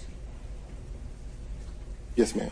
And then in 2022, you filed as a solo practitioner Nathan Wade, and your gross income was $262,000, correct? Yes, ma'am. Okay. I'm not going to into business. We've got your social. But nowhere in these documents do you document that you received cash payments from Ms. Willis, correct? I don't. I hadn't looked through them. I would be surprised if there were something in there that said that. Do you want to look through them? Listen to the answer. I'd be shocked if there was something in there that said that I received some cash from Ms. Willis. Okay. But there is itemized expenditures for travel in here. You did itemize that. I didn't itemize anything. Your accountant itemized it. I hope so. But you're responsible for your taxes, even if your accountant files them, right? I agree. And so you itemized your expenses for travel on all these documents, but you did not itemize. You didn't put anything in there about you being reimbursed for half of that travel. Well, those are business returns. Yes, you used your business card to pay for the travel, right?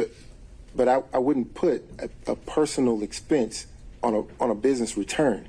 But you used a business card to pay for these personal travel. I use a business card to pay for everything. And what I do is turn over the statement to the accountant, and the accountant then says, okay, this expense, that's personal. We'll put that over here. This expense, that's business. We'll put that over here. And they reconcile it. So you wouldn't find a reimbursement from Ms. Willis on a business return. Okay, so they're not anywhere there. Nor would you find, well, go ahead. No, I'm just asking. So there's nowhere for any of that cash to be reconciled there, right? On the business returns, no, ma'am. Okay. We talked a lot about the financial affidavits. I know the state asked you a couple questions about them. You filed one in 2022. In that one, you stated that you only had $5,000 in cash, correct? I believe you. Yes, ma'am. That was sworn under oath? At the time of the filing, yes, ma'am. Okay. And then in January of 2024, you filed another one that also swore that you only had $5,000 in cash, correct? At the time of the filing, yes, ma'am. Okay. So in 2022 and 2024, you only had $5,000 in cash? At that time, yes, ma'am. At that time? And then you also, all of those interrogatories, I'm not going to go through them in painstaking detail, but every single interrogatory you filed, there are 4 of them, all verified ones. Every single one, you said you didn't have any cash stored in a safe, a safety deposit box, or any other location. Plaintiff rarely carries cash. If plaintiff does carry cash, it's a nominal amount, correct? That's correct. Okay. So we've got what? 2021, you said you don't have cash. 2023, you said you don't have cash. Again in 2023, you said you don't have cash. And then in 2024, you don't have cash, right? So you're assuming that I received the cash and I stored it. I received the cash and I saved it. Well, you didn't put it in the bank, right? What's wrong with receiving the cash, Ms. Merchant, and spending it? Nothing's wrong with it, but So you didn't then put it in the bank. that would contemplate why the response is what it is on the interrogatories. So you spent the cash. That's because before, when it was asked, you said you didn't want to disclose where the cash was. No. Privacy reasons. No, well, I said that if I were to store cash in my home, then why would I share that with the world, is what I said. I didn't say that I had some cash stored up in some place, because that's not the truth. And you've talked a lot about this, I split with a third, I split with half. From the check you received from Fulton County, July 15th, 2022. So all the way back for July 2022, not a single check that you've received from Fulton County has gone into a joint banking account. Every single check has gone into your own personal banking account, correct? All of them, with the exception of the checks that were going into the WBC firm, went into my business bank account, which is solely in my name. Right. Your WBC account that you're talking about, that account was closed, though, in June of 2022. Correct. So everything after June of 2022 was put in a Nathan Wade bank account, not a corporate bank account with partners. I think the question right before that only needed a yes or no. So no, ma'am. The checks were deposited into firm accounts, law firm accounts. Law firm of Nathan Wade PC. Yes, ma'am. As a solo practitioner. Yes, ma'am. Okay, so they were not deposited into accounts with Campbell or Bradley. No, ma'am, they were not. Thank you. However, there were checks written to Campbell and Bradley that will reflect the third. And we've tried to get those bank records, but you've objected to those, correct? You've tried to get what bank records? We subpoenaed bank records, and you've objected to all of those, right?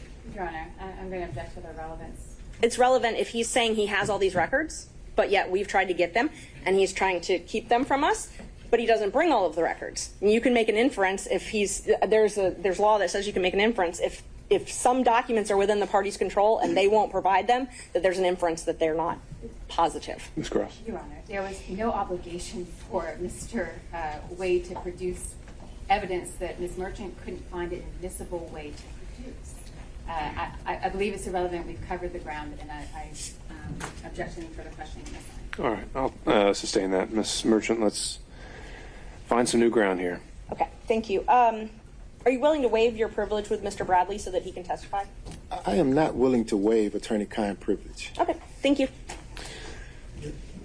Only on the health questions that were asked on.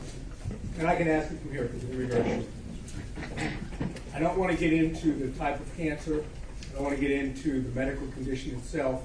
Did I understand you to say that you had cancer in the year of 2020? Yes, sir.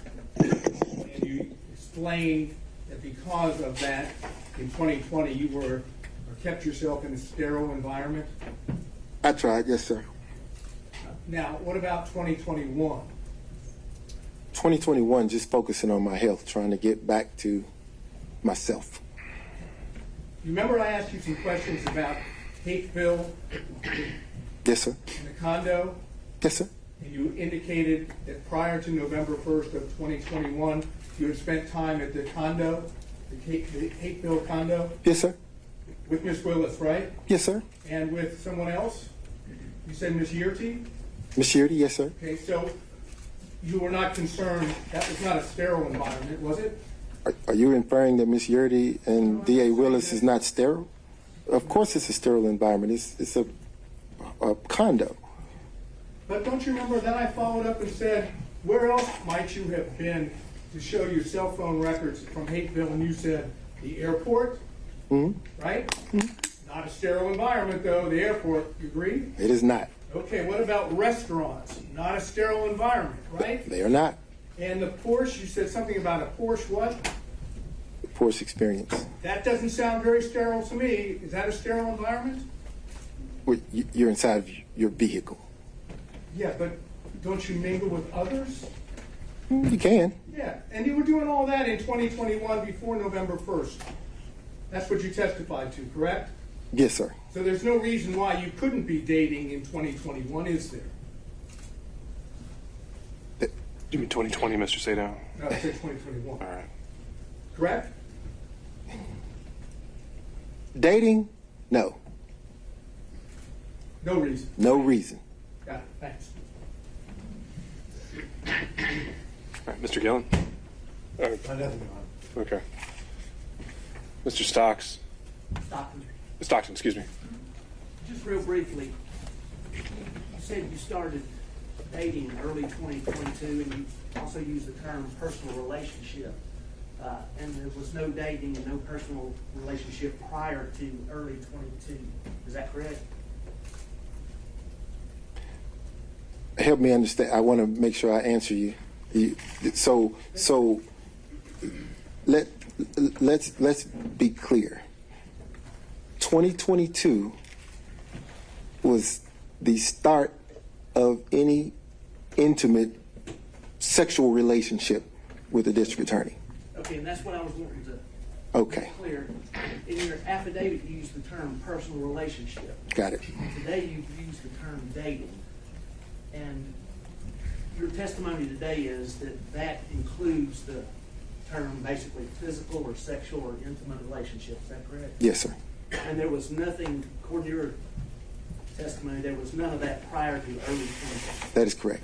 That's all I've got, Judge. All right, not seeing anyone else. Ms. Cross, any redirect? All right, Ms. Merchant, can this witness be excused?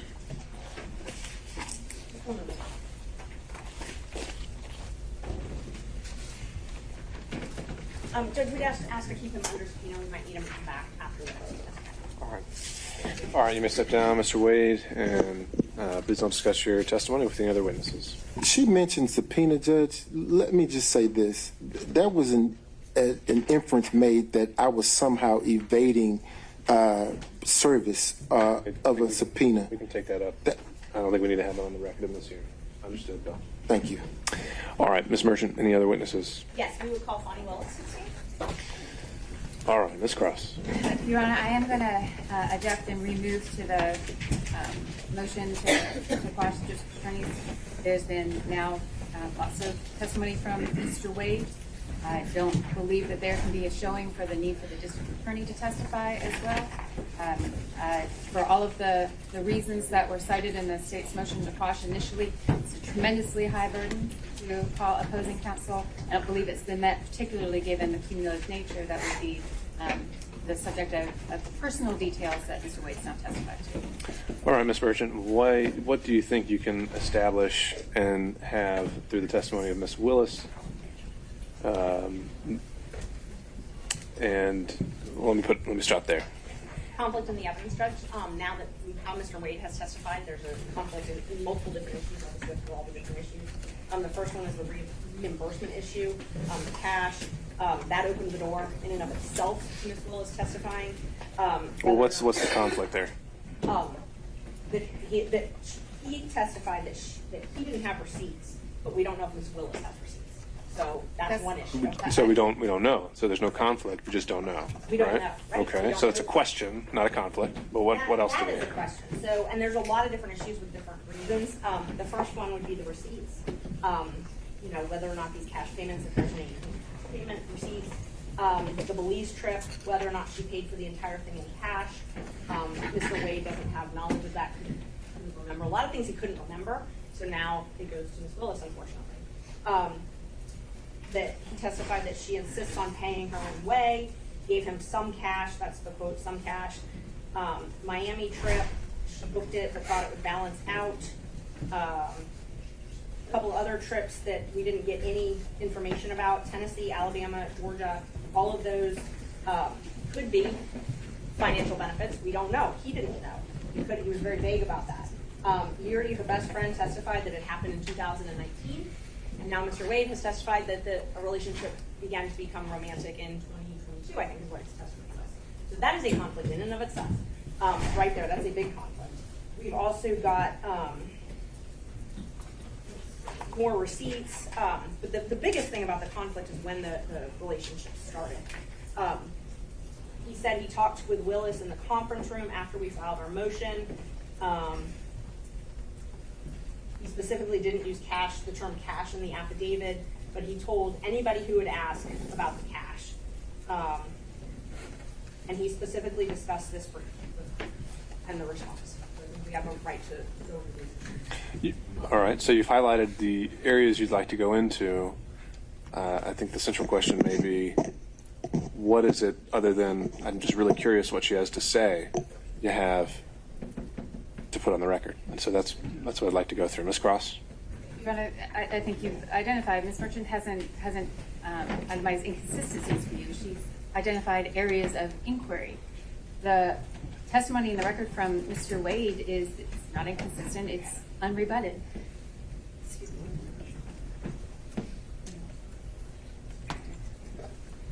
me. And so that I don't believe, given the testimony of Mr. Wade and the extent of the questioning of him, that there is any reason at this point to go into the district attorney herself. Again, I know the court's read all the pleadings. It really is such a compelling need, is the language of the case law, a compelling need to call opposing counsel. Given the record that's now before the court, I don't believe it's been made. Your Honor, Mr. Gordon, very briefly, Ms. Willis needs to testify. Her best friend or good friend has directly contradicted the declaration that was made by Mr. Wade attached to the government's response. And it wasn't just the declaration of Mr. Wade, it was filed by the district attorney by and through her assistants here. She owns that. And so that affidavit is owned by her, and there are deep concerns that that affidavit is false. And that Ms. Willis knew it was false. And that she needs to come in here if she wants to tell us about the cash. First time we've heard about the cash, oh yeah, we got cash. Don't have any deposit slips, don't have any record of it. Maybe Ms. Willis can say, here, all my records where I paid $10,000 in cash back to Mr. Wade. We need to know that. Also, Ms. Willis's financial disclosure. Let's not forget that. We're talking about two people who went to extraordinary lengths to hide their relationship, to hide the nature of their relationship. Extraordinary. The district attorney needs to take the stand, and she needs to tell this court and this courtroom why she filed financial disclosures in 2022 identifying prohibitive sources, which Mr. Wade clearly is a prohibitive source. Did you get gifts and benefits? Now we've seen all this. We've seen the trips. We've seen all of the things that total up to around $10,000 in cash. Yet for the financial declaration for 2021, which was filed in April of 2022, and the financial declaration for 2022, which was filed in April of 2023, there is no listing of any gifts whatsoever over $100 from a prohibited source. It cries out for her testimony.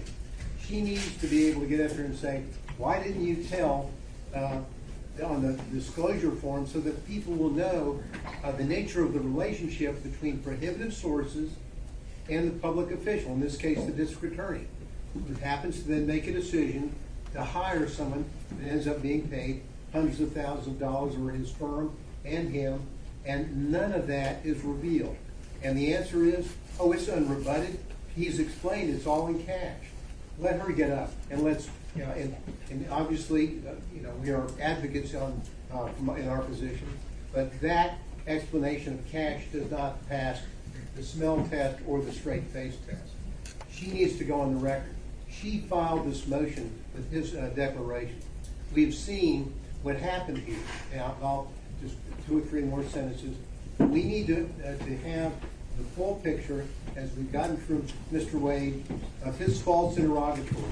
Serious business for a lawyer or anybody. And then suddenly he's changing it. She files her financial declarations, same problems. We need her in here to go over all of this and to explain exactly what happened. So we would ask the court that the court allow Ms. Willis to be called and interrogated on these matters. And I would too, Your Honor. Just a moment, Ms. Willis. So, Ms. Cross, I don't know if you want to speak with Ms. Willis now. It's sounding like maybe they're withdrawing I believe I'm the objection to the motion, I believe the motion to, or does Ms. Willis want to take the lead here? we'll withdraw the motion to quash Ms. Willis. Based on the, I'm ready to go. Okay, so the position of the district attorney at this point is that she's no longer contesting the subpoena. Ms. Merchant has called her as the next witness.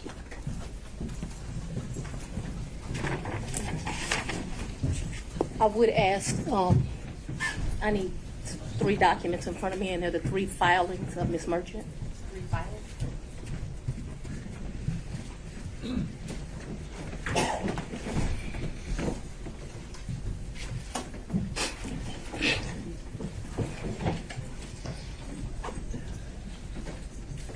Does anyone have the 3 filings of Ms. Merchant? Does the court have the 3 filings of Ms. Merchant? When you say the filings, you mean like the pleadings? The pleadings, yes, Your Honor. Okay. I think we could locate those for you in the supplemental. I want the one filed on January the 8th, the one filed immediately after we filed ours, and the final one.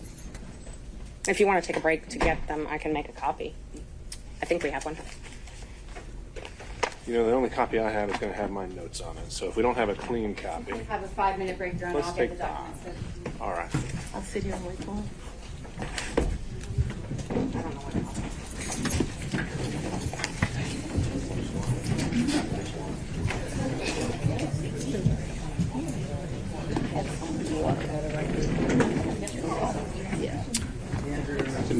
Did we elect someone who's actually making the copy? You got it? Okay. Ms. Cross is doing it. Is there? I can.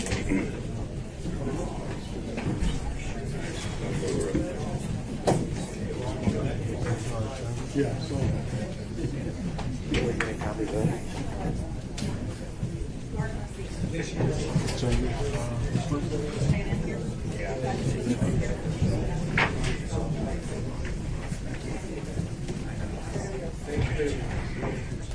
Give a tissue.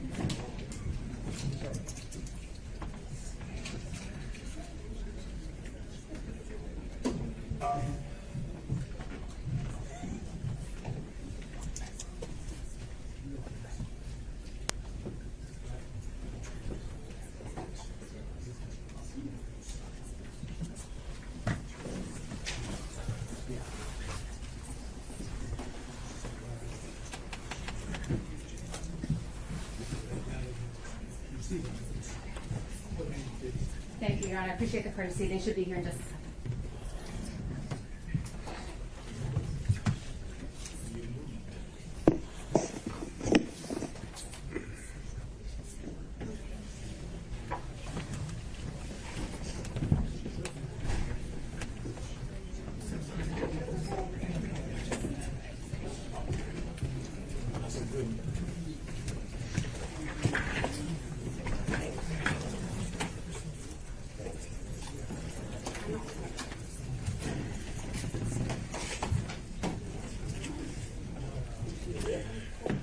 All right, Ms. Cross, you can bring everyone in.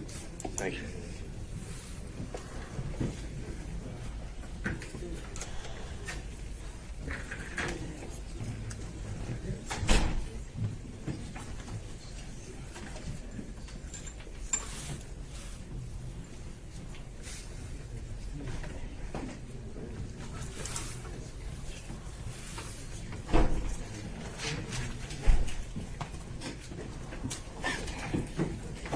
Do you swear me, Your Honor? You want Do to you, take that? whomever would like to speak. You got Deputy Scott usually. So let's go, wait a minute, let everyone get situated and then we'll go back on the record.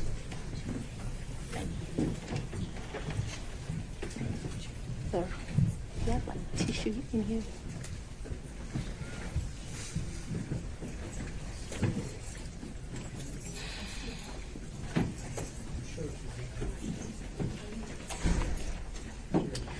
All right, we are back on the record. Deputy Scott, if you could swear in our next witness. I would, and I do apologize. Anna, do me a favor. Put them on my face, some reading glasses. After you swear me, don't put them on my face. If it's swear, you can go ahead and swear me, so I don't hold it before.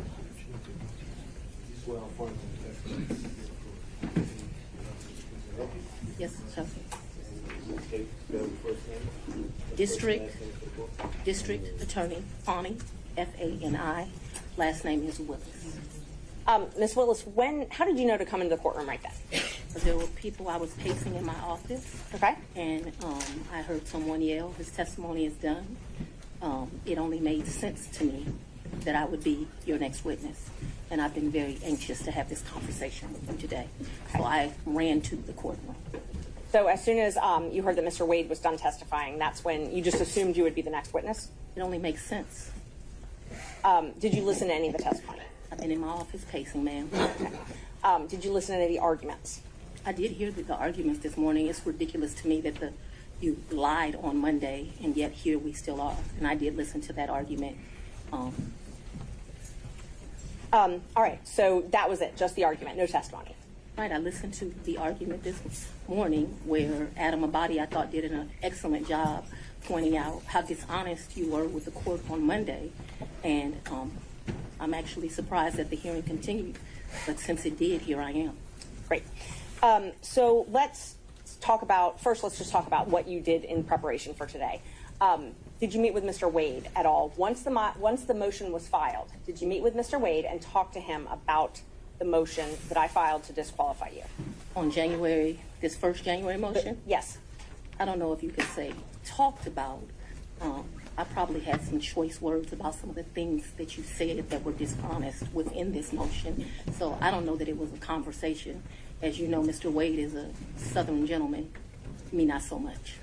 Okay, but my question was, did you have a conversation with him? I didn't have a substantive conversation. You did not? I read this motion, skimmed it more so, and I've probably said some choice things to him about some of the lies they were told. Okay. And then printed in the media because, we used to be in a day and time where you had 60 Minutes and people did stories and they verified information, and you had this great reporting. But it seems today that a lawyer writes a lie and then it's printed for all of the world to see. Well, I just want to make sure that you answer the question I asked, though. So my question was... I'm going to then ask an answer. Overruled, Mr. Abate. I told you what happened. I read the motion. I am sure I told him what my opinion of it is. Okay. And past that, we had no substantive conversation. You did not. Okay. Is there something you didn't understand? No, I just wanted to make sure that Okay. you did not have a meeting with him in the conference room to discuss the motion. Next question, No. Ms. Merchant. So in the conference room of my office within this week, you produced some financial document. That financial document was given to me, something, and I'm not even sure who was given it to him by me or Mr. Abadi gave it to me.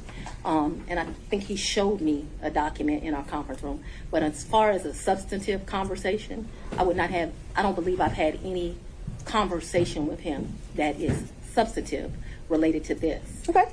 I have had conversations with him since you filed the motion, but they wouldn't be substantive to this. He sent me very nice sermons that have been done. And so we've had conversations about, did you listen to that sermon? You know, things of that nature. And I would say they were in relationship to this because I think he did it to be kind. Okay. Let's start back in 2019. Yep. So you and Mr. Wade met in October 2019 at a conference? That is correct. And I think in one of your motions you tried to implicate I slept with him at that conference, which I find to be extremely offensive. I stayed at that conference. Mr. Wade was my teacher. I did not meet him when he taught the class. I was standing outside talking to Lisa Reeves, who is a judge. Me and her were just having a conversation. Mr. Wade walks up. I think they hug each other. They have some brief conversation. She introduces us. Your Honor, I'm going to object. We kind of thought that when we asked the question, you didn't answer the question, not a speech, so I object to the speech. I agree, believe I'm Judge. able to explain my answers. I believe she's able to explain her answers. And that's Ms. Merchant, that's okay. I can handle it. Ms. Willis, I'll ask you just listen to the answer, or excuse me, the question, and keep the answers confined to the question as best you can. I think you'll have more than enough ample opportunity on when the state was Well, able it's to ask highly follow-ups. offensive when someone lies on you, and it's highly offensive when they try Judge. to implicate that you slept with somebody the first day you met with them, and I take exception to it. All right. Well, Ms. Willis, you'll have the opportunity to explain all of that when it's the state's turn to ask more open-ended questions. Yeah. Ms. Merchant. Thank you, Judge. So again, my question was, you all met at that conference, though, right? We did. The meeting, Okay. he, as I stated, he taught the class. I did not actually meet him when he taught the class. I walked out of the class, and I'm not sure if it was that exact class or we had went to lunch, but we were standing in the vestibule, like outside of the class.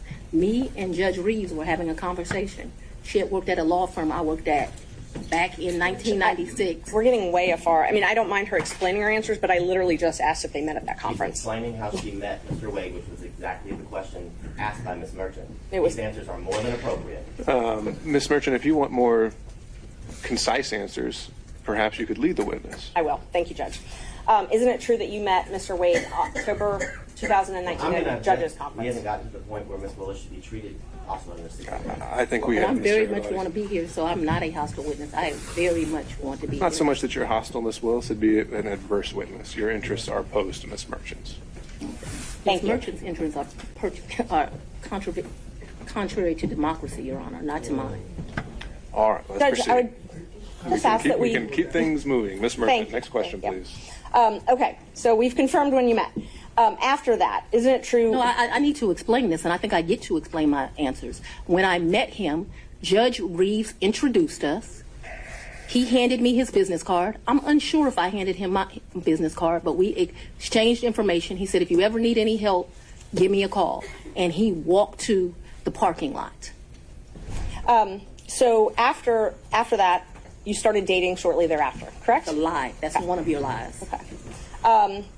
Do you know Robin Yurdy?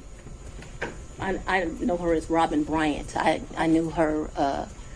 So Robin did not go to my college. She went to the college of, I went to Howard University. She went to Morgan State. I met her through some people I knew. In college, we hung out a bit. Not much because she was in Baltimore and I was in Washington, D.C. But we hung out a bit. After college, I lost contact with her. I probably didn't see Robin again until maybe 7 or 8 years ago, a chance meeting here in Atlanta, but we did not have a consistent relationship from when I left college and came to Emory Law School here in Atlanta. But 8 to 10 years ago, just by happenstance, I ran into her. So she was in Atlanta. You have been friends with Robin for 30-something years. Did you hear my answer, madam? Yes, and I'm asking if you've been friends with her for 30-something years. I've known her for 30-something years.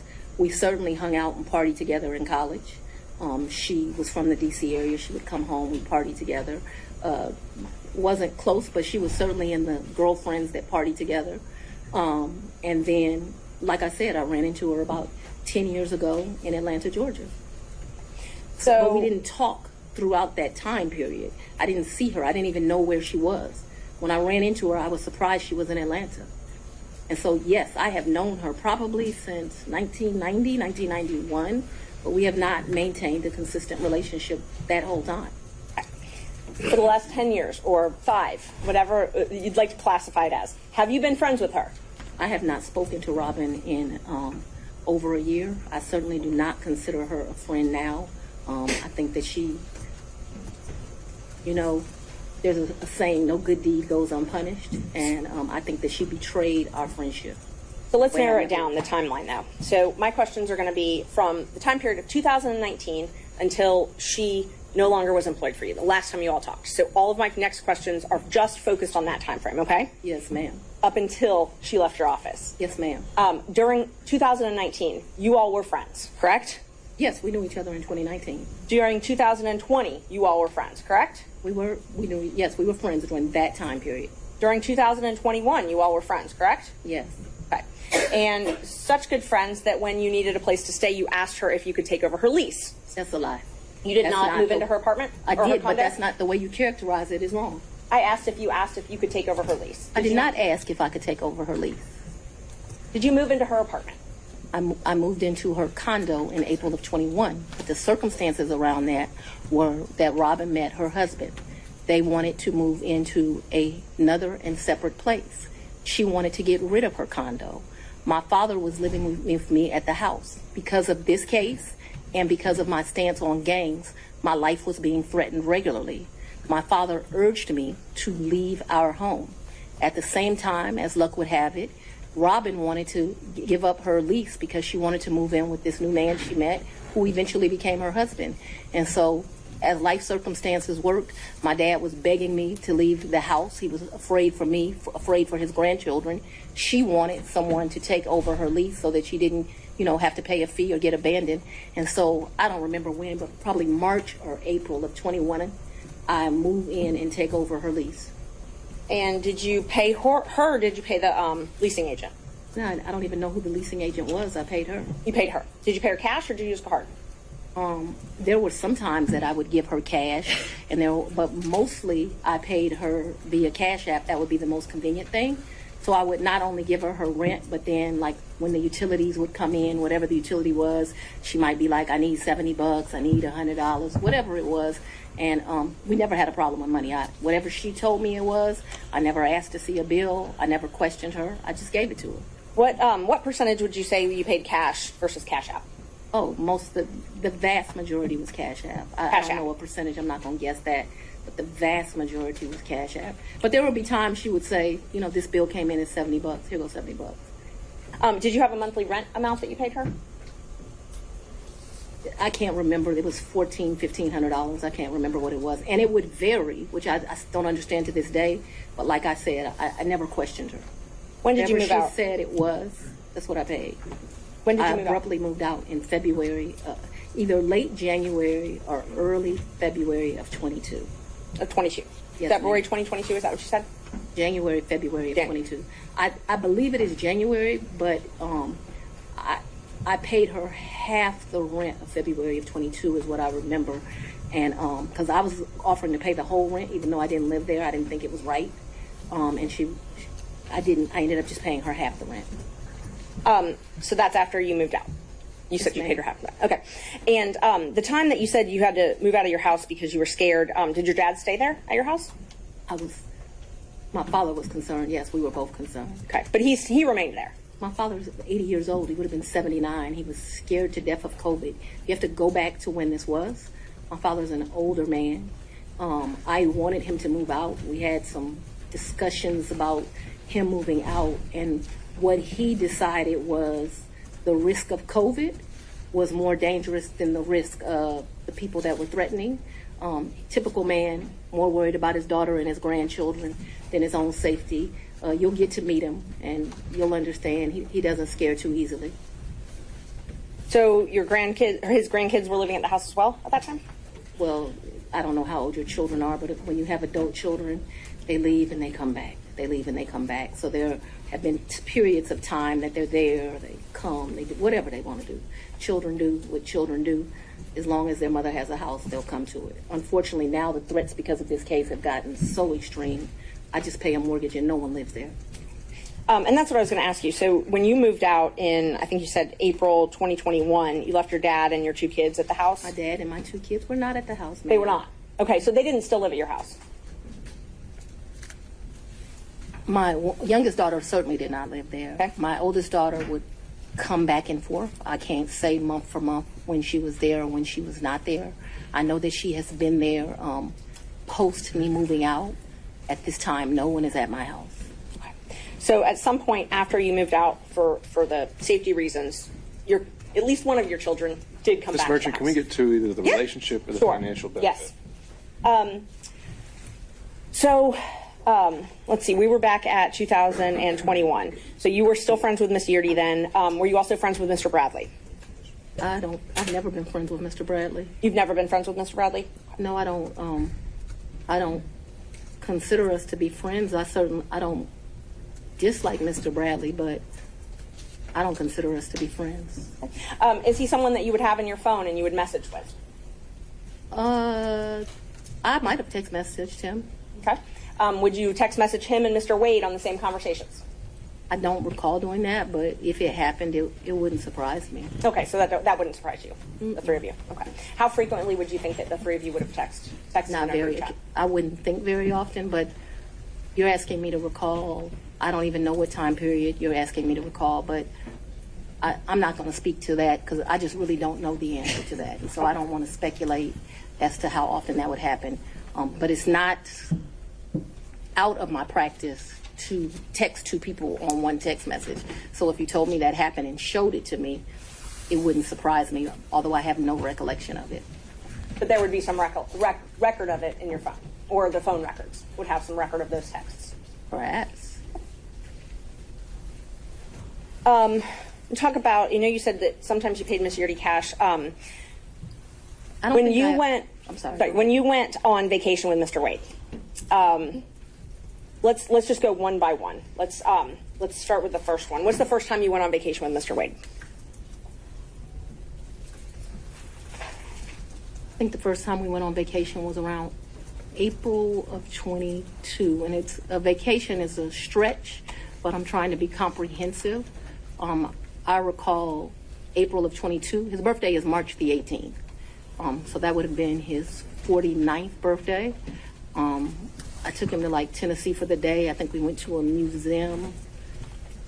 I think we might have stayed the night. I'm not sure, but I mean, Tennessee's kind of hard to call a vacation, but I just am trying to be inclusive. And like I said, I know it wasn't more than a day. You didn't spend the night?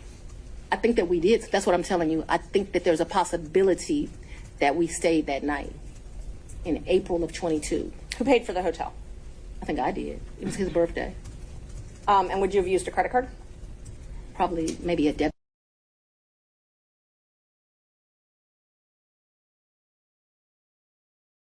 And when did you start dating? When I started dating Mr. Wade? It was right around then. April 2020? 22, yes. 2022. It was around then. I don't know, it's not like when you're in grade school and you send a little letter and it says, will you be my girlfriend, and you check it.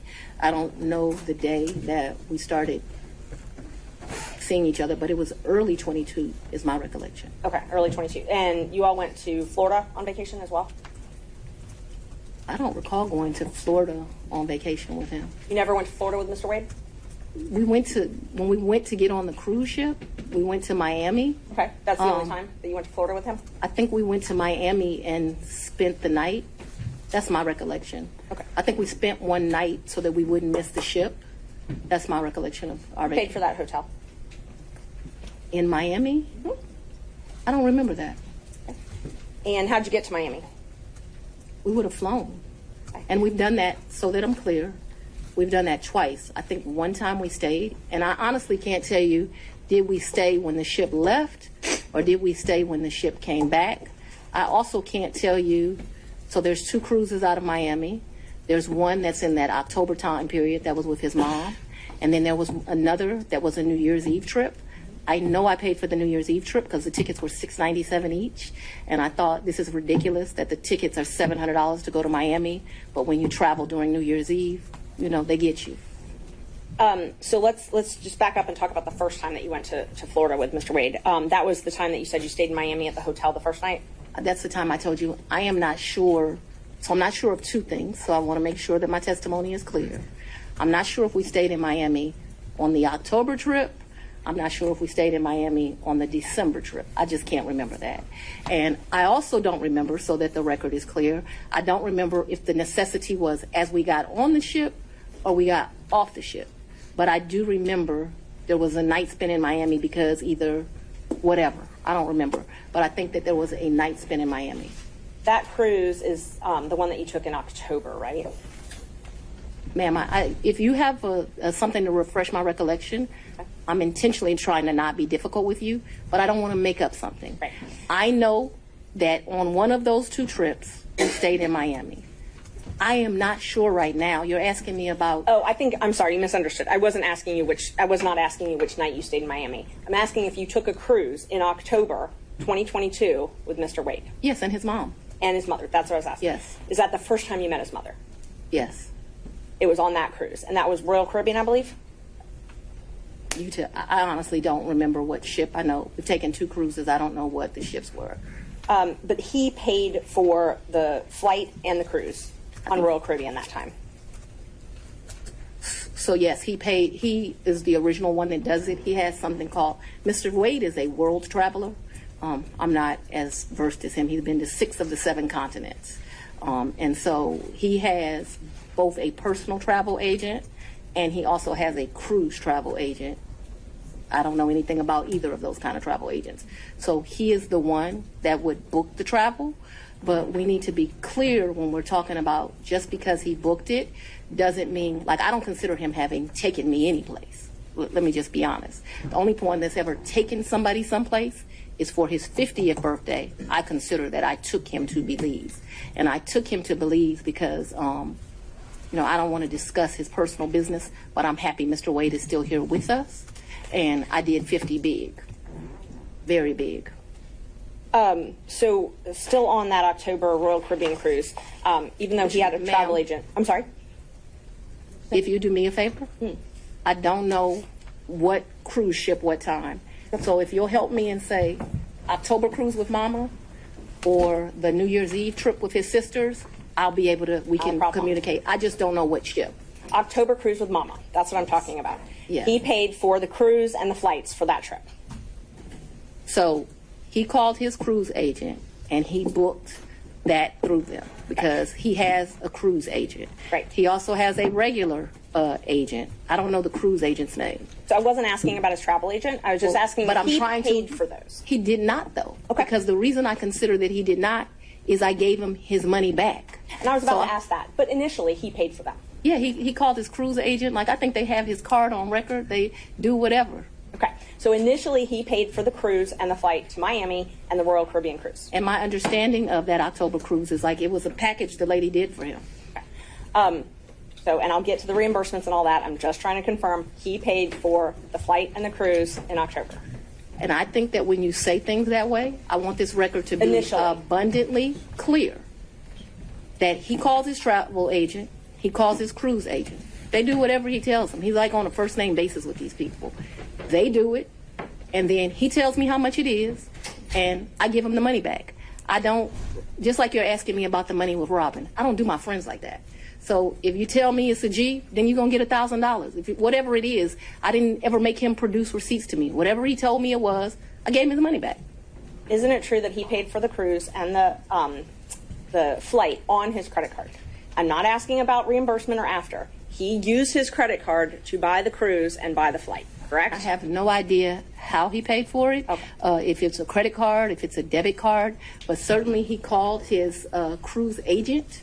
You know, like how many people have a cruise agent? He calls his cruise agent, tells them where they want to go. They tell him what's booked. And you have to remember, he paid for, that initial was me, him, and his mother. And then after that cruise, you all flew to Aruba and spent a couple days in a hotel there, correct? Right, and his mother was not happy. He and we left her initially behind. paid for that. He initially paid for that. For Aruba, yes, ma'am. So let's talk about both of those. I know he initially paid for it. Did you pay him back? For the cruise and for Aruba, yeah, I gave him his money before we ever went on that trip. You gave him cash before you ever went on the trip? Mm-hmm. Okay. And so when you got cash to pay him back on these trips, would you go to the ATM? No, lady. You would not go to the ATM? No. Okay. So Fulton County pays you direct deposit, I assume? Yes, Fulton County and the state of Georgia both pay me direct deposits. Okay. So the cash that you would pay him, you wouldn't get it out of the bank? I have money in my house. You have money in your house. So it was just money that was there? When you meet my father, he's going to tell you as a woman, you should always have, which I don't have, so let's don't tell him that. You should have at least 6 months in cash at your house at all times. Now, I don't know why this old black man feels like that, but he does. When we were growing up, my daddy had 3 safes in the house. So my father's bought me a lockbox, and I always keep cash in the house. Now, I don't do it to the degree that my father would do it, so he would probably be ashamed with me, but I always have cash at the house. That has been, I don't know, all my life. If you're a woman and you go on a date with a man, you better have $200 in your pocket. So if that man acts up, you can go where you want to go. So I keep cash in my house, and I don't keep cash as good in my purse like I used to. I don't go on many dates, but when you go on a date, you should have cash in your pocket. So my question was, where did that cash originally come from, if it didn't come out of the bank? Cash is fungible. I've had cash for years in my house.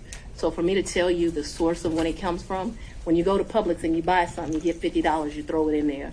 It's been my whole life. When I took out a large amount of money on my first campaign, I kept some of the cash of that. Like, to tell you I just have cash in my house, I don't have as much today as I would normally have, but I'm building back up now. So you just put money in. It's a very good practice. I would advise it to all women. So you can't identify when you came into this cash or where the cash came from? I didn't say I couldn't identify it. No, nobody gives me anything. I am sure that the source of the money is always the work, sweat, and tears of me. What you asked me for is, when did the money go in there? What I am trying to tell you is, so I got divorced in 2005 from my husband. No, it's important. You said, where did the money come from? And I need to tell you where the money came from. And so for many, many years, I have kept money in my house. That money in my worst days has probably only been $500 or $1,000. At my best days, I probably had $15,000 in my house at cash. At all times, there's going to be cash in my house or wherever I'm laying my head. The money that you paid Mr. Wade, the cash, in October of 2022, you do not know where that money came from? I do know where it came from. It came from my sweat and tears. You know which job it came from. Did it come from Fulton County or did it come from a private job? It came from, what are you talking about? So it could have come from a private job, because before I was DA, I was in private practice. So I earned money during that time period that's probably in there. You don't know could have. What do you mean I don't know where it came from? I understand the situation. We can move on. Okay, thanks. Same with Aruba. You don't know where that cash came from either, right? Ma'am, you are mischaracterizing my testimony greatly. I'm not going to allow you to mischaracterize my testimony. I know that I keep money in my house. The amounts of money I gave Mr. Wade, it was never that serious. I don't think I've ever handed him more than $2,500 in a reimbursement. So we're not talking about $20,000 in cash. I don't have $20,000 in cash right now. The most I ever gave him, I know I gave him $2,500 when we went to Belize, because we went to one hotel and then we went to a second hotel. That $2,500 I actually gave him while we were still in Belize. I know that the Aruba trip, the one that you described with his mom, I think I gave him about $2,000 for that trip, for like total. His mom went to Aruba with you? The Aruba trip. So I consider that to be one trip. So we got off of a cruise ship and then we went to Aruba, which is why I cannot remember is that the time that we had to stay in Miami to wait for the flight for Aruba. So I consider that one trip, that we didn't like come back to Atlanta and leave. We flew down to Miami. We got on a cruise ship. We spent a couple of days with his mama. We came back to Miami. When we came back to Miami, either that day or the next day, we flew to Aruba. We spent a few days in Aruba and we came back. That was really one trip. Even though we went two places, it was one trip. So let's talk about the California trip. Is that when you were moving your daughter out to California? When you all went, or did you have two trips to California? My daughter doesn't live in California. Did she ever live in California? I'm not discussing to you the location of my child. So how many times did you go with Mr. Wade to California? Once. And you all stayed in Napa Valley and he paid for the plane tickets and the hotel? He paid for the plane tickets and the hotel. And what did you pay for on that trip? I gave him much less cash that time, probably $400 or $500, and then I paid for a bunch of stuff. I think we did 2 different wine tours that you do, which are pretty expensive. I think I bought him, he likes wine. I don't really like wine, to be honest with you. I like Grey Goose. I bought him a bottle of wine while we were there, and the sippings that you do. I can't remember how many, like 4 or 5 different places you go. I remember we went to this place that they do pairings. That was the most expensive thing that I think that we did while we were there. So they would pair, champagne, chocolate, and caviar. It was a 3, and it was like 3 different things: Sweden, Russia, someplace else. I'll make that up. But that was the most expensive thing we did that trip, and I paid for that.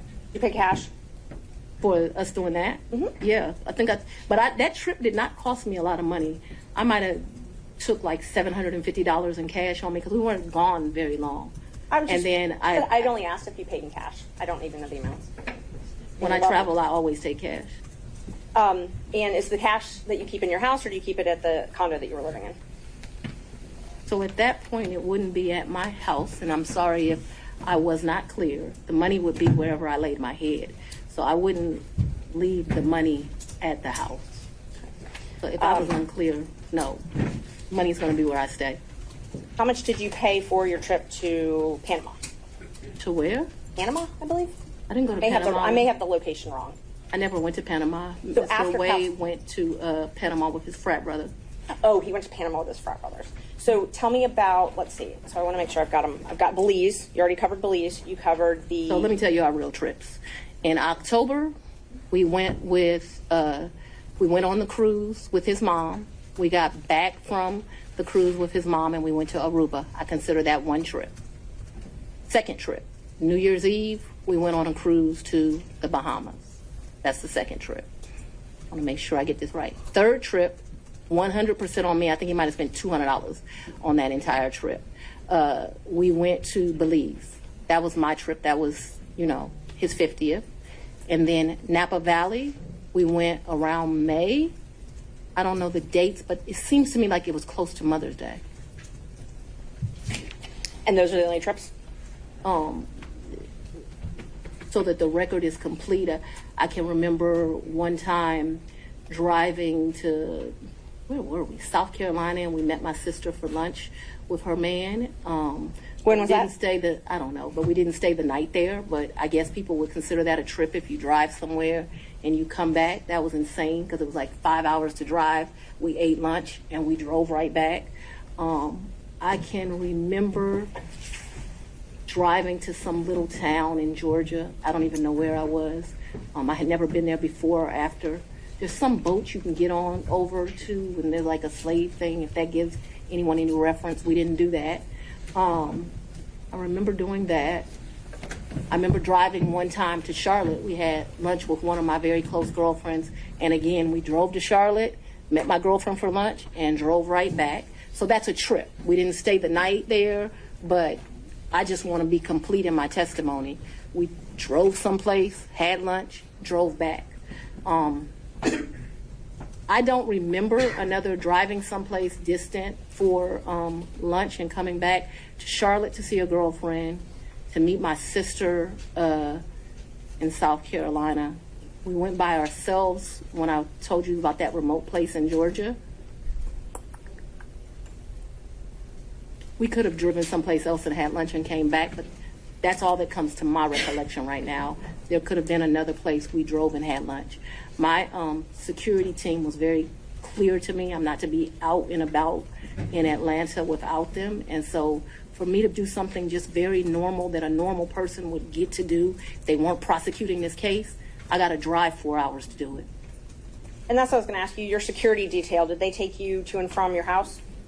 So I haven't been able to enjoy my home. Condo, I'm sorry. And March. Where you lay your head? Did they take you to and from where you lay your head? 99% of the time. Would they take Mr. Wade to and from wherever you laid your head? That has never in the history of ever happened. Ever, okay? Your security team has never taken him? From my house? That's a lie. I'm asking if they've ever taken him anywhere. And I'm telling you that that's never happened. So your security team has never taken Mr. Wade anywhere? My security team has never taken Mr. Wade from any place where I have lived and brought him here. Never. Not once. Not ever. Have they ever taken the two of you together? To where? Anywhere. Well, we've left this building and gone to lunch, but I go to lunch so rarely that is a very rare occasion. I am sure, and let me be clear, it wouldn't just be Mr. Wade.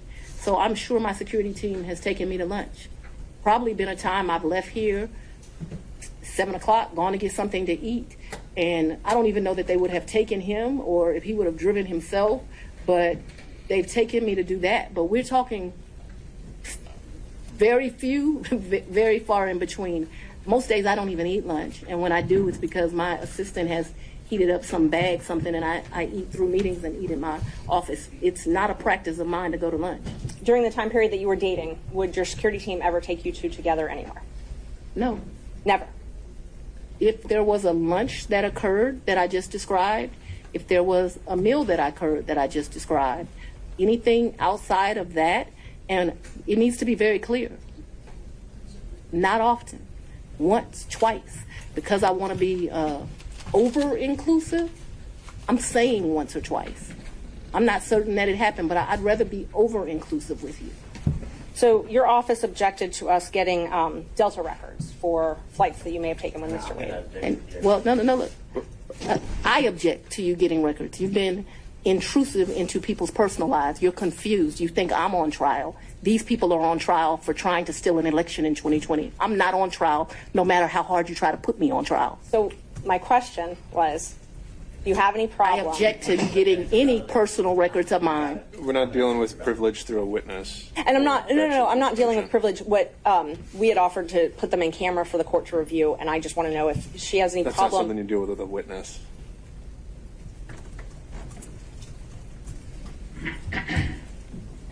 Okay, you have to file as part of your job something called an income and financial disclosure report, correct? That's correct. And you filed your first one, so you filed 2 to date, is that right? Is it 2 or 3? I probably would have filed 21, 22, and maybe I haven't filed 23 yet, because isn't it due like June of the next year? April, I believe. So you filed, let's see, you filed your first one, it looks like April 15th, 2022, and your second one, April 17th, 2023. Does that sound familiar? That I don't remember the dates, but you're an officer of the court. I'm gonna hope you're telling the truth now. May I approach the witness? You may. Thank you. I already gave the state a copy, Exhibit 20 and 21, if you take a look at those. They're part of the certified records. Can somebody bring me some? Yeah. Guys are getting a little old.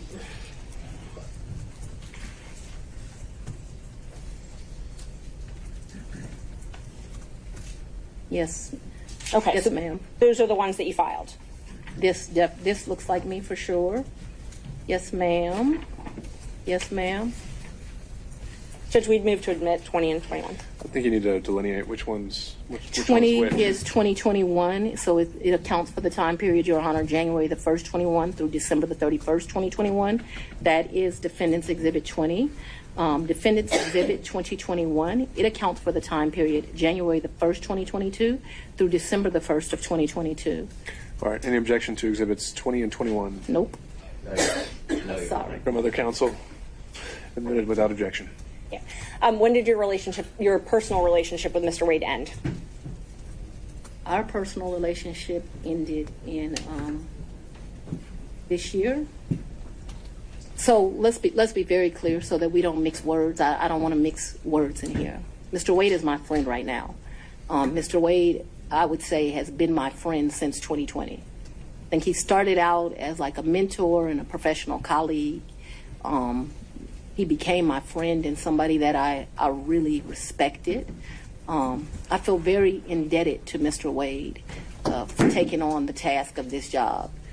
And he is certainly my friend and one of the people that I respect the most. So if you ask about a personal relationship, I consider myself to have a personal relationship right now, Mr. Wade. I consider myself to have a personal relationship with Anna Cross. I consider myself to have a personal relationship with Mr. Abadi. I consider myself to have a personal relationship with Andrew Evans. Okay, let me just clarify that. I have a personal relationship with him as we speak right now. A romantic I don't think that's what you're asking. I think that's what you're asking. When did your romantic relationship with Mr. Wade end? Did it end? Me and Mr. Wade, we are good friends. My respect for him has grown over these 7 weeks of attacks. We are very good friends. I think, but for these attacks, it would have been a friendship that, as life goes, you would have stopped having. I think that you have cemented that we'll be friends to the day we die. Let's. Could we just have an answer to the question? I can handle this, Seda. Let's have it. She asked about a personal relationship. She asked when the romantic relationship ended. That's the question. Sometime in, I'd say late summer of 2023. So I don't believe me in, this is what you're really asking about. This is the salaciousness of all of this, right? No, I'm just asking about your romantic relationship. When you stopped dating. I think that me and Mr. Wade, so he's a man, he probably would say June or July. I would say we had a tough conversation in August. And so that men in relationships at the end of physical intimacy, women in relationships when that tough conversation takes place. And where, when did he come to, I guess, the condo? I'm not sure what you called it, condo apartment. Would he come and stay at that condo or visit you there? I'm sorry, visit you there. What condo, what apartment? I want to be clear. So not your house. I know you classified one as house and one as condo, so I'm trying to use those terms. So but there's been more see, what you don't understand is because of this case, I got to move. And so I Ms. need Merchant, if you could ask a more precise question. Yes, please, give me the time period. That we're Mr. talking Wade about. visit you at the place you laid your head. When?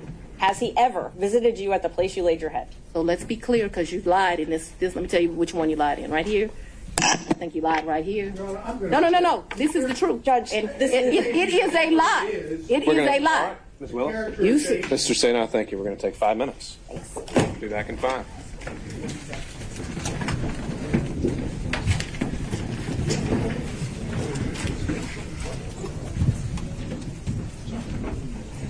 May I go to the bathroom?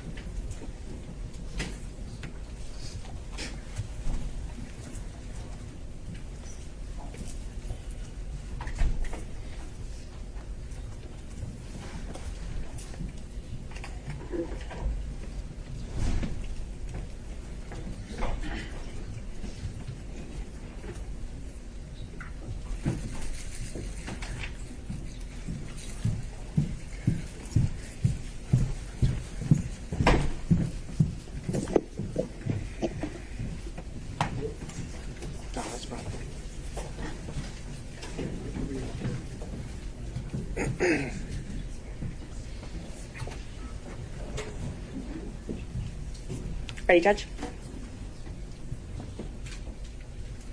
Yeah. Yeah, you go. All right, Thank you. We're back on the record. Before we proceed, though, I'll advise everyone here, this being a room mostly full of lawyers who have spent their lives in out of a courtroom. We all know what professionalism looks like, what decorum looks like, and devoting ourselves to the rule of law and proper advocacy. I would urge everyone to keep those principles in mind, starting with the fact that we won't talk over each other. And from there, we'll get through this. Ms. Merchant. Thank you, Judge.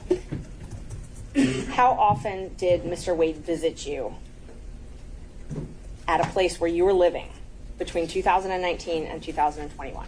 So you want to start with the lie that he lived with me in South Fulton in 2019, a home he's never been to? That's one lie you told in your document. No. Judge, I didn't ask her about that. Ms. Merchant, I want you to ask a very precise question. I think she's saying and answering that he did not live with her. So why don't we break that up into smaller parts? I didn't ask about living. But you put in your, while we're talking about professionalism, while we're talking about professionalism, she put in 3 different documents he lived with me. Full opportunity to respond. And filed that with the court. In 2019. He's never been to South Fulton. In 2019, I lived in South Fulton. He has never been to my residence in 2019, ever, not once. In 2019, he's never been to your residence, any place. I lived in my home in South Fulton before I started getting the threats that were here, a house I paid for with my own sweat and tears. I'm no longer able to live there. But in 2019, I did. And in the 2 months of 2019 that I knew Mr. Wade, 3 months, the beginning of October, all of November, and all of December, Mr. Wade never came to my house in South Fulton. Let me help you out. I lived there in 2020. He never came to my house in 2020, let alone live with me, as you put falsely in these documents. In the first 3 months of 2021, when I could still enjoy my home, Mr. Wade never came to South Fulton, and it is certainly a lie that he lived with me. So in 2020, so you said 2019, 2020. Did Mr. Wade ever visit you at a place that you resided? He has never been to my home in South Fulton. 2020 was before I knew that a phone call was going to be made and I was going to have to abandon my home. As a result thereof, he never visited, lived at, came to, or has seen South Fulton. You qualified that with your home in South Fulton. That's where I lived in 2020. In 2020, did he ever visit you at a place that you resided? Okay. I don't understand. You're going to give me guidance. In 2020, I lived in South Fulton. Okay. That's the only place I lived in South Fulton. That's before I had to abandon my home, Judge. All right. And at my home in South Fulton, he never came there, okay? So if you don't come someplace, you can't live there. Ms. Willis, I'm going to have to caution you. This is going to be the first time I have to caution you. We have to listen to the questions as asked. And if this happens again and again, I'm going to have no choice but to strike your testimony. So, we need to break this down. Ms. Merchant's question, I believe, was asking whether you lived anywhere other than South Fulton. I did not live anywhere but South Fulton, Georgia in 2020. That is before I began my prosecution of this case, and it was my plan to only live there. Did Mr. Wade ever visit you at the condo that you leased from Ms. Yurdi? He visited that condo, yes. He did? Yes. Did he ever spend the night at that condo? No. Just visited? Yeah, but he did visit for sure. Did you ever go out to eat together, other than the lunches you talked about, during 2019 or 2020? I would think that we probably went to lunch, but it wouldn't have been, let me think, 2019. I'm going to say, I don't know, I'm going to say we probably broke bread someplace in 2019. I don't remember it, but it seems like we would have broke bread sometime in 2019. So I'm going to say yes, although I have no recollection. But it seems to me like I go out to eat and drink with pretty much everyone, so I'm going to say yes. So outside of the vacations that we've already talked about, did you ever go out to dinner with Mr. Wade? I mentioned to you that I'm going to object as to what time period. Like, we're asking very vague questions. I thought we were treating the witness as hostile under 611. We're no longer doing that. So we're going to go back and forth. We need to be more specific with our questions if we're going to treat her as hostile. All right, Ms. Merchant, it's not so much. I think you can elect between leading and open-ended questions, but I think we are still wondering about, and I think we need to get back on track of focusing on the financial benefit or the relationship. And my next question about if you did go out to dinner, who paid when you went out to dinner? he paid, I paid. You both paid. Okay, so let me be real clear. We didn't say, oh, the bill is $102. You give $51, I'll give $51. I don't operate like that with my girlfriends. I don't operate like that with anyone. He caught the bill, I caught the bill, whomever. Did you ever pay him through Cash App? No. You only ever paid him through cash? What? Yes. We're talking about, I'm very confused You've now. never given Mr. Wade money through Cash App? No. The only money you've ever given him outside of a contract is cash. I didn't give him money in a contract, so that was cute, but I didn't give him money outside in a contract. What happened, no, we're going to answer it since you said it. He worked more hours than he was paid, and the county paid him for the work that he did. So don't be cute with me and then think that you're not going to get an answer. And I will ask you about the contract in a minute. I asked you about cash. Did you ever pay him anything? And I'm trying to qualify my questions.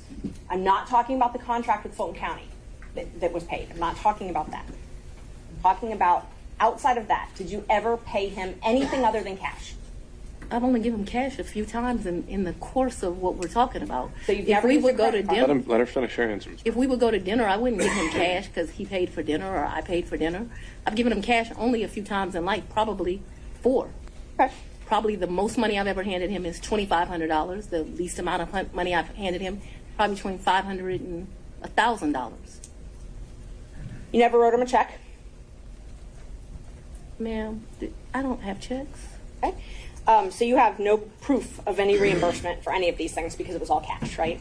The testimony of one witness is enough to prove a fact. So my question was, do you have any proof? Is proof? that what you're intimating right here? I'm asking if you have any proof that you paid him any of these The monies. proof is what I just told you. You have no written proof. Is that correct? So I have some,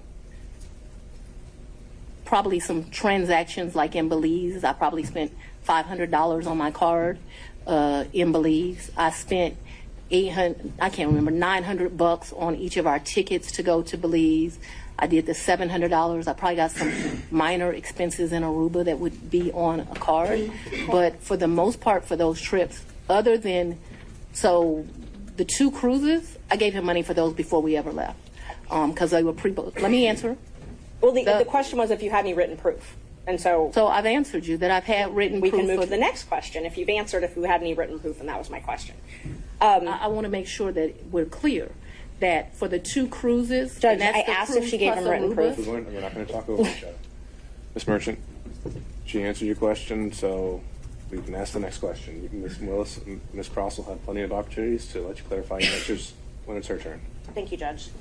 Knowing your role as district attorney, you know that public funds are scrutinized and money is scrutinized and things like that. You understand. I'm sorry, go ahead. You understand you're under a microscope. You have reporting requirements, all of those types of things. You have no record other than your testimony of the money that you've given Mr. Wade. You've already asked that question. Let's keep going. When you took office, you had a tax lien of $4,600. Did you pay that with cash when you made that tax lien whole? I probably paid through however you pay. Okay. So, but you were saying that you had amounts of cash. You still had that lien in 2022 when you were dating Wade and going on these trips. So the cash that you gave him, that could have been used to pay this tax lien off? You gonna tell me how to pay my bills? I'm going to object. This is not relevant as it relates to why we're here today. Ms. Merchant, are you trying to establish that she was insolvent in some way? I definitely was trying to establish that she did not have these mass amounts of cash that she's talking about, yes. All right. Re-ask the question. You had a tax lien in 2022, $4,600. Did you say I did? And you did not use this cash that you had to reimburse Mr. Wade to pay that off, correct? No. Okay. I went shopping too and I didn't pay it off. And you talked about, you gave a lot of interviews to some authors of a book called Fani Willis, right? I would not characterize it as a lot. I probably have spoken to them 2 or 3 times. My question is relevant as to. I think it's already come up that finances are discussed in the book. I'll overrule that. Thank you. Ms. Wilson, you can continue your answer. What came up with Mr. Wade as it relates to hearsay statements that he was asked about in relation to what Ms. Willis may or may not have said in relation to an author. So it's not relevant to the testimony that's occurring at this time. I think Ms. Merchant has said that inside the book, she also makes a statement as to her own finances, and that's at issue. So you gave interviews to the authors of this book, correct? Once or twice. Okay. And 3 times, just to be comprehensive. I don't know if it was 3 times, 2 or 3 times, I think. You were quoted in the book, and I will give you a chance to say if this is a misquote. You were quoted, when they asked you about if you wanted to run for office for DA, you were quoted, "I really don't want to be financially effed up again." Do you remember saying that? So what that refers to, My question first is if you remember saying that. I remember saying something similar to that, but I would like to be able to explain what that's in reference to. That's not in reference to anything else. It was a huge sacrifice to be district attorney in Fulton County. Huge. I was doing just fine. I had a municipal court judgeship that was paying me $100-something thousand a year, and like you got to show up twice a week. Easiest thing I've ever done in life. I also had private clients that were paying me to represent them, so I was able to have a law practice and that. Raising 2 daughters by myself, there were times in life where things were hard, and so I was telling people, I don't really run for DA. I don't want to run for DA. I'm in a good position right now. I got this easy job that I enjoy, being the chief judge of the city of South Fulton. I'm making money at the law firm, and I'm not sure that I want to make this sacrifice. And why does it always have to be me? Eventually, I prayed. I think that I was the appropriate person. I think that I did that. So when you're referring to that, what I'm saying is, why should I make a sacrifice again? And what I was not talking about is being district attorney. Once you get elected district attorney, you're in a fine financial position. I make over $200,000 a year. What I was talking about is I ran for judge. When I ran for judge, I took $50,000 of my personal money out of my retirement, and that money ended up being lost. And I know when you bet on yourself, you're going to have to bet money on yourself. And so what I was talking about was not wanting to go through the personal financial expense of running for office. By no means did I think that I was going to be financially in a bad position once I won. Let's talk about what I was up against, because it's important to understand that comment. I had a district attorney who had been here for 24 years. And people, it's very relevant as to what my mindset was about this. So I'm trying to answer your question. So what I was saying is tailored solely to finance. Right, but it is about my finances. If I didn't, nobody put me in this seat. So I had already run for office once. I had spent $50,000 of my own money running, and it was vamoose, nothing. And so when I'm talking to those offers, I'm talking about the contemplation of the sacrifice of the run, not the sacrifice of once you become DA. The odds were against me. I was likely going to lose the election based on who I was running against. So that needs to be in the appropriate context. Isn't it true that the authors also wrote, and you can dispute this if you'd like, that you were broke after that race? The 2018 race. Yes. Yeah, that was a hard race. I wasn't broke like I didn't have any.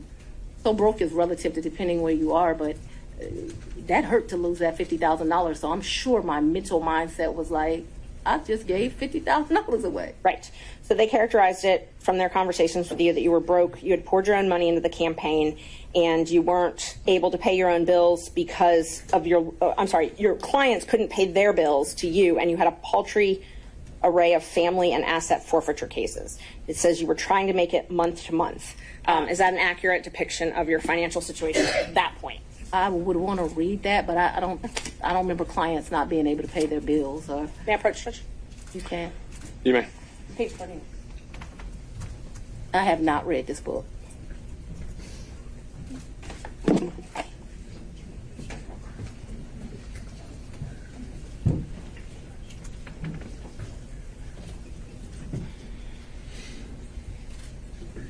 So like this fact here, her ex-husband Fred had run into a financial, I have no information I about didn't that. ask you about that. I just Okay. asked about if what they represent from their interviews with you, that you were broke and that you had clients that weren't able to pay their bills. Can you show me where that is? Because this is where you put the tab, so that's where I read. Broke, couldn't pay their bills. Yeah, I'm sure I characterized myself as broke as leaving that $50,000. I don't know that I had her nascent law practice at poultry rep. Well, you just I didn't have. Ms. Merchant. I thought I had a law practice.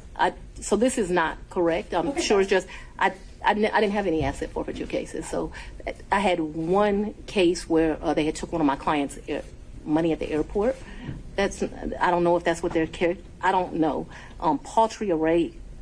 I did have family law cases. I guess that's what they're talking about. And clients who couldn't pay their bills ain't clients. So no.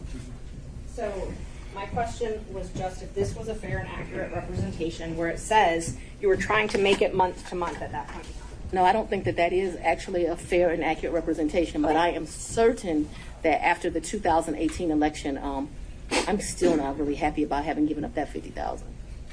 You know when you paid your tax lien? I don't. You don't? Do you know if you paid it? I know I've paid some taxes. I don't know. I don't want to speculate. Did you tell anyone at Fulton County Board of County Commissioners about your relationship with Mr. Wade? No. Did you disclose your relationship to anybody at Fulton County?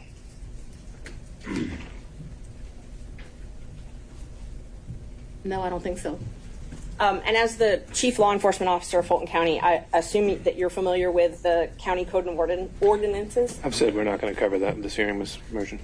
I'm sorry, Judge? We said we weren't going to cover the county regulations. Okay, and I won't. Let me ask you this then. So are you aware that you're required to disclose any relationship with someone that you contract with in Fulton County? I'm going to object to the court's prior ruling that you made this morning. Would this be different because it's a potential for impeachment? Yes. What did you ask me? Ms. Merchant, if you could re-ask the question. Okay. Are you aware that Fulton County requires you to disclose any relationship with someone that you're doing business with?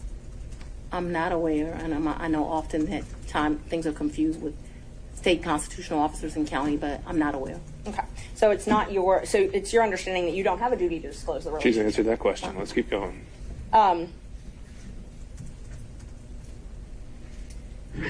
Did you keep track of this cash that you paid him at all? What are you talking? I don't understand. Did you keep track? Did you keep a ledger? Did you keep track of it? So I've only given him cash, as I mentioned, 3 or 4 times. There's no ledger. This is friends handing money off to each other. So the answer is no. I think you've already asked whether there was any written proof whatsoever, and she's Yes. answered that. Okay. So we've covered this. Let's move on.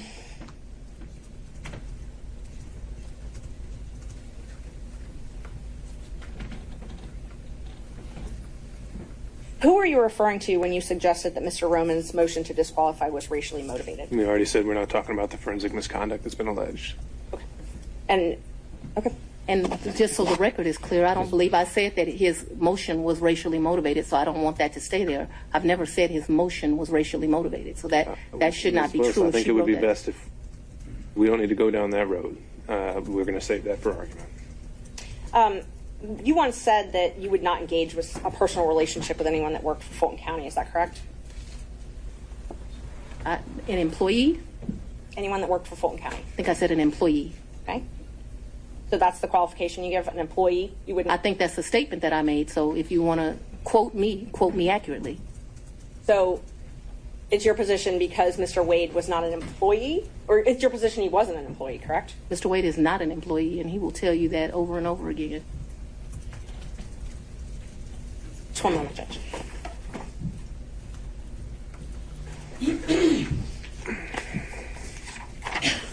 I'm sorry, the statement, just so I make sure I accurately quote you. What you said was you won't sleep with people who work under you. Do you not consider Mr. Wade working under you? I consider Mr. Wade to be an agent. An agent? Yeah, All right. an appointee is what I really think of him as. Your point, whatever merit it has, Ms. Merchant, is on the record. Thank you. Next question. All right. Do we need any moments in a minute? Mr. Sadow. No, I'm ready to go, Your Honor. All right.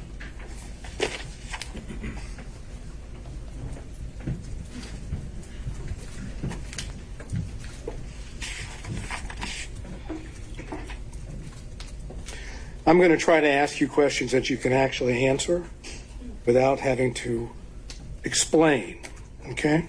Yes, sir. My comprehension skills are pretty good, so we should do all right. We shall soon see. If I heard you correctly, you moved into what I will refer to as the Yurti condo in either March or April of 2021. Is that correct? Sometime between late February and April. Yes, I don't. Just so we're clear, yes. But in that time period, you're in the ballpark. We're in the ballpark. And is that Yurti condo, would you say that it is in Hapeville? It is in Hapeville, yes, sir. And you moved in there for safety reasons? My father, yes, I moved in there. We were concerned. My father was terribly concerned about me continuing to live at the house. And so that we're clear, people came to my house at 5 o'clock in the morning about the police brutality cases, saying I was going to have a wake-up call. There were security threats due to gang cases, and there were concerns due to that was at the very beginning of this, looking into that. And so for all of those reasons and what was happening, my father wanted me out the house, and begrudgingly I left. Okay, so the answer to the question was yes for safety reasons, correct? Those were all of the things that caused the safety concerns. I'm sorry. I'm not questioning whether they are or are not safety concerns. I just asked that you moved into this condo, the RT condo, Right. for safety reasons, right? Yes. Okay. At the time that you moved into the condo, be it from February to April of 2021, Yes. was your father still living in your house? Right, because my father. That's all I ask you. But I get to explain the answer, sir. I don't know if there's an explanation. If I ask you, was your father still living at your house, the answer is either he was or he wasn't. Yes, but you are going to get to argue at the end of this, as we both I'm know. not going to argue And so anything. I I'm would going to like ask. To be able to explain why. I'm going to. So yes, because my father is an older gentleman, he was worried about COVID, and he stayed. Ms. Willis, I'm going to have to say that's the second time. Whenever we have to put a pause, we stop testifying, okay? You'll have a chance to explain yourself. The question was whether your father was not staying there at the time, and you're clarifying that in your answer as well. You can have a brief clarification, but it shouldn't be something that reaches well beyond the question. All right, Mr. Sadal, you can re-ask the question. We'll see where it takes us. Okay, thank you, Your Honor. Was your father still living in your house at the time you moved to what I would refer to as a Yurti condo? Yes, sir, he was, due to his concerns related to COVID. Okay. The safety concern was that there was potential danger at your house. Is that correct? Yes, my address had been exposed, so yes, there was concerns about potential danger at my house. Okay, so anyone staying at your house in the time period after you went to the Yurti condo was still in danger, correct? Yeah, what? No, he did. I think you have to. It's your attorney, Ms. Willis. Sorry, Mr. Bott, your objection is speculation. Yes. To the question of speculation. Whether someone was still in danger at her condo. Just let her answer the question. Or Mr. Sadon wants to rephrase. So No, I was able to understand it. I've got the objection, and then I have. I'll withdraw the objection. We can move forward. Okay. So, and I don't remember the question, so I can answer it.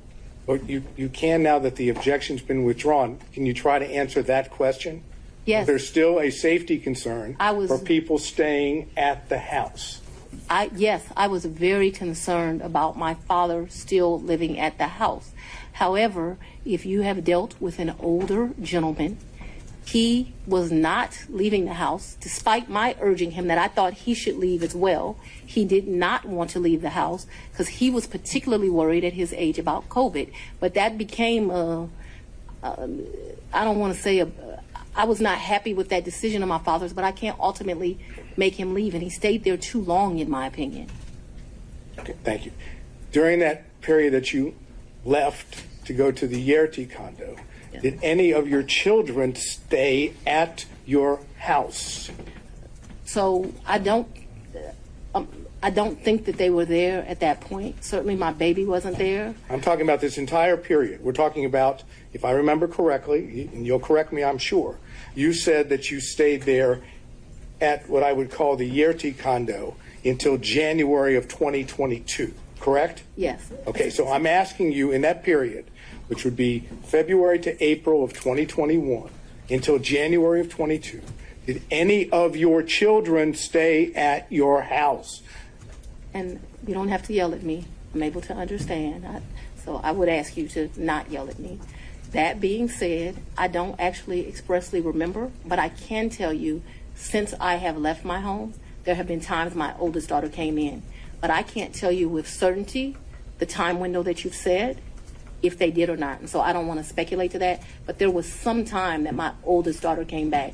Whether it was that period or after I left the Yerty residence, I'm not sure, okay? Okay, so if I continue to go into more detail on this, you're not going to be able to give me an answer of whether or not, in fact, any of your children were still at the house or stayed at your house during that time period, correct? What I can give you clarity of, so that we are clear, is from the time I moved out in February-ish of 2021, after I left there was a time period that my oldest daughter came back. But if you're asking me, was it in that window or after, I just don't have a recollection of that because, you know, your kids come and they go. And so I don't remember the specific time period, and I apologize for that. Did your children ever stay with you at the Yerty condo? Like maybe a night. Okay. Like for a girls' night or something, but live with, no. Okay. Did anyone else stay with you at the Yerty condo, including Miss Yerty? Never. Miss Yerty never lived in the condo. She met her husband and they moved. They weren't quite married, but they moved.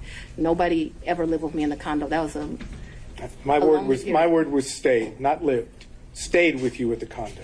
I guess I don't understand the distinction, but no one ever. I think my baby's my oldest child. I think she spent one night with me, maybe my oldest and my youngest. But I think that whole time I was in that place, other than that one night, I don't think anyone ever, this was a very lonely period in my life. I don't think anyone ever spent the night other than maybe one night. I remember a picture of my baby sitting on the couch in that place, and I'm thinking she spent that night. But just a very lonely time in life. Okay. We'll stay with the lonely theme just for a minute. Did Nathan Wade visit you at the Yerty condo from the time you moved in until he was hired on November the 1st of 2021? So I moved out of that condo, but during that time period, I'm sure he came to visit. He came to visit. I can remember us going, I think the restaurant's Lickety Split. I can remember him picking me up, going to Lickety Split and ordering some food and coming and sitting at my table and eating. So I remember times that he visited me at that condo, yes. Okay, could you give us an approximation of how many times Mr. Wade visited you at the condo between the time you moved in and prior to November 1 of 2020? I don't think often, but I don't want to speculate. Can we say more than 5, more than 10? I'm going to tell you the problem I'm having here. Let's say more than 10, but I'm not sure that that's even accurate. He certainly has come and picked me up, gone to grab some food to eat. I don't remember him being in that condo a lot. Okay, that's your I'm sorry. You want a number, and what I don't want to do. Giving me your current and best recollection is all I'm asking for. That's all I can give you, sir. How many times did any of the prosecution team, how many times did Anna Cross come to that condo between the time you moved in and November 1st of 2021? I don't think Anna's ever been to that condo. What about any other prosecutor that's involved in the prosecution of this case? I don't think any of them have. Just Mr. Wade? That's correct, sir. But it was a lonely time. Oh my God, that 2021, I have a lot of guilt about this time period in my life. Let me tell you why. But yes, it was a lonely time. Okay. I was very appreciative to the citizens for giving me this responsibility and this duty. But what I very, very quickly learned is that this is a very isolating job, and 2021 was a lonely time. I turned 50 in 2021. That's probably one of the worst birthdays I've ever had. I spent it alone. So I have a clear recollection of 2021 being lonely. Okay. Did Mr. Wade ever visit you at the condo, the time period I'm talking about, prior to November of 2021, when Miss Yerty was at the condo? So Miss Yerty and me, we didn't share the condo at the same time. So the answer would be no. Well, we never stayed there together, so it's an impossibility. It's an impossibility. Yeah. Okay. Now, Miss Yerty, because we need to get clarification on this. Miss Yerty stayed in that place. There may have been a time that me and Mr. Wade visited, like went and saw Miss Yerty, but me and Miss Yerty never lived there together. Just so we're clear. Well, maybe that was clear, but I'm going to have to try again. Okay. Was Miss Yerty still living in the condo when you moved in? Not a day. Okay. So what I'm That was talking another misrepresentation in this. We never lived together. I never lived with Miss Yerty. My question, though, I'm trying to understand Okay. that after you moved in to the condo, Miss Yerty she was out of the condo, right? She got a house. That's all I'm asking. She's not in the condo. We never stay, Miss Yerty and I never stay a day together in the condo. All of her stuff was out of the condo, and all my stuff, some of my stuff, not all of it obviously, was moved into the condo. So we never stayed there together. No, sir. All right. So when I ask you about Mr. Wade visiting the condo, when you were staying there, Yes. Miss Yerty wasn't staying there, correct? That would be correct, yes. She wouldn't be at the condo, correct? No, she would not have been. It would be you and Mr. Wade alone at the condo, correct? Yes. That is, there weren't any other witnesses to Mr. Wade and you at the condo, correct? Yes. No security, none of your security detail. I'm going to object. She said it was just her and Mr. Wade. You made your point, Mr. Sadow. Let's move on to the next one. Yes, Your Honor. Who in the prosecution team, prior to, I guess, the motion being filed by Defendant Roman, who in the prosecution team knew of your personal relationship, and now I'm talking romantic, with Mr. Wade? So, sir, I am extremely private. All I ask is who knew. It's not. The answer is no one knew, that's fine. No. I ask you who knew. You Let me just tell answer you it this. and then explain, Ms. Willis. I am very private. When I supervised Mr. Body and Mr. McAfee, they didn't know who I was dating, but I can assure you I was dating somebody. So that I kept something private, that's my private life, is not any mystery to anyone.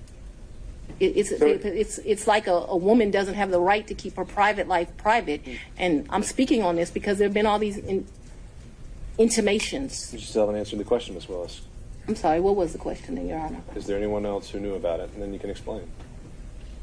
I don't know. I don't think so. I certainly didn't go out telling my business to the world. Okay, so, the best of your recollection, you didn't inform anyone on the prosecution team that the individual that you had chosen to lead the prosecution team had a personal relationship with you. So Is that correct? That's inaccurate. Your question is inaccurate. What? Because you stated that the person I chose, we had a personal relationship.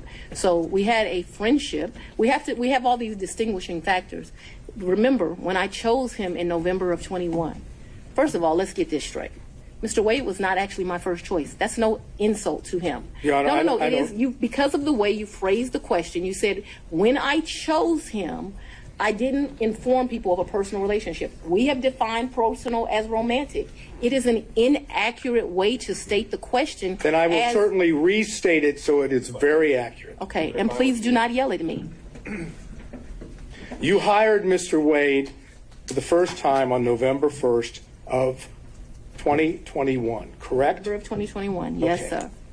Your testimony is, whether one accepts it or not, your testimony is that at the time you hired Mr. Wade, there had never been a romantic relationship with Mr. Wade before you hired him, correct? Yes, my testimony is that we were very good friends, but not. But we're talking about sex, so let's just don't. Well, No, I'm not talking about, I'm saying romantic relationship doesn't necessarily have to be just sex. Well, It can I be don't- dating, it can be holding hands, it can be any of those things that one might call romantic. I'm asking you whether or not prior to November 1st of 2021, there was a romantic relationship with Mr. Wade. It's very simple. It's either a yes or a no. I don't consider my relationship with him to be romantic. Before that, I'm not a hand holder, so no. Okay, that's fine.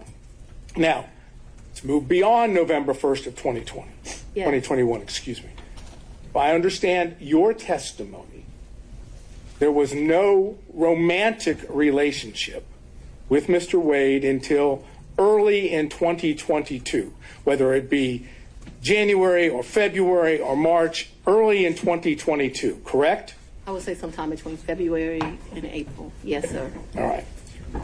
Now I'm asking you about that time period when it became romantic. Yes, Okay? sir. Thank you. Okay. You didn't see the need, if I understand, to tell any of the people on the prosecution team when you had established a romantic relationship with Mr. Wade that the lead prosecutor, that is the man that was basically giving orders to others, was dating or having a romantic relationship with you, correct? I'm going to object to relevance at this point, Your Honor. It's not relevance.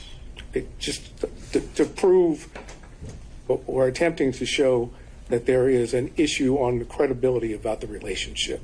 The failure to have informed anyone on her team that she was having a romantic relationship with the lead prosecutor, I suggest gives rise to that inference. That's the relevance. The inference that that they were concealing this because it was not as it's been characterized to the court, and that in fact it started earlier than what they say. All right, overruled. Mr. Sadow. I just want to make sure that we're clear.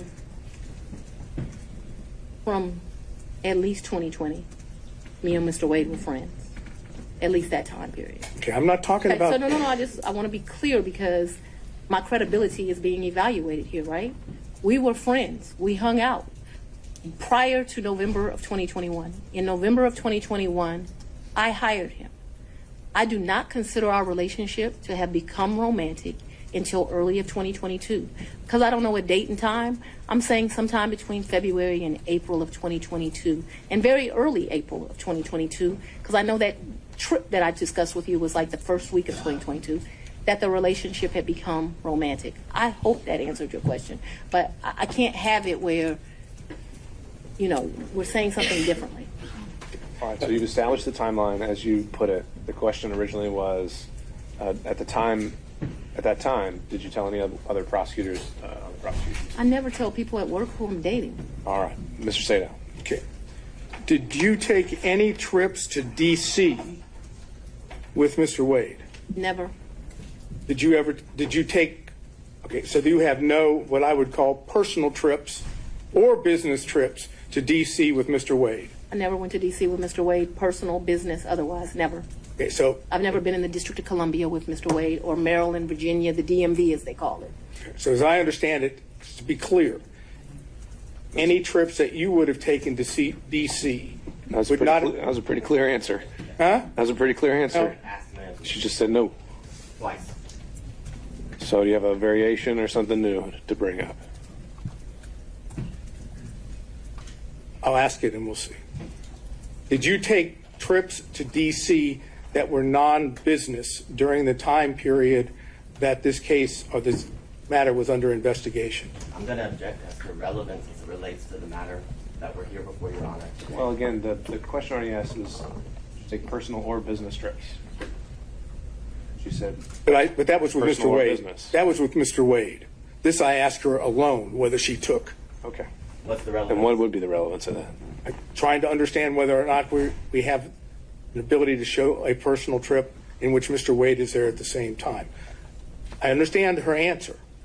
Okay, I understand her answer, but we have documents, we have records that. Your Honor, I'm going to object to the documents, the things that Well, this could be something that's maybe not part of the record yet, but if he has I think there have been other things discussed in this case, and they have evidence that Mr. Wade may have been in D.C. at the same time. If you want to ask about that exact specific date, Mr. Sadon, you can do that. I would reference to the court that was not asked of Mr. Wade.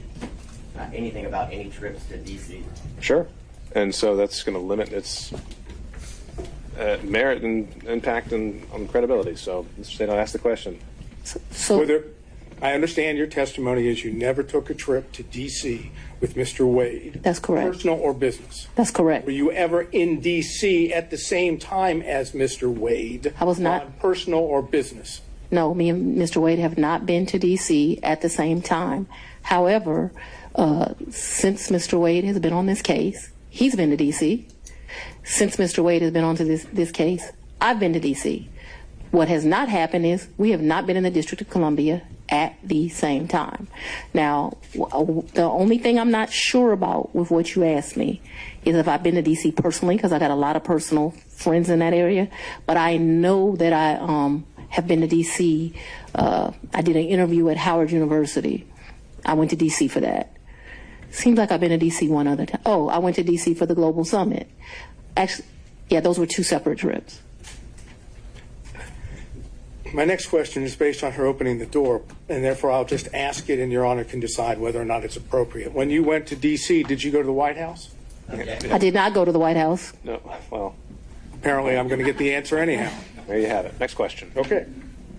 You indicated your best recollection was that your relationship with Mr. Wade, the romantic relationship, ended, you left it in August of 2023. That sound right? That's the hard conversation. That's not the... We've covered this. Next question. And you characterized it as a tough conversation, correct? Yes. Okay. I'm not going to get into the conversation per se. You should. Well, if he doesn't want to, we won't go there. So, Mr. Sadon, next question.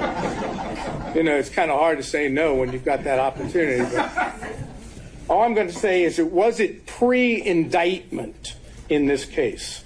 So we know the timeline that the indictment was delivered. Okay. Well, but, actually, and so that we're clear, the physical relationship ended pre-indictment. And is that when you were talking about the tough conversation? But I'm not sure that the tough conversation didn't happen until after, but the physical relationship. So I'm sure if you ask Mr. Wade, because he's a male, he would say we ended June or July because physical contact ended then. Just in my mind, being a woman, it's over when you have that like hard conversation. I just think women and men think differently. And I think the answer, Mr. Sadon, to your question was she's not sure whether it was before or after the indictment. Well, I'm not sure that was her answer, but let's see if I can get specific. That is what I said. That's what I said. I'll let you. Next question, Mr. Sadon. If you need to clarify. Want to say one more? The romantic relationship ended before the indictment was returned. Yes or no? To a man, yes. Well, to a man, yes. To you, no? She's explained this, Mr. Sadon. She's explained this. And did the forthcoming indictment have anything to do with that? Ooh. Or was it just a coincidence? Mr. Let's go on and have the conversation. I just asked you whether or not it was a coincidence. Had absolutely nothing to do with this. It's interesting that we're here about this money. Mr. Wade is used to women that, as he told me one time, the only thing a woman can do for him is make him a sandwich. We would have brutal arguments about the fact that I am your equal. I don't need anything from a man. A man is not a plan. A man is a companion. And so there was tension always in our relationship, which is why I would give him his money back. I don't need anybody to foot my bills. The only man who's ever foot my bills completely is my daddy. Is there anything else you would like to add to that? No. Sure. But I'm sure we'll talk about it further. No, we're not going to talk about it further. All right, no back and forth, Mr. Sadon. Next question. My next question is something that that has to do with what I've characterized as the church speech. Let me just tell you what the question is, because I know that's not something. Preserve it for the record. Huh? You can preserve the questions for the record, but then we'll move on. That's correct. Thank you. when you gave what I've referred to as the Martin Luther King weekend church speech, you know what I'm referring to? A great honor of mine. That's a historic African-American church. Yes, I do. Okay.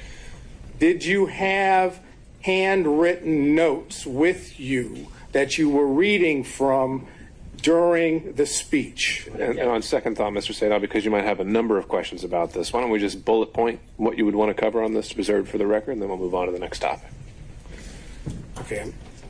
Since I had laid out before that the forensic misconduct isn't a subject So of the do I evidentiary not get hearing. an answer for that? That's right. Okay.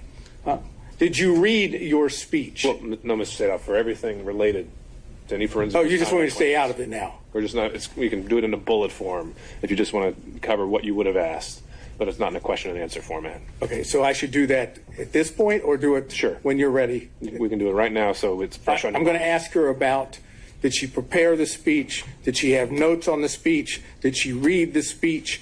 When did she do this? When did she write the speech?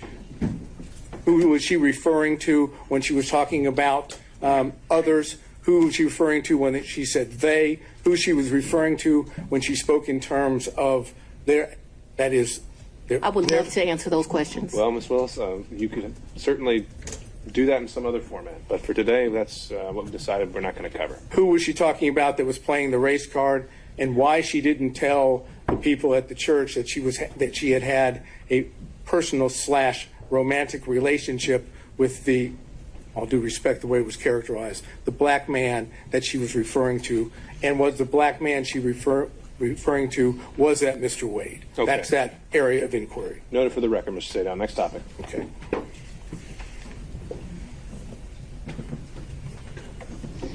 I realize that you've testified that you have no records with regard to cash payments. Yes. Correct? Mm-hmm. Would your bank records reflect that you withdrew cash from your bank accounts during the time period of 2020, 2021, 2022, or 2023?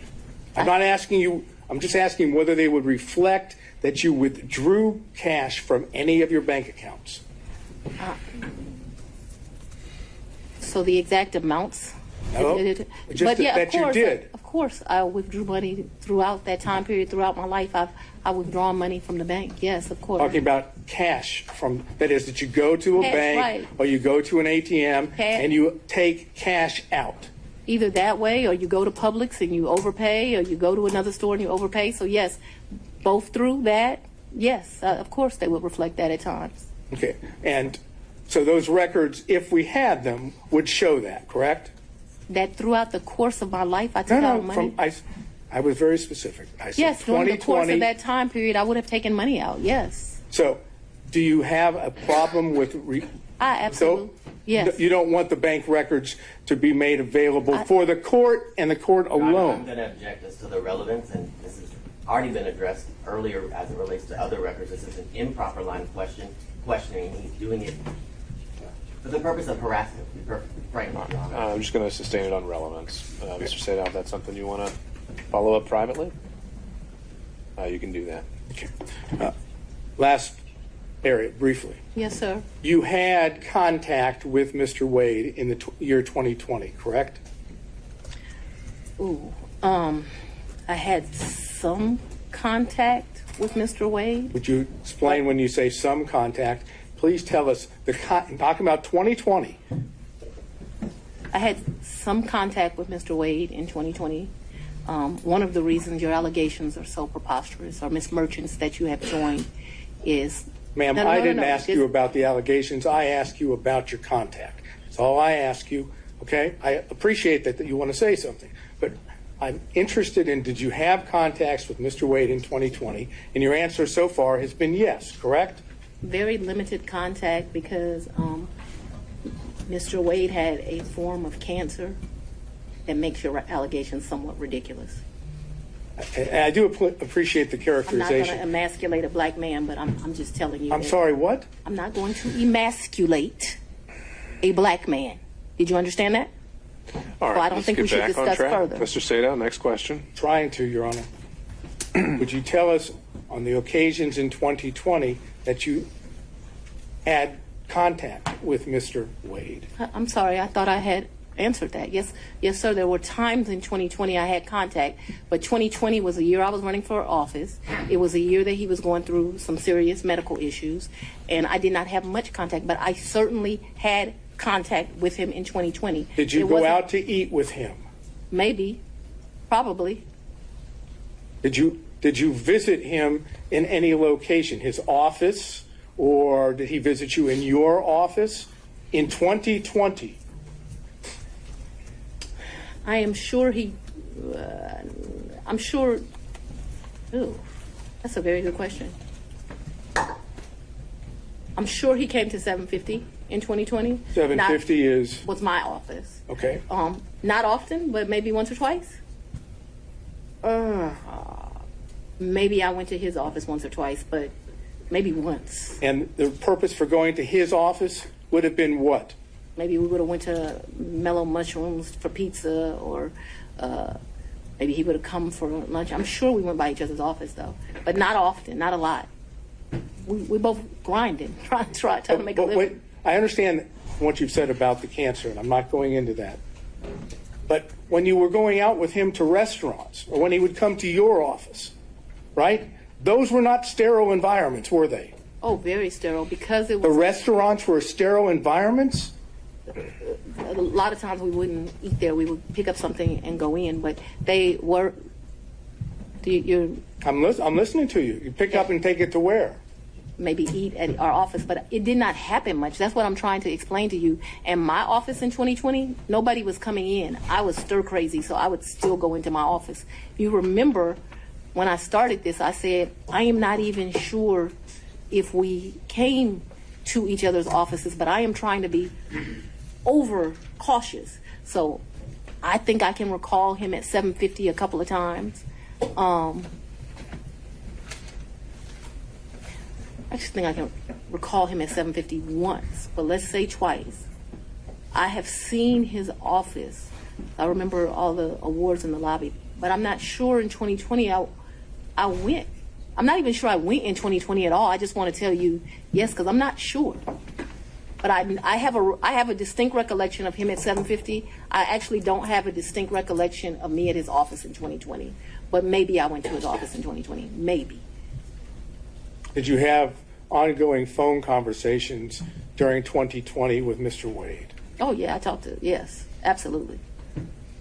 Yes. Yes, no question about that. No question, I talked to him on the phone in 2020. I understood, and this is, maybe I was confused. The Belize trip was for his 50th birthday. His 50th birthday, and that was in March. He turned 50 March 18th of 2023. If you look at the dates of the trip, I think we were there about 6 days. We stayed at 2 different locations. And you paid for it? 100%. He said, I paid for the hotel, I paid for the flights, I had a birthday luncheon for him, I paid for massages, I paid for everything. And would those payments be reflected on your credit card? For the cash. You paid them in cash? Cabs. I was telling you all the different things. I'm asking you whether or not those payments would be reflected on credit card bills of yours. So there was about $500 that I think is reflected on a debit card. What my recollection is, I took about $4 in cash with me to that. 400 or 4,000? 4,000. But I remember I handed him $2,500, and then the rest was just the money we spent. I probably gave $300 or $400 to this guy who was a taxi driver. He would drive us every day around the 2 or 3 days we went. Took him to eat like it was my trip money. And you had, to be clear, to end this up, the 4,000 that you've just told us. But I didn't give it all to him. Remember, I only gave the $2,500 to him. I didn't ask you that. I was going to ask you that 4,000 is part of your, my words, cash hoard that you had collected over time. Cash what? Hoard, H-O-R-D-E. Oh, I thought you said something different, sir. No, I'm afraid I wouldn't say that. Any circumstances to you or in court. All right, back on track. So hoard, cash hoard. I would not classify it in that way, but I have money at my house. Yes, sir. Okay. And the money, when you had money at your house? I'm speaking too loosely. I had money wherever I was staying. So I was not referring to my house in 750. I'm saying I had money wherever I was laying my head. Yes, sir. That was my fault that I wasn't clear. Okay, so when you were at what we said the Yerty condo during the time period we've always discussed, that's where you would keep your cash. When I stayed there, yes. Okay, that's all I have. Thank you. All right, I want to see if we can get through a few more defense counsel if possible before breaking for today. Mr. Stockton.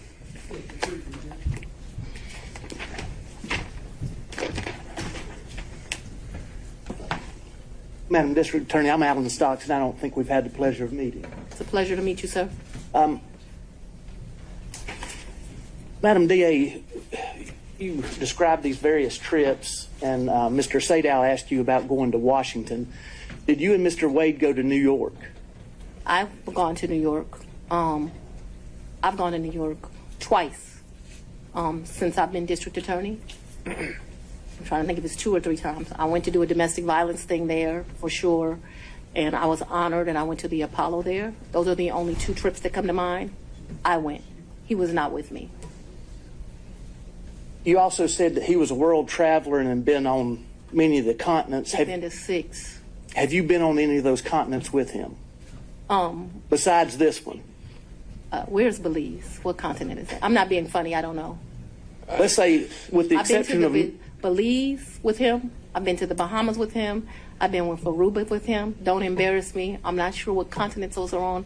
Whatever continents those are, that's where I've been. I'm sure if I gave it some thought, I would tell you. But whatever continents those are, that I've been to those locations, sir. But not Australia or any other continents? I don't even want to go to Australia. I do know he took a trip in December to Australia. I have no idea, I don't know anything about that trip. When Mr. Wade began working with your office, yes, he had 2 other gentlemen that worked in his firm with him. Is that correct? Yes, Terrence Bradley worked for him, and Chris Campbell worked not for him. They worked with each other. Did you understand what their partnership arrangement was? No. Did he ever make you aware of how fees were divided or anything? No. Now, since you have been district attorney, the 2 gentlemen that worked with Mr. Wade and his firm, they also had contracts with your office. Is that correct? I probably had Well, I don't know if we've covered this to Ms. Willis, but I still don't know what the relevance would be of her testimony to this. But I've had about 10 people. Oh, I'm sorry. Do you want me to answer Let's or figure no? this out. Judge, respectfully, I think based on Mr. Wade's testimony, he had an interest in those contracts. Sure. And then, but how has that been imputed to Ms. Willis? I don't know whether or not she knew she was giving him that benefit. That's what I was trying to explore. Okay. Well, maybe we can start with that question, and then if she doesn't know about it, then the ins and outs of all the contracts wouldn't be quite as relevant. Judge, to lay a foundation for that, though, Let's see where it takes us. Go ahead. The 2 gentlemen that were in Mr. Wade's office, did they have what I think has been referred to as a taint contract? So let me be clear, and I may get the names wrong. When I first became DA, the office was not properly staffed. And so I'm surprised any lawyer would take it, but I did a contract for like $60 an hour to help us out with first appearance. That lasted a few months. Okay, so I can't remember if Bradley or Campbell had that. I'm sure we can have records and I can tell you which one, but I just can't remember now. I liked their experience. Bradley had been a probation officer and a defense attorney. Campbell had been a police officer and a defense attorney. There's a reason I'm telling you this. Then that contract, like I said, it didn't last long. It was just, I was aggressively hiring. As soon as I got where I felt like I had first appearance, enough lawyers for that, I let them go. Then we had what's called a filter contract, but it was not filter for this particular case. I do have a lawyer who does the filter for this election interference case. When we're talking about filter, the contract they had that neither one of them has any longer, I now have another lawyer that does that for me. It was only for police brutality cases. It's for what I call the, so when I first got to be the DA, I had, the whole unit was called anti-corruption. It dealt with both elections and police brutality cases. I actually took a trip to Houston and visited the district attorney in Houston. They divided their work up, and I thought the way she was doing it was better than me. And so I made a civil rights unit. And so they did what we would classify as civil rights cases. Those are specifically the police brutality cases. When I first took over, I was told Paul had not filtered 5 cases. That was a joke. It ended up being the 101 cases. They weren't filtered, which is why I hired 2 of them. Eventually, we got it down enough that it was 1 of them. And then now I still have 1 lawyer that does it, but now I've been able to cut those cases down to like 30. Can you tell me and help me understand what the purpose of the filter is? Yes, sir. So what a filter is police officers make statements in the line of duty, and you are not allowed as the prosecutor to know what those statements are if they're done in the furtherance of their employment. And in fact, if you know what those statements are, you're basically disqualified from the case. You can't have it anymore. So what our policy is, I think I pay them like a $50 flat fee. They pick the case up directly from the GBI because that's where those cases go to.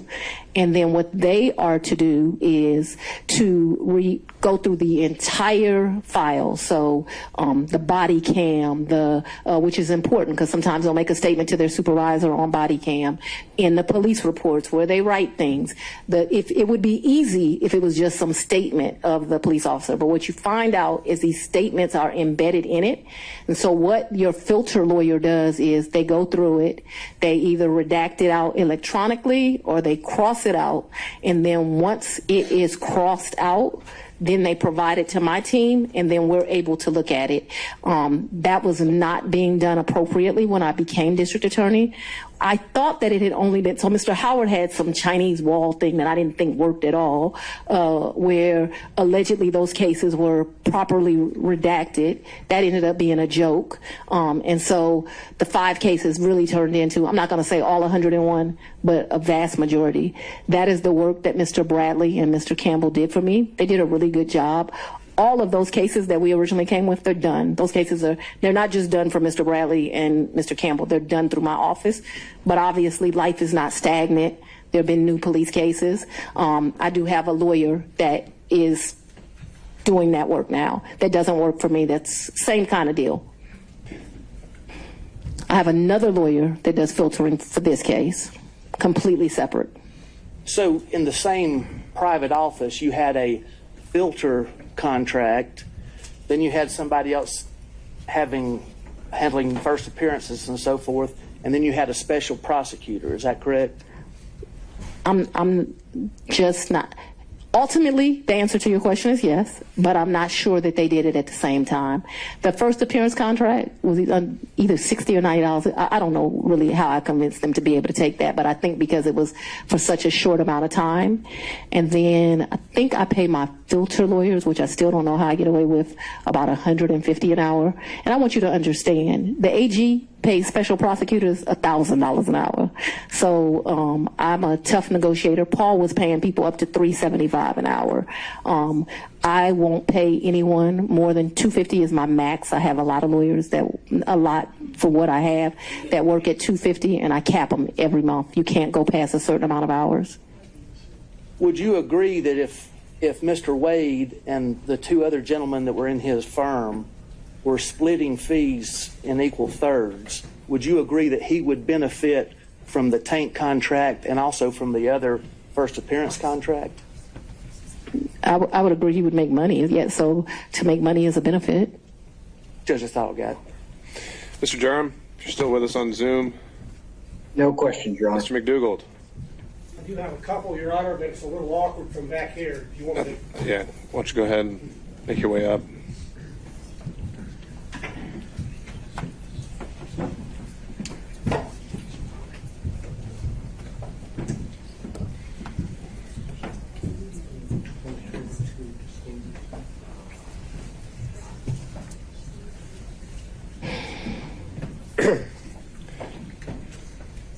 Good afternoon, Ms. Willis. How you doing? I'm very well. How are you, Mr. McDougall? I think this is our first in-person meeting, correct? Second. Second? Well, I apologize for not remembering you more clear. That's quite all right. I'm referring now to exhibit number 21. Yes, sir. Which was your financial disclosure form for 2022. Yes, sir.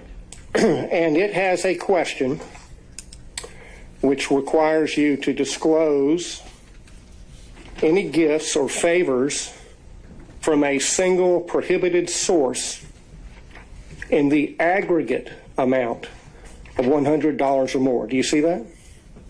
I don't, but I believe you. It would be on page 2 in the middle, paragraph number 3. Yes. And what is your understanding of a prohibited source for purposes of this form? I believe there's some classification of somebody you like don't have a personal relationship with that gives you $100. All right, if you look under there at subparagraph 2, Romanet 2, it defines it as someone that you know or should know is seeking to do or is doing business with the county, correct? Yes, but yes. That includes Mr. Wade as of the date you filled out this form, correct? Yes, but he never gave me a gift of $100 or more. The only thing that I would say maybe went over that, but I don't think it ever did, is if we went to dinner and my meal was $100, but I don't think I've ever eaten $100 worth of food at a restaurant, because I would not pay him back if we went to lunch or went to dinner. But trips, I paid him back for. You know, I never thought about the money until y'all brought it up, and I would be less than honest that says I was giving him the money back because I was the district attorney. I didn't take gifts from him for a lot of personal reasons. Anyway, I did not take gifts from him. And so your reason for not disclosing any gifts from Mr. Wade on exhibit number 21 is that the aggregate amount on a net basis was less than $100 in the year 2022. Is that correct? I did not accept a gift of him of more than $100 in 2022. The one exception to that, because I want us to be clear, is we probably went out to eat multiple times in the year. If you're considering eating a meal, you know, because we went out multiple times, that probably went to the level of more than $100. But if we're doing tit for tat like that, I probably paid for as many meals as he paid for. And so I did not receive any gifts from him. The question on the form, I understand the question. The aggregate in excess of $100, and your testimony is that you did not receive in the aggregate more than $100. All right, Mr. McDougall, you can sit down now. I don't believe she answered that question, Your Honor. She answered as to specific individual gifts. And you're not listening to my answer either, so we're done. Very well. Okay. Mr. Rice. No further questions. Mr. Gillen.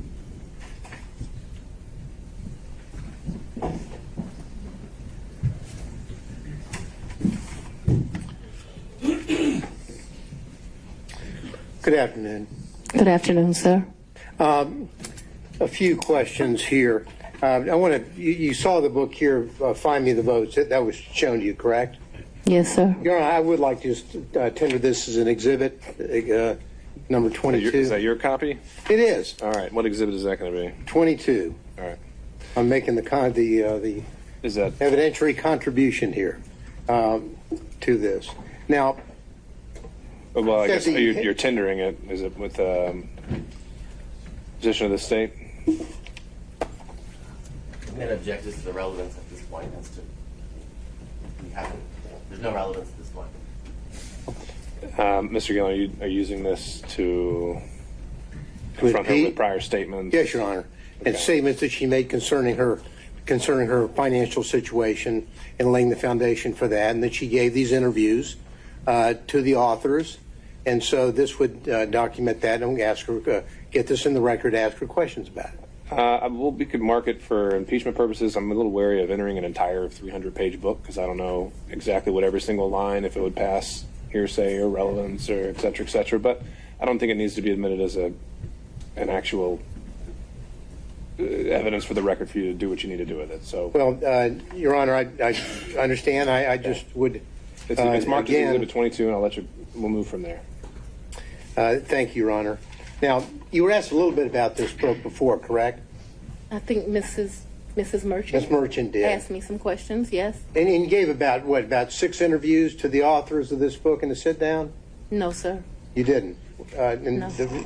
Was it? She answered how many interviews she gave, in her opinion.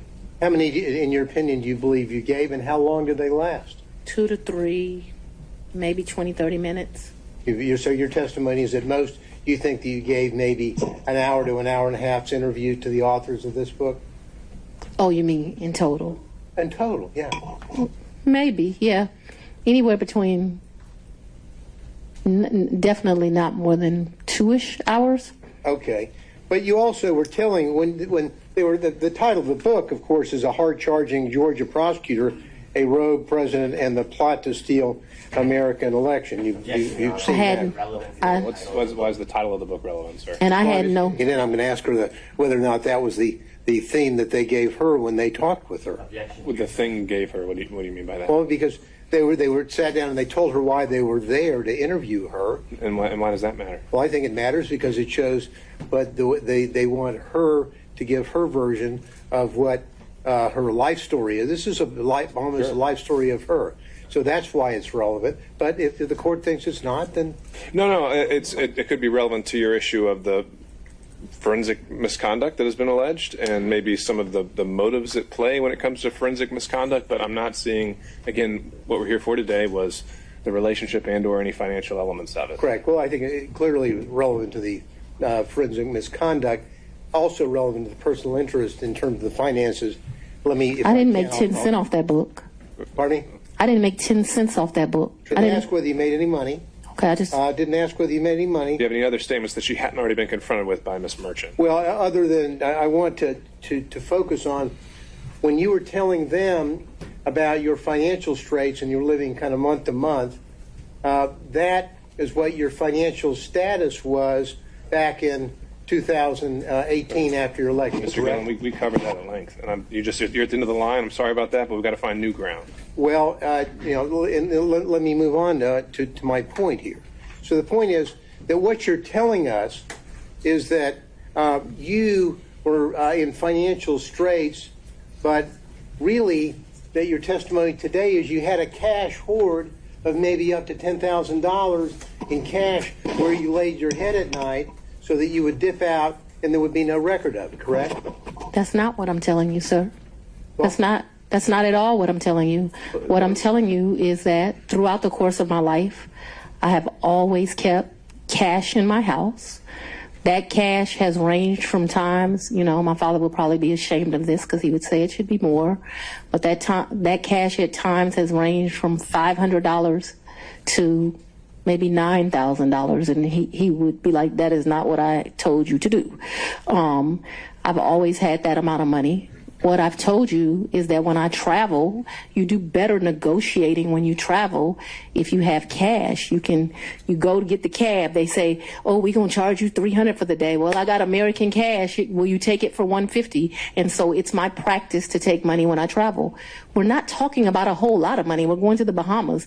$1,500 in cash is in my pocket, or at the most $2,500. Belize was actually probably the most money I've ever taken. And it was taken because it was a big deal. My 50th birthday sucked. His 50th birthday, it sucked. It was terrible. No. Your Honor, and I'd so like to get back to some questions here. I'm trying to answer it. I think it would help if we. So let's move to the specific yes or no's here. Have you told us today that you would keep a cash hoard in your residence up to about $9,000? Yes or no? And throughout the course of my adult life. And so let's even be more specific than that. Probably from the time... Your Honor, I'm only asking for yes or no rather than speech. We have already covered this, so I but need yeah, to but get I'm to trying that point. to, I know you're laying the foundation, but it's already been laid. So yes. The filibuster is here. I'm trying to move through the filibuster. Yeah, but we're not talking about a lot of... And so it could be $2,000. It could be $1,500. It could be $7,500. It just depends on what you're doing at that time. What I'm telling you is when I traveled, I took cash.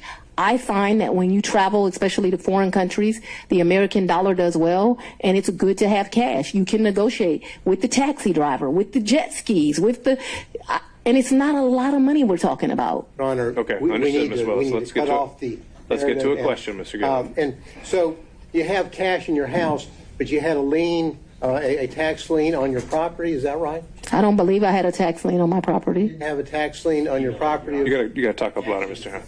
Okay, we already covered that, Mr. Gillen. I need new ground here. I'm asking the question. I'm trying to figure out how someone can have a tax lien. Then ask that question. But not use the money that they allegedly said they have. Well, I think Ms. Merchant asked that exact same question. She said she didn't use the money to pay her tax lien. So what's your question that's new? So I was going to build on that to say. No more building. It's already built. All right. It's the same way you pay a bill. So just put the top on it if you need to, okay? It's the same way you owe a bill and go shopping. Well, now, have you ever used, did you say earlier that you used Cash App? When I would pay Robin Bryant, I used Cash App. What is Cash App, for the record? I don't need to know that for the record. Let's keep going. Well, so if you're paying Robin with Cash App, why aren't you paying, allegedly paying Mr. There's no alleged here. Why aren't you paying allegedly Mr. Wade with Cash App? I don't think Mr. Wade does Cash App. Did you ask him? I think he's told me he doesn't do Cash App. Okay, so that's the reason why you didn't use Cash App. He's sitting next to me. I hand him the money. Because there would be a record in Cash App of your making payments, correct? Yes, but I didn't think that I was making a record in a personal relationship. Because when you're filing your, and I know that I'm going to move into this financial statement here.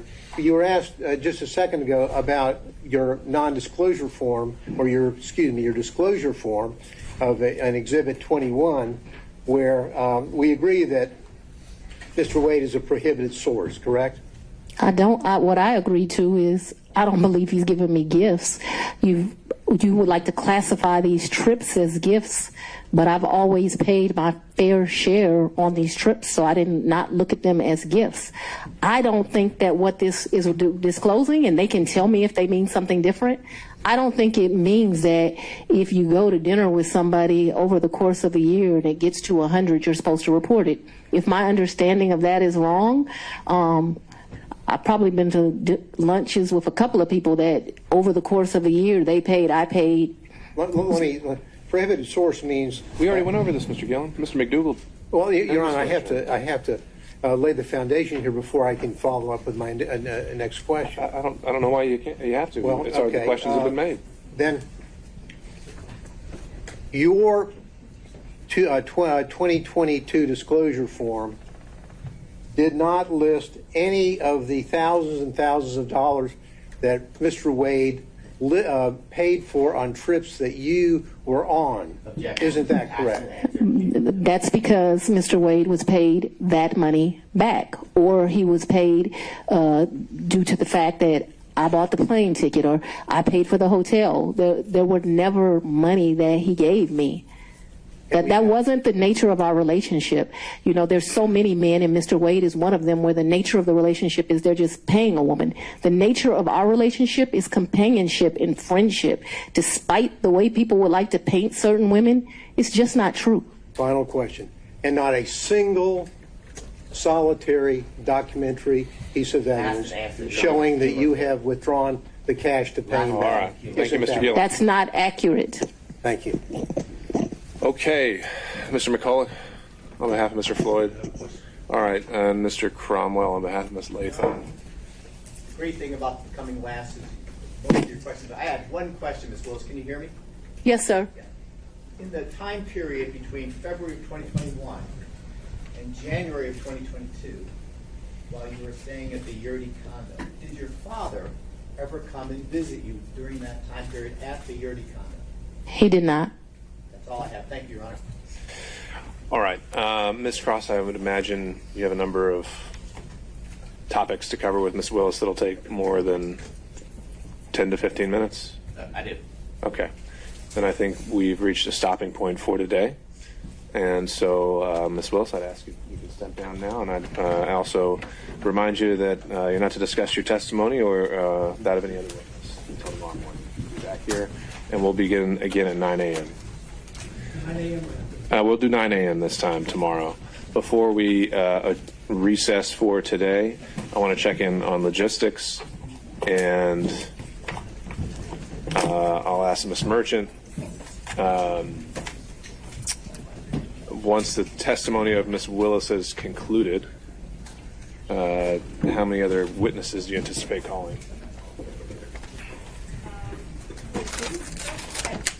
And then we subpoenaed Delta records, but the state objected. So. We can handle that now. Ms. Willis, you can step down. You're done for the day. You want me to leave the courtroom? Or you can sit at the council table. We don't need you in the witness box. All right, so 2 witnesses, and then querying other defense counsel. I know Mr. Gillen, there was a potential witness that was objected to by the state, so there's another one there, and we can talk about that. Were there any other witnesses anticipated from any defense counsel? All right, seeing no show of hands, and then Ms. Cross, any witnesses on your behalf? I expect so, Your Honor, and I expect that to take 4 to 5 hours. Okay, and how many witnesses would you imagine?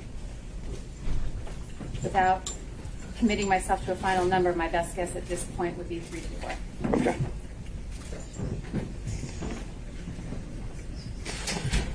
All right. Do we know who? I mean, I gave them our witnesses. I know we're supposed to give witnesses for an evidentiary hearing. I'm guessing that one is John Floyd, but I don't know anybody else. All right. No, I understand, Ms. Merchant. However, I don't think at this point there's any statutory requirement. We have the standing order that, for expert witnesses, and if state doesn't want to extend that courtesy, then I think you're stuck with it. All right. I'm certainly happy to represent that Mr. Floyd will be a witness, that the other witnesses will be impeaching of Ms. Yearty. Okay. All right. Let's take up these last couple issues here before we break then. The issue of the Delta Airlines records. The motion to quash was filed by the state on behalf of Ms. Willis, I believe. I didn't file a motion, Your Honor. Oh, excuse me. But my representation was that I just got notice of them, I think it was yesterday. Okay. And so now that I've had the review of them, I object to the general fishing expeditions. I've introduced a new record today that was from Delta. To my knowledge, that there's going to be no further new production in the Delta records. I don't want to burden the court with anything. If the court wants to take a look at it and see if there's anything different than that, I don't have an objection. I don't like the idea that we're just looking for anything. I don't want to put an obligation on the court, but I'm happy to agree to an in-camera if that's the court's interest. And so, Ms. Merchant, I take it. Tomorrow, 5 points. All right. So, Ms. Merchant, I take it the purpose of this subpoena. Martin Luther King Jr. Drive Southwest. I'm going to need you to step out. Step out, ma'am. Judge, the purpose is to show travel. Right. Is it because you suspect there are other travel records, or just you think there might be something else in there? It's, well, one is to prove some of the travel records that they traveled together. And so we have no problem, like I told the state, putting them in camera. I don't even do. I mean, what I'm saying is if, we've heard about the trips today in detail. Is there anything else that's in these records that you're saying is going to prove some additional trip, or is it just further corroborating what really is kind of uncontested at this point? There may be some additional trips. But you don't know of any specifically. You just think there might be any. Okay. All right. Well, then let's continue with that. Then, if you want to send them or instruct Delta to send them to us in chambers, we'll take a look. And I think essentially, if there's, you can tell us, Ms. Merchant, what you think we should be looking for and what you think is relevant, and we'll do that. Okay. All right. And then when it comes to Mr. Schaefer's witness, there was an issue raised about this kind of being a summary versus an expert witness, and so I reviewed the motions, and I think there was the essentially kind of the summary document that Mr. Gillen's witness would, the sole purpose of this witness to introduce. Was there something about, I don't know whether it's from Mr. Abadi or Ms. Cross, was there something about this attachment substantively that you think is inaccurate, or is it literally just a summary document? I can't tell because the documents to support it were on a thumb drive, and there's tens of thousands of those documents, and so I don't know whether that is accurate or not. I can point to some characterizations on it that I would quibble with. Sure. I think the result is wrong, but I just can't agree to include the documents or someone testifying from the documents that I just can't verify. It may well be that there isn't anything ultimately, but I can't represent that and I can't agree. The document itself isn't authored or identified as being authored by any particular person. Okay, give me a second while I pull it back up. Thank you. So what I was provided by Mr. Gillen is a 3-page document. It starts with a timeline, usually dates, events, and sources, and it ends with an Excel sheet with some more figures. And Mr. Gillen, what do you have to say on this? What we would tend to call Bill Selensky as a summary witness, not expert, not giving expert testimony. And what we've done is that we have, and we got the bulk of sort of what was in the download we got last week as a chamber team. So what we have here is the source information over here. If we look at that, Your Honor, that's largely, all of this information essentially is material that is material of Mr. Wade's. This isn't something that's some different company or bank account. And largely what it is a situation where, as it now stands, most of these source documents are already in evidence. And so, whether it's 1006 or, frankly, a demonstrative aid under 611. Well, that's what I was about to say. Why couldn't this just be used as a demonstrative? What would the state's objection be then if Mr. Gillen was just to say in closing, hey, I put all these records together and here's my demonstrative? I don't think I have an objection to that. I might quibble with some characterization and some language. Sure. But to call it a summary and to represent that the records is an accurate reflection of the records, I just can't agree to because there's so many records that were disclosed on Wednesday, and I just don't know. Well, except, Your Honor, if you look at the sources, I mean, literally, we're describing things that were introduced today. They've seen all this. And the documents that we have sourced really came from Mr. Wade in his divorce case. So it's not like they're surprised. So we would ask that the witness be allowed to testify and just put it in the record and put the summary charts in the record and have them admitted. And that way, off we go. This isn't a situation where we have a jury and they're overwhelmed with whether or not there is some kind of factual misunderstanding here. They could look through this probably at lunch and determine whether the source is accurate or not. The second sheet, Fulton County payments, that came from them. So to say that they can't determine or decipher whether the documents they gave to us is accurate doesn't seem to carry the water. This isn't a situation where we have tens of thousands of new and different documents from different corporations, from different banks, and then suddenly we've put it on. We've done our best. We got these things last week. I've gone through them all, and we've culled it down to what we think is a very concise summary chart for the court's consideration. All right. So, Ms. Cross, what I would ask is, it sounds like most of the morning is likely going to be taken up with the remainder of Ms. Willis's testimony as well as any additional witnesses from Ms. Merchant.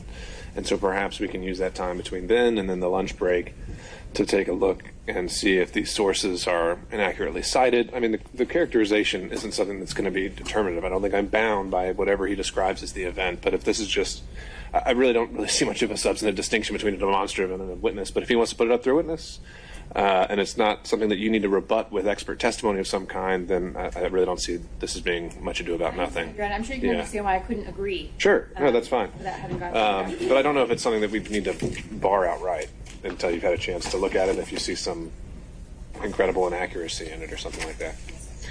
All right. Anything else from the state? No, Your Honor. Anything else from defense counsel? Let me go in order. Mr. Sadow. One quick question. I understand the court at the bullet point where I was going to go. Do we need to put into the record the speech itself in the transcript, or is the court taking notice from what we've already filed? I think it's extensively quoted in all of the pleadings. If you feel that's something that we need to have officially recognized, I think certainly we can do that. I don't know if the state has a particular version or a pleading that they want to double check for accuracy, or it can just be something that's as assumed as a matter of law as pleaded by defense counsel, and then we can make a ruling on it from there. But There's certainly no certified transcript that I'm aware of. If they want to give me the version that they believe to be accurate, then I'll certainly take a look at it. okay. I have a USB that my paralegal downloaded onto a USB drive. You can take it home. All right, and that's also not something I think we need to have done by tomorrow. I'm not going to be ruling on. Yeah, I mean, I'm not ruling on any of this tomorrow. I mean, this is something that's going to be taken under advisement on all aspects. So the forensic issue we can bring up, and we may need to bring everyone back if everyone needs an extensive, not even extensive, but if everyone just wants to be heard in argument in some way, we're probably not going to have time for that tomorrow either. So my hope is perhaps we can just close the evidence tomorrow, and we'll take it from there. We're going to want to have argument, and I've already requested, depending on how busy the court reporter is between now. Yeah, the answer is they're all busy, and we don't have enough of them. So good luck. I don't know. This court reporter was giving me a potential of a reasonable time period. But is that what you just turned over to Ms. Croft? Does that also have a transcript? No. Or is it just having a video? It's got the USB video. I believe that's all it is. Again, I think that's something I'll just wait for direction from the parties on. I don't think that's something we've got enough to deal with tomorrow, and I think we can handle that as it comes once we've had a chance to take a look. Okay? So no arguments on the motion. I doubt we're going to reach it if the state has 4 to 5 hours of witnesses, and That's fine, just a question of preparation. yeah, I don't think that's going to be needed. Okay, Mr. McDougall. Just a very short housekeeping matter. You ruled on Monday you didn't want to hear any evidence about the county ordinances and so Sure. forth. The statute 24-2-241 requires that they be put into evidence as opposed to being cited as law. So before the defense evidence closes, I would like to tender certified copies of those. I don't need a witness Sure. for that. And then I've got one other certified copy that I want to tender. I don't need a witness for that. So that would just be a little mechanical thing right before the defense evidence closes, Your Honor. Understood. Any thoughts from the state on that? Okay. As the representation, if that's what the exhibits are, then I'd consider it a proffer more than evidentiary, but that's fine. Okay. I didn't want to upset the court's expectations tomorrow when I did. Okay. Well, Mr. McDougall, my expectation tomorrow will be that when I talk, I get to take prominence, right? You're the boss. Thank you, sir. Okay. Anything else? Not from the state, Your Honor. All right. We'll be in recess 9 o'clock tomorrow. Thank you all. Sorry?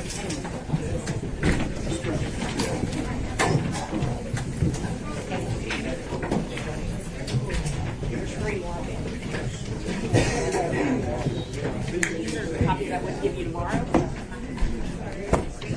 You're going to give me ideas.